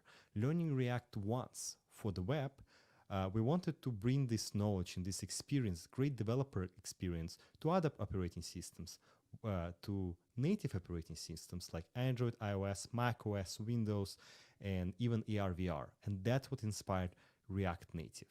But again, to give you just some insight, because it will play a major role, is to know what React is, or at least see how it looks like. And I'm going to give you a short demo. So let's take a look at that. So the best and the easiest way for me to describe you how React works is using this project, Create React App, which is also available on the Facebook GitHub org. And basically, if I scroll down, it will explain how it works. In this case, I just need to grab a couple of these terminal operations that I need to execute. And after I run them, it actually shows you how they look like. Obviously, they take some time for the all dependencies to be installed. I'll just skip that for you and do it on my end and show you how the app looks like. But that's really the only thing I need to do. So one by one, I'll run this and get started. So let me put you on pause for a second. After I run this, I have an app called My App. And again, let it all load. I'll bring you back when finishes creating these dependencies, installing these dependencies. So give it a second. All right, it's all done. Now let's open up our IDE. In my case, it's VS Code. All right, it's all great. So now let's take a look at the project. So you can see that under my source, you can find JS, CSS files, and tests as well. So this is basically how your simple app will look like. In this case, you can see that it's, again, the same thing you would see for React and non-React. Just a simple DOM. So let's launch it really quickly. So let's start the project and see how it looks like for us. Let it load. So this is basically the working app. And for me to quickly change it, let's say for conference, you can see it's already shows up here. So it reloads it automatically right away. But again, it doesn't actually highlight the whole power of React. React, as I mentioned before, obviously is all about having it being composable. So let me quickly show you a few components and how they look like for React. So if we'll go to React.js and we go to community, you can find examples there. And let's say we go to calculator. Under GitHub, you go to source, components. So people usually store components in the component folder. And you'll have components. Usually you name them the way you would use them. So button.js, you would extend React.component, specify properties, have a function called render that will render your component, but still will have ultimately the DOM that renders on the web page. So you split your UI in these individual components, you combine them, but ultimately it's all just JavaScript. But it divides your UI overall in individual components that combined create you in a complex but extremely advanced experience. So that's basically React, the gist of it. And let's get back to React Native. Great to have you back from the demo. Let's now, again, look at the fact that React existed and this idea of learn once, write anywhere, learn React once, learn the concepts of React, of it being declarative, component-based, and bring it over to other operating systems. And that's what led us to creation of React Native. So now we know what React Native is. But the big thing is always to ask a question, why? Why do we care? Why do we care that React Native is there? Why is it important? And the few points of why I personally believe React Native is important to folks is, again, the same thing. It's declarative, it's component-based, it increases developers' velocity, meaning they become more productive. They don't need to test individual pieces or the entire web app or mobile app. They can just test individual components. And also you test them across different platforms, different operating systems. And again, the important thing here is that you write it once using React for React Native, and then you can also have it already built for Android, for iOS, and also different operating systems like tvOS or Windows or macOS. The community is growing, the different operating systems are supported, and so it's extremely portable with you just writing it once. But more practically, it's I basically use the same things we mentioned on our website, on the React Native website here. If you can look at the website, you will have a showcase page, which is great. It has a big list of different companies, large and small, where we don't just list apps that use React Native, but we also have some links to articles that engineering teams behind those apps had written so far about their experience with React Native. And you can find it on this URL, the showcase page. And again, there are many more applications that use it, not just Facebook apps like Facebook app or Ads Manager or Oculus. There are many more like Discord, Shopify, and those folks actually wrote a couple articles, as I mentioned. Shopify recently published one, 2020, about React Native and its use in their team. Tableau shared their experience as well, and Discord too. And also recently Business Insider published a great article discussing what's the importance of React Native being to the community, to the industry, and what sort of salaries people have been getting as they get more and more experience and hands-on practice with React Native. So I believe the community and the space has been growing rapidly. So now we know why React is important, why we need to discuss React Native here to begin with. But let's see React Native in action a bit. And that's where we'll transition to developing with React Native. And I believe that may be one of the most exciting parts of today's presentation for many. So React Native demo, I'll give you a short demo first of what React Native looks like. And I hope you can connect it with the previous demo for React. So let's get started. Let's take a look. So to show you React Native, or at least 101, like hello world example of React Native, rather than building it on my local machine, which I'll do later in the presentation, I want to show you what, again, the React Native.dev allows you to do right on the website. So on the home page, if you go to, you can see on the left, it's exactly the code you would write with React, as I showed you React example a few minutes ago. So you would have return of the hello world app. You specify a view. View is a component that React Native has, one of the core components. Specify its style, where it's located, and some text. If you were to look on Android, that's how it will look like on Android. You press a button. If you want to see how it looks like on iOS, it looks exactly the same.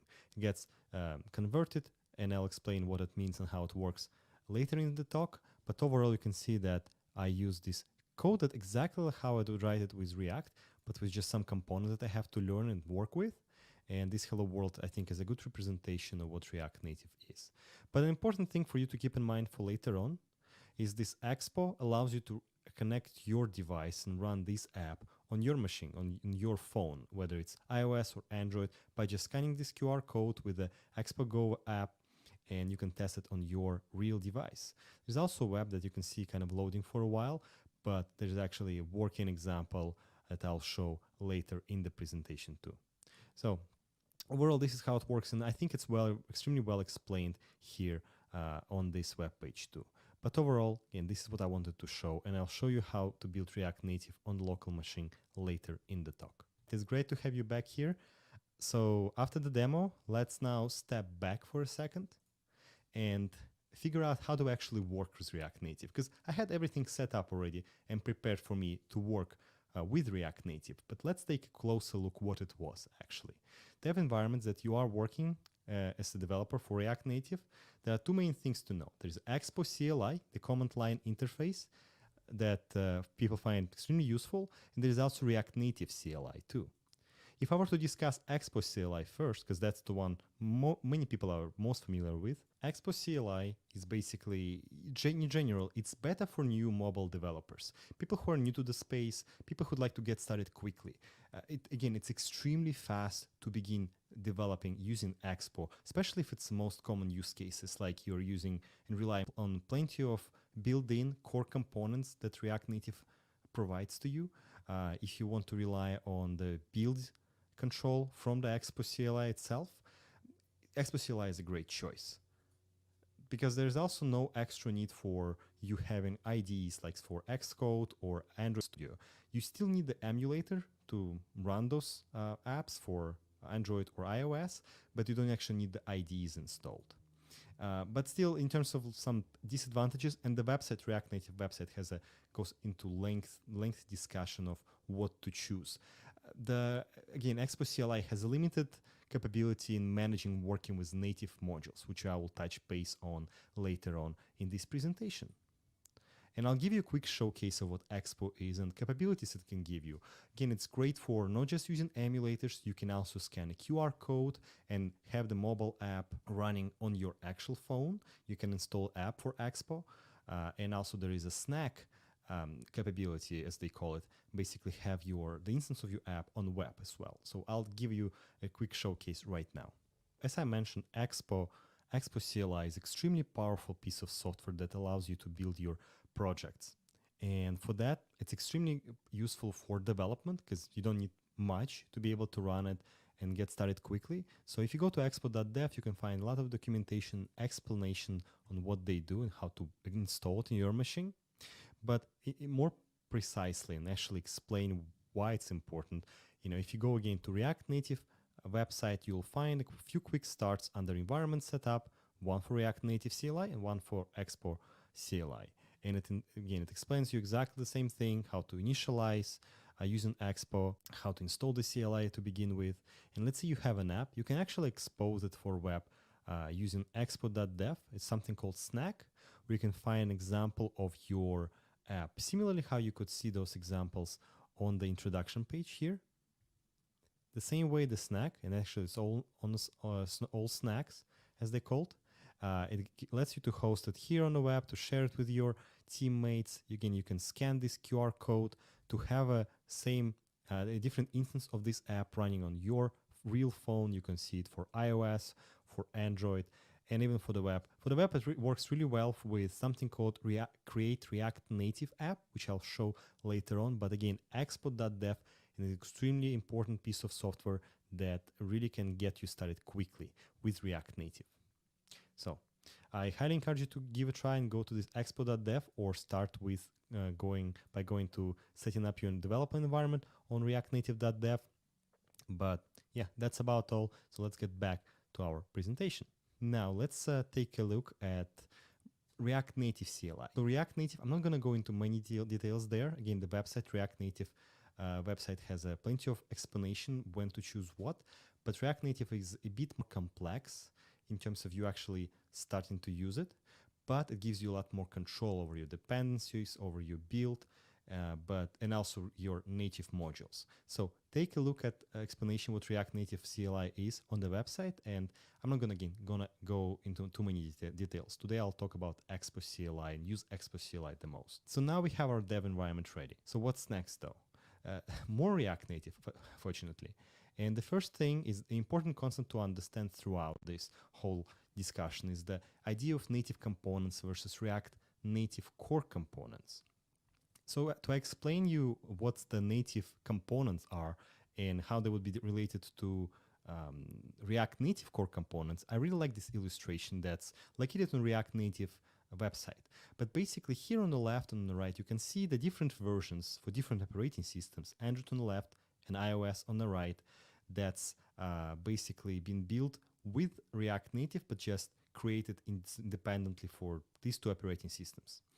Visually, they are the same, basically, apart from operating system defined location of nav menu, top for the Android and bottom for iOS, and it gives you name of native components, native for Android, for example, for the image called image view, and native for iOS UI image view. For text on Android, it's text view native component and UI text view for iOS. If it was React Native core components, image view or UI image view would have been called just image, or text view or UI text view is just called text. Basically, you only write text, you only write image, and then it gets converted into the native components for individual operating system, Android or iOS. To give again better explanation, this table again from the same web page on React Native core components called view, on Android view or iOS it will be called view group or UI view, text for React Native, text view for Android, UI text view for iOS, and even web analog as well if you want to compare to the web as well. And it has a quick description, just a couple of examples to give you an understanding of what and how React Native actually works. You're writing it in the React Native way, and it then just converts it to representation to an analog of iOS, Android, or web, or whatever else you might be writing your code for. So that's basically the gist of it. That's an important concept to keep in mind. The difference between what you're writing for React Native and what native components look like. React Native building components that you can also find on the website, well described. It's their core components to understand. There are properties, core properties that React Native has, and objects. So let's take a look at core components really briefly. The core components, there are basic ones, there are user interface core components, list use, and also operating system specifics. Because obviously you can't just expect to write React Native for everything and expect it to one-to-one translate to different operating systems. Sometimes you have to write operating system specific code. And there are also components for that with React Native. And for all of that, again, the website has a great live playgrounds, and I'd like to give you a quick showcase of that too. Alrighty, so again, if we are on React Native.dev and go to Components tab, you'll be able to navigate to a couple of things. One of them is core components. It's the component that are, again, come along with the React Native and you can use in your apps. There are some basic ones like image, text, view, text input, and many others that you might most likely have a majority of apps out there, React Native based or not. There are more complex ones, again, that will be user interface relies on, like button or switch, list use, which is extremely important because the reality is majority of mobile apps that are feed-based, data-based are relying on list views. And as I mentioned, there are also some iOS-specific components because people who use individual operating systems like that, iOS or Android, they have expectations of when nav menu is located, how button look like, what permissions to use, and you do have to work with them. And React Native provides you that support. And there's some other examples as well, like alert, activity indicator. So let's take a look at one of those components. And again, thanks to Snack, textpod.dev, you can see that used by seeing this example, how the button can be utilized with React Native, what needs to be supplied. Again, the website it just has so much information for you to get started, different states, different properties, all very well defined, very well explained. You go to text, the same thing. You can see how it is like in this Snack example too for Android or iOS or something else. So extremely useful, and that's how core components look like. Now let's take a look at properties. Properties, again, there are image style and layout properties, there are shadow properties, text, and view properties. But enough talking about them and even like listing them here. The more importantly, and again, that's why I really like the website that the team built for React Native, is that you can see that all in action right there with the interactive playground on the website. So let's again take a look at these properties in action on React Native website. Looked at core components before, now let's look at properties. And in properties, as I mentioned, are different types that React Native comes with. Again, you can see them in the use and this playground from the snack.export.dev. The trends are right here, shows how it looks like for Android and iOS. So you can test it right here or your device. You can even remove this whole thing if it actually bothers you and you want to just focus on writing in your browser. So you can do that too. And again, you can see how those properties work and even change them as well. So, in even more detailed examples with Flexbox. Flexbox becomes extremely important when you go into styling of your app. I'm not going to go into those details for today's presentation, but if you want to really know about styling, Flexbox is what also covered on reactnative.dev. So we look at properties. Now, last but not least, object types that React Native has built in. Layout event and press events, React node, React, and also view token. These object types, again, let's take a look at them in action on the React Native website really quickly. Object types. As I mentioned, there are a couple of different types. There is a press event, React node, React, view token, many others, and it explains you where that object might be coming out of, what kind of callback, and you can see an example here, what those values represent. And because the list is quite short, if you were to Google any of these object types, you'll have plenty of results and explanations outside of this website too. So I highly encourage you, if you're ever stuck, to also go to one of those community forums to ask questions about using this particular object type. But please do read documentation first. Okay, so we talked about all those things, the core component properties and object types for React Native. Now, bring it all together. And again, I really like this correlation or similarity with React. If you've been using React, you might have heard of create React app project that lets you get started with React fairly quickly. It's basically boilerplate code with some templates that let you quickly begin working with React. The same has been created for React Native. And so there is a project called React Native app that you can go to GitHub for on the Expo GitHub org. And using that example, that project, I'll basically give you a quick demo of what React Native is, a bit more elaborate than the previous example. And again, if I already cloned that and use this tool, but basically if you have the React Native, create React Native app, it will allow you to name it, then choose what kind of template you want to use, choose what specifications you want, like custom font, authentication, what else, and also what you want to run it for, whether it's for web, Android, and iOS. So again, it's fairly straightforward in terms of how to get started with that, but I already have it all enabled. So let's get started and take a look at how it is like in action. Quick demo here. So as I mentioned, Create React Native app is an extremely useful piece of software, open source projects that's been done in collaboration between Facebook and Expo, and it's been originally shared in 2017 on a blog on React Native. But so if you were to go to GitHub, Expo/Create React Native app, and as I said, it helps you to create your apps for iOS, Android, and web for React Native, and you can see it's extremely popular. So let's get started. The only thing we really need is to run this operation, and I gave you a quick example, just again showed this graphics, this GIF in the previous slide, but let me actually use it in my terminal and show you how it works looks like in reality. So after I paste it, I have to name my app. I'm not gonna be extremely smart, so I'm gonna use default new app. It will start working with dependencies and so all sorts of things. So I'm gonna put you on pause right now and get back after it's all done, so you don't have to wait around. All right, all great. Now, after we installed all the dependencies, actually take a look at the code. Let me open my VS Code, so you can see that it's not just our source files like app.js. That again, you can see how it looks like. You have a function app, main function, which defines the view, text, the status bar, and it's right away already initialized for me Android and iOS builds. So you can see that CocoaPods are used for iOS and Gradle for Android to actually build. So it's all been generated for me for this first example app. So let's say I wanted to actually run it. So now let's actually specify what we want to start. I want to start the web app, the web example of our application. So let me actually open it up. So it will use the Metro bundler to show it to me. So let's see. I want to see how it looks like in a web browser. That's basically the app. I just don't have much. If I had the iOS, it would have allowed me to create iOS. If I had the Android, it would also launch the Android simulator. But in my case, I'm not going to do that.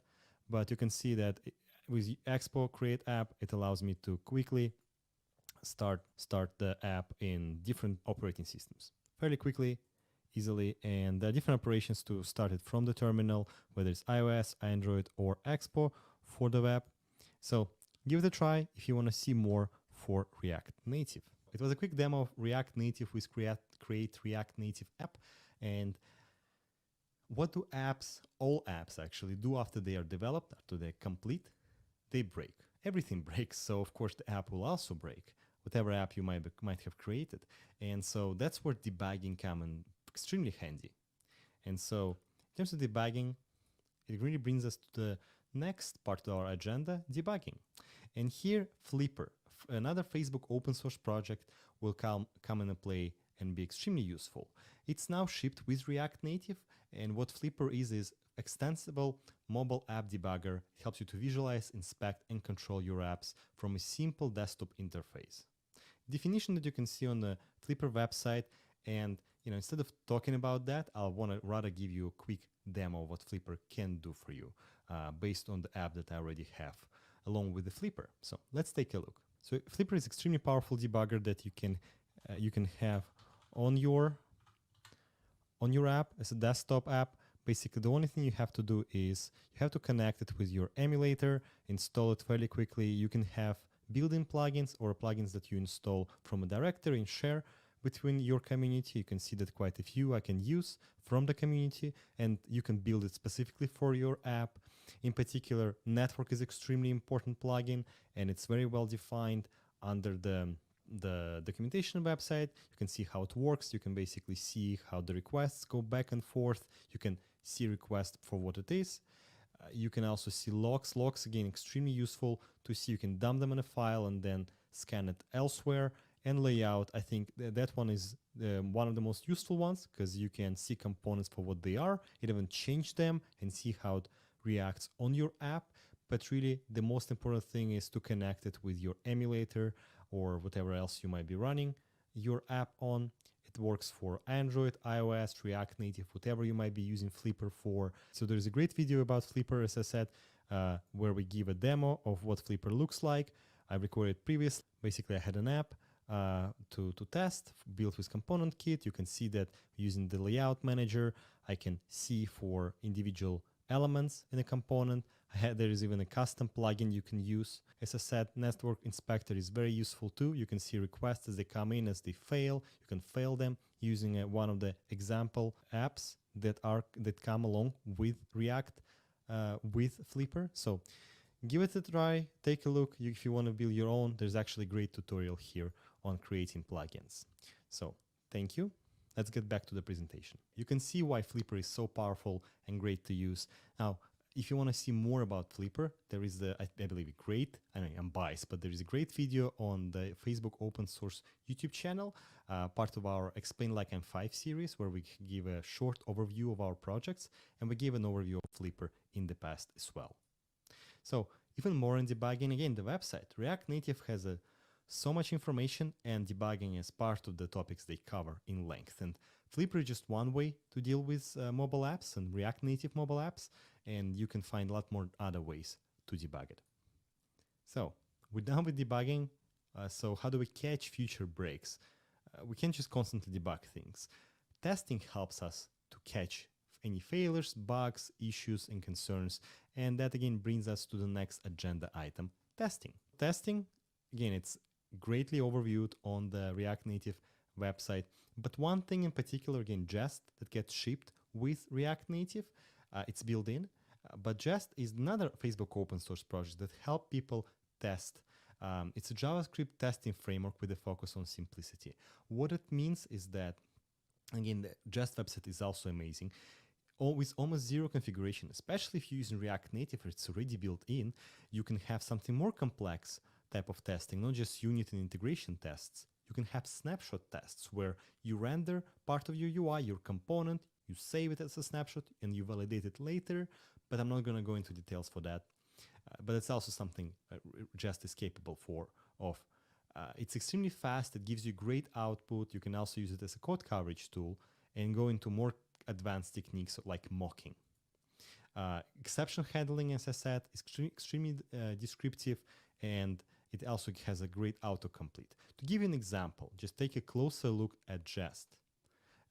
Again, similar as you would to write a test, you would start with a test keyword, you would name your test case, you would have expect clause, and then you do the assertion.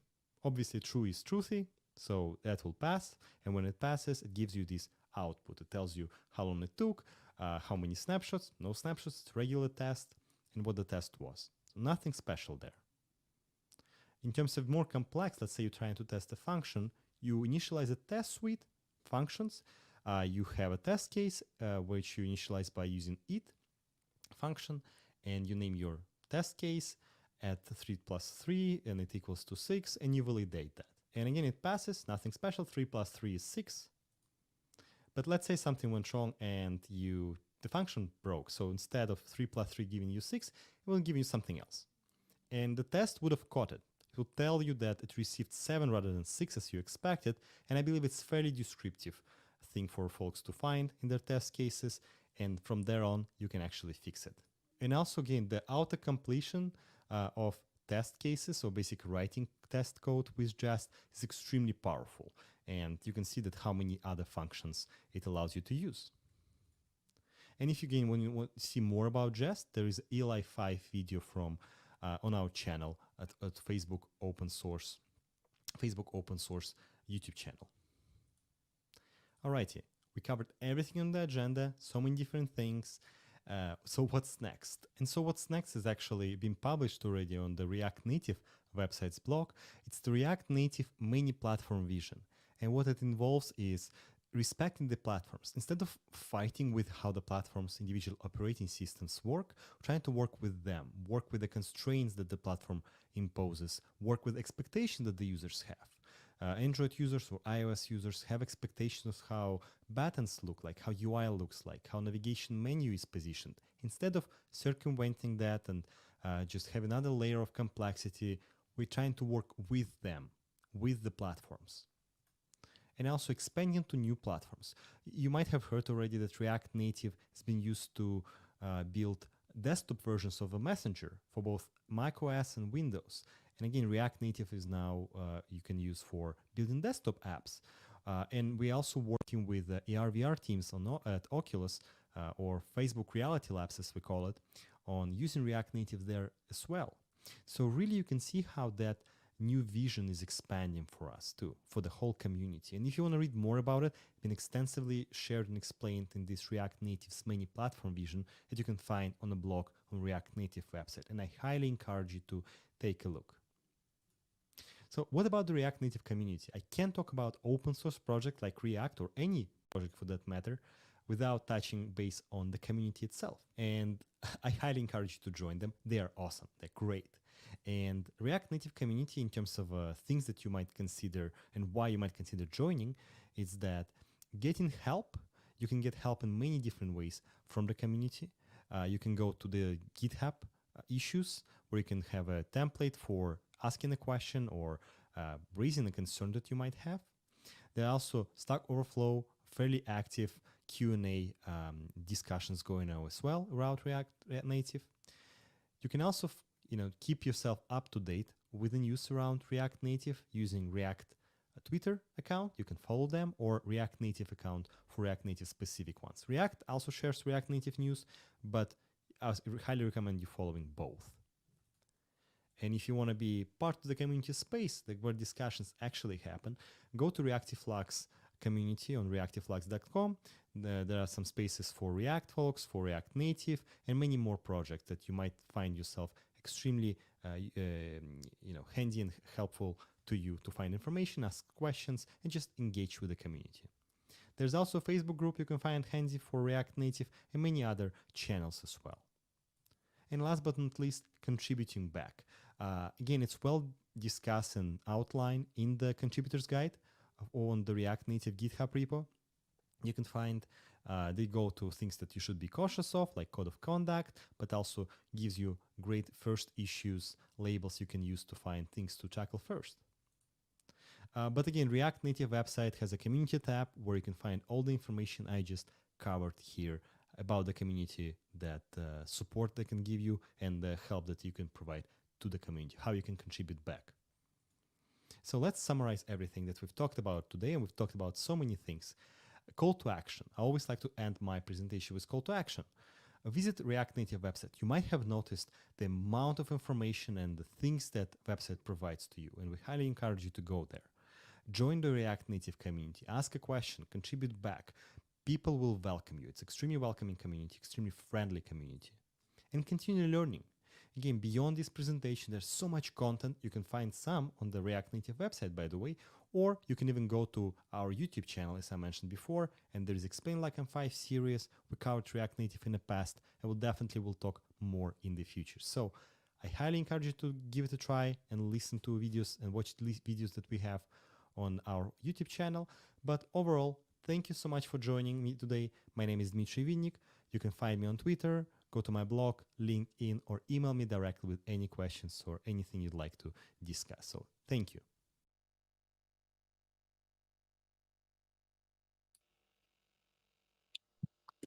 Okay, thanks a lot, Dimitri, for this interesting talk. He talked about everything related to React from zero to hero. So one more, again, that Dimitri will not be able to join us for the Q&A, but feel free to ping him on his social media for questions or submit questions to his email. So the email now is displayed on the screen. So now we almost finish all our sessions today, and now we like closing our event today. Yeah. Okay, Moataz, thank you so much for helping us out today with the moderation. So how did you like it? Yeah, I like it a lot. Actually, it's a very interesting. I heard a lot of things, or I learned a lot of things today related to cross-platform, React, and Kotlin Multiplatform as well.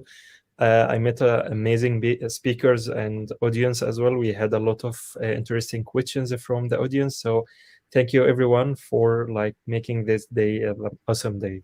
Yeah, that's good to hear. Do you have some favorite personal takeaways from the sessions? Yeah, actually, for React Native, I think for me, I need to because personally, I was like looking that there is a competition in the market between React Native and the Flutter. They are mostly so, but actually React Native, like I need to like try different things with React Native. Because I think they have a lot of components and like features need It's like developing fast. Yeah, maybe A I can. high adoption. We saw it in the statistics, like very high adoption. Yeah, maybe I can start building my first React Native application. And also for the scalable architecture, this is very interesting topics, because if you wanted to build a scalable app for millions of users, so you need to take care about all the components in the applications. Yeah, so this is a lot of things I learned today. Okay, that's cool. So you had a lot of fun, but it's also a bit exhausting doing these moderations, like true. Yeah, actually, it's like a little bit challenging when you have like when you are a speaker and then you are like a co-hosting and moderating. So it's challenging, have but to be focused it was and very following everything and so on. Also tricky questions sometimes. But Yeah. I hope it was a cool experience for you, and I would like to invite you to some of our next events again. So I would like to say, after this long day, is there anything else you want to share with the audience? About something special or in Whatever, general? it's like your pitch to say anything. No, at the end, also like React Native community. Also at the Bitrise, we have an open source community. Maybe I forget to mention that all of the steps that we have in Bitrise, all of them are open source. So we have almost more than 330 steps for all the different tasks in or like functions for mobile apps. Also, we are like welcoming all open source participations or contributions from the open source community. So if you wanted to like develop any or create any own steps, so you can do it, and it will be displayed in our marketplace as well. Yeah, just so this is one of the things. And also we have like an expert program, so if you wanted to write or make a video or like a webinar with us, so we are welcome with any ideas that related to mobile development, is that just to increase to be more active in the community for mobile development. Yeah. Okay, that's great. Then, Moataz, I would say I wish you a very nice and well-deserved evening, and hope to see you soon again. And yeah, best wishes from our side, and bye-bye. Thank you. Thank you, Anna. Thank you. Bye. Bye. Okay, so this was Moataz, a very cool host, and thanks again for helping us out with the moderation today. I would also to say thanks again to Bitrise for supporting us and making this event happen. I think we had really 6 amazing talks today. I think there was something for everyone in it. If you jumped in too late, no worries. You can just watch everything on demand later on, so you didn't miss anything if you came too late. Then I want also to remind you that you can win a Nintendo Switch. Just on the event page, scroll a bit down, you will see a promotion by our partner Deloitte.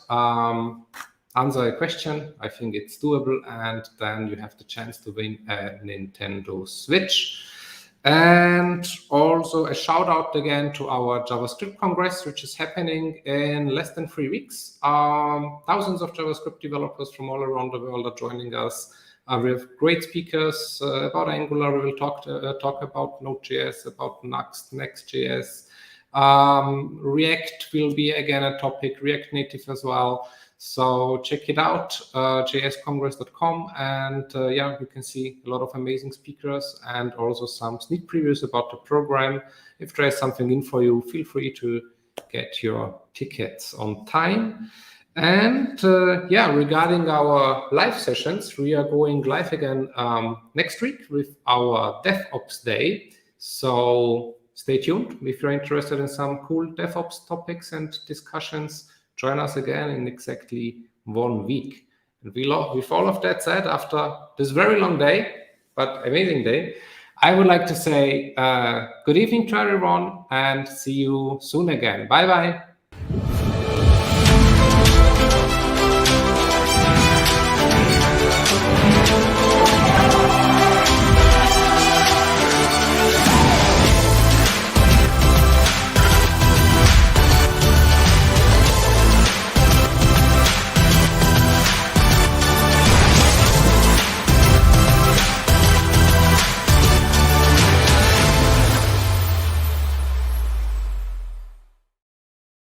As a mobile developer, I build for the world's biggest platforms where millions of users connect, work, and play.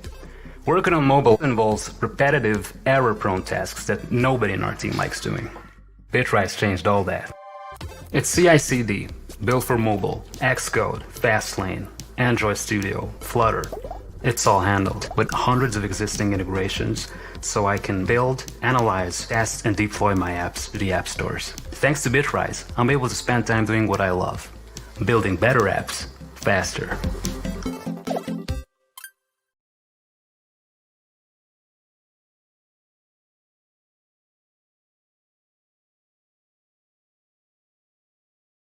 Have you found your dream job as a developer? Or are you stuck in an unfulfilling job?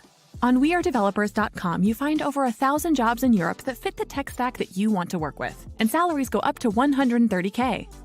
All you have to do is create a free profile, and you automatically get matched with jobs that fit your requirements. So what are you waiting for? Create your free profile and let companies apply to you now.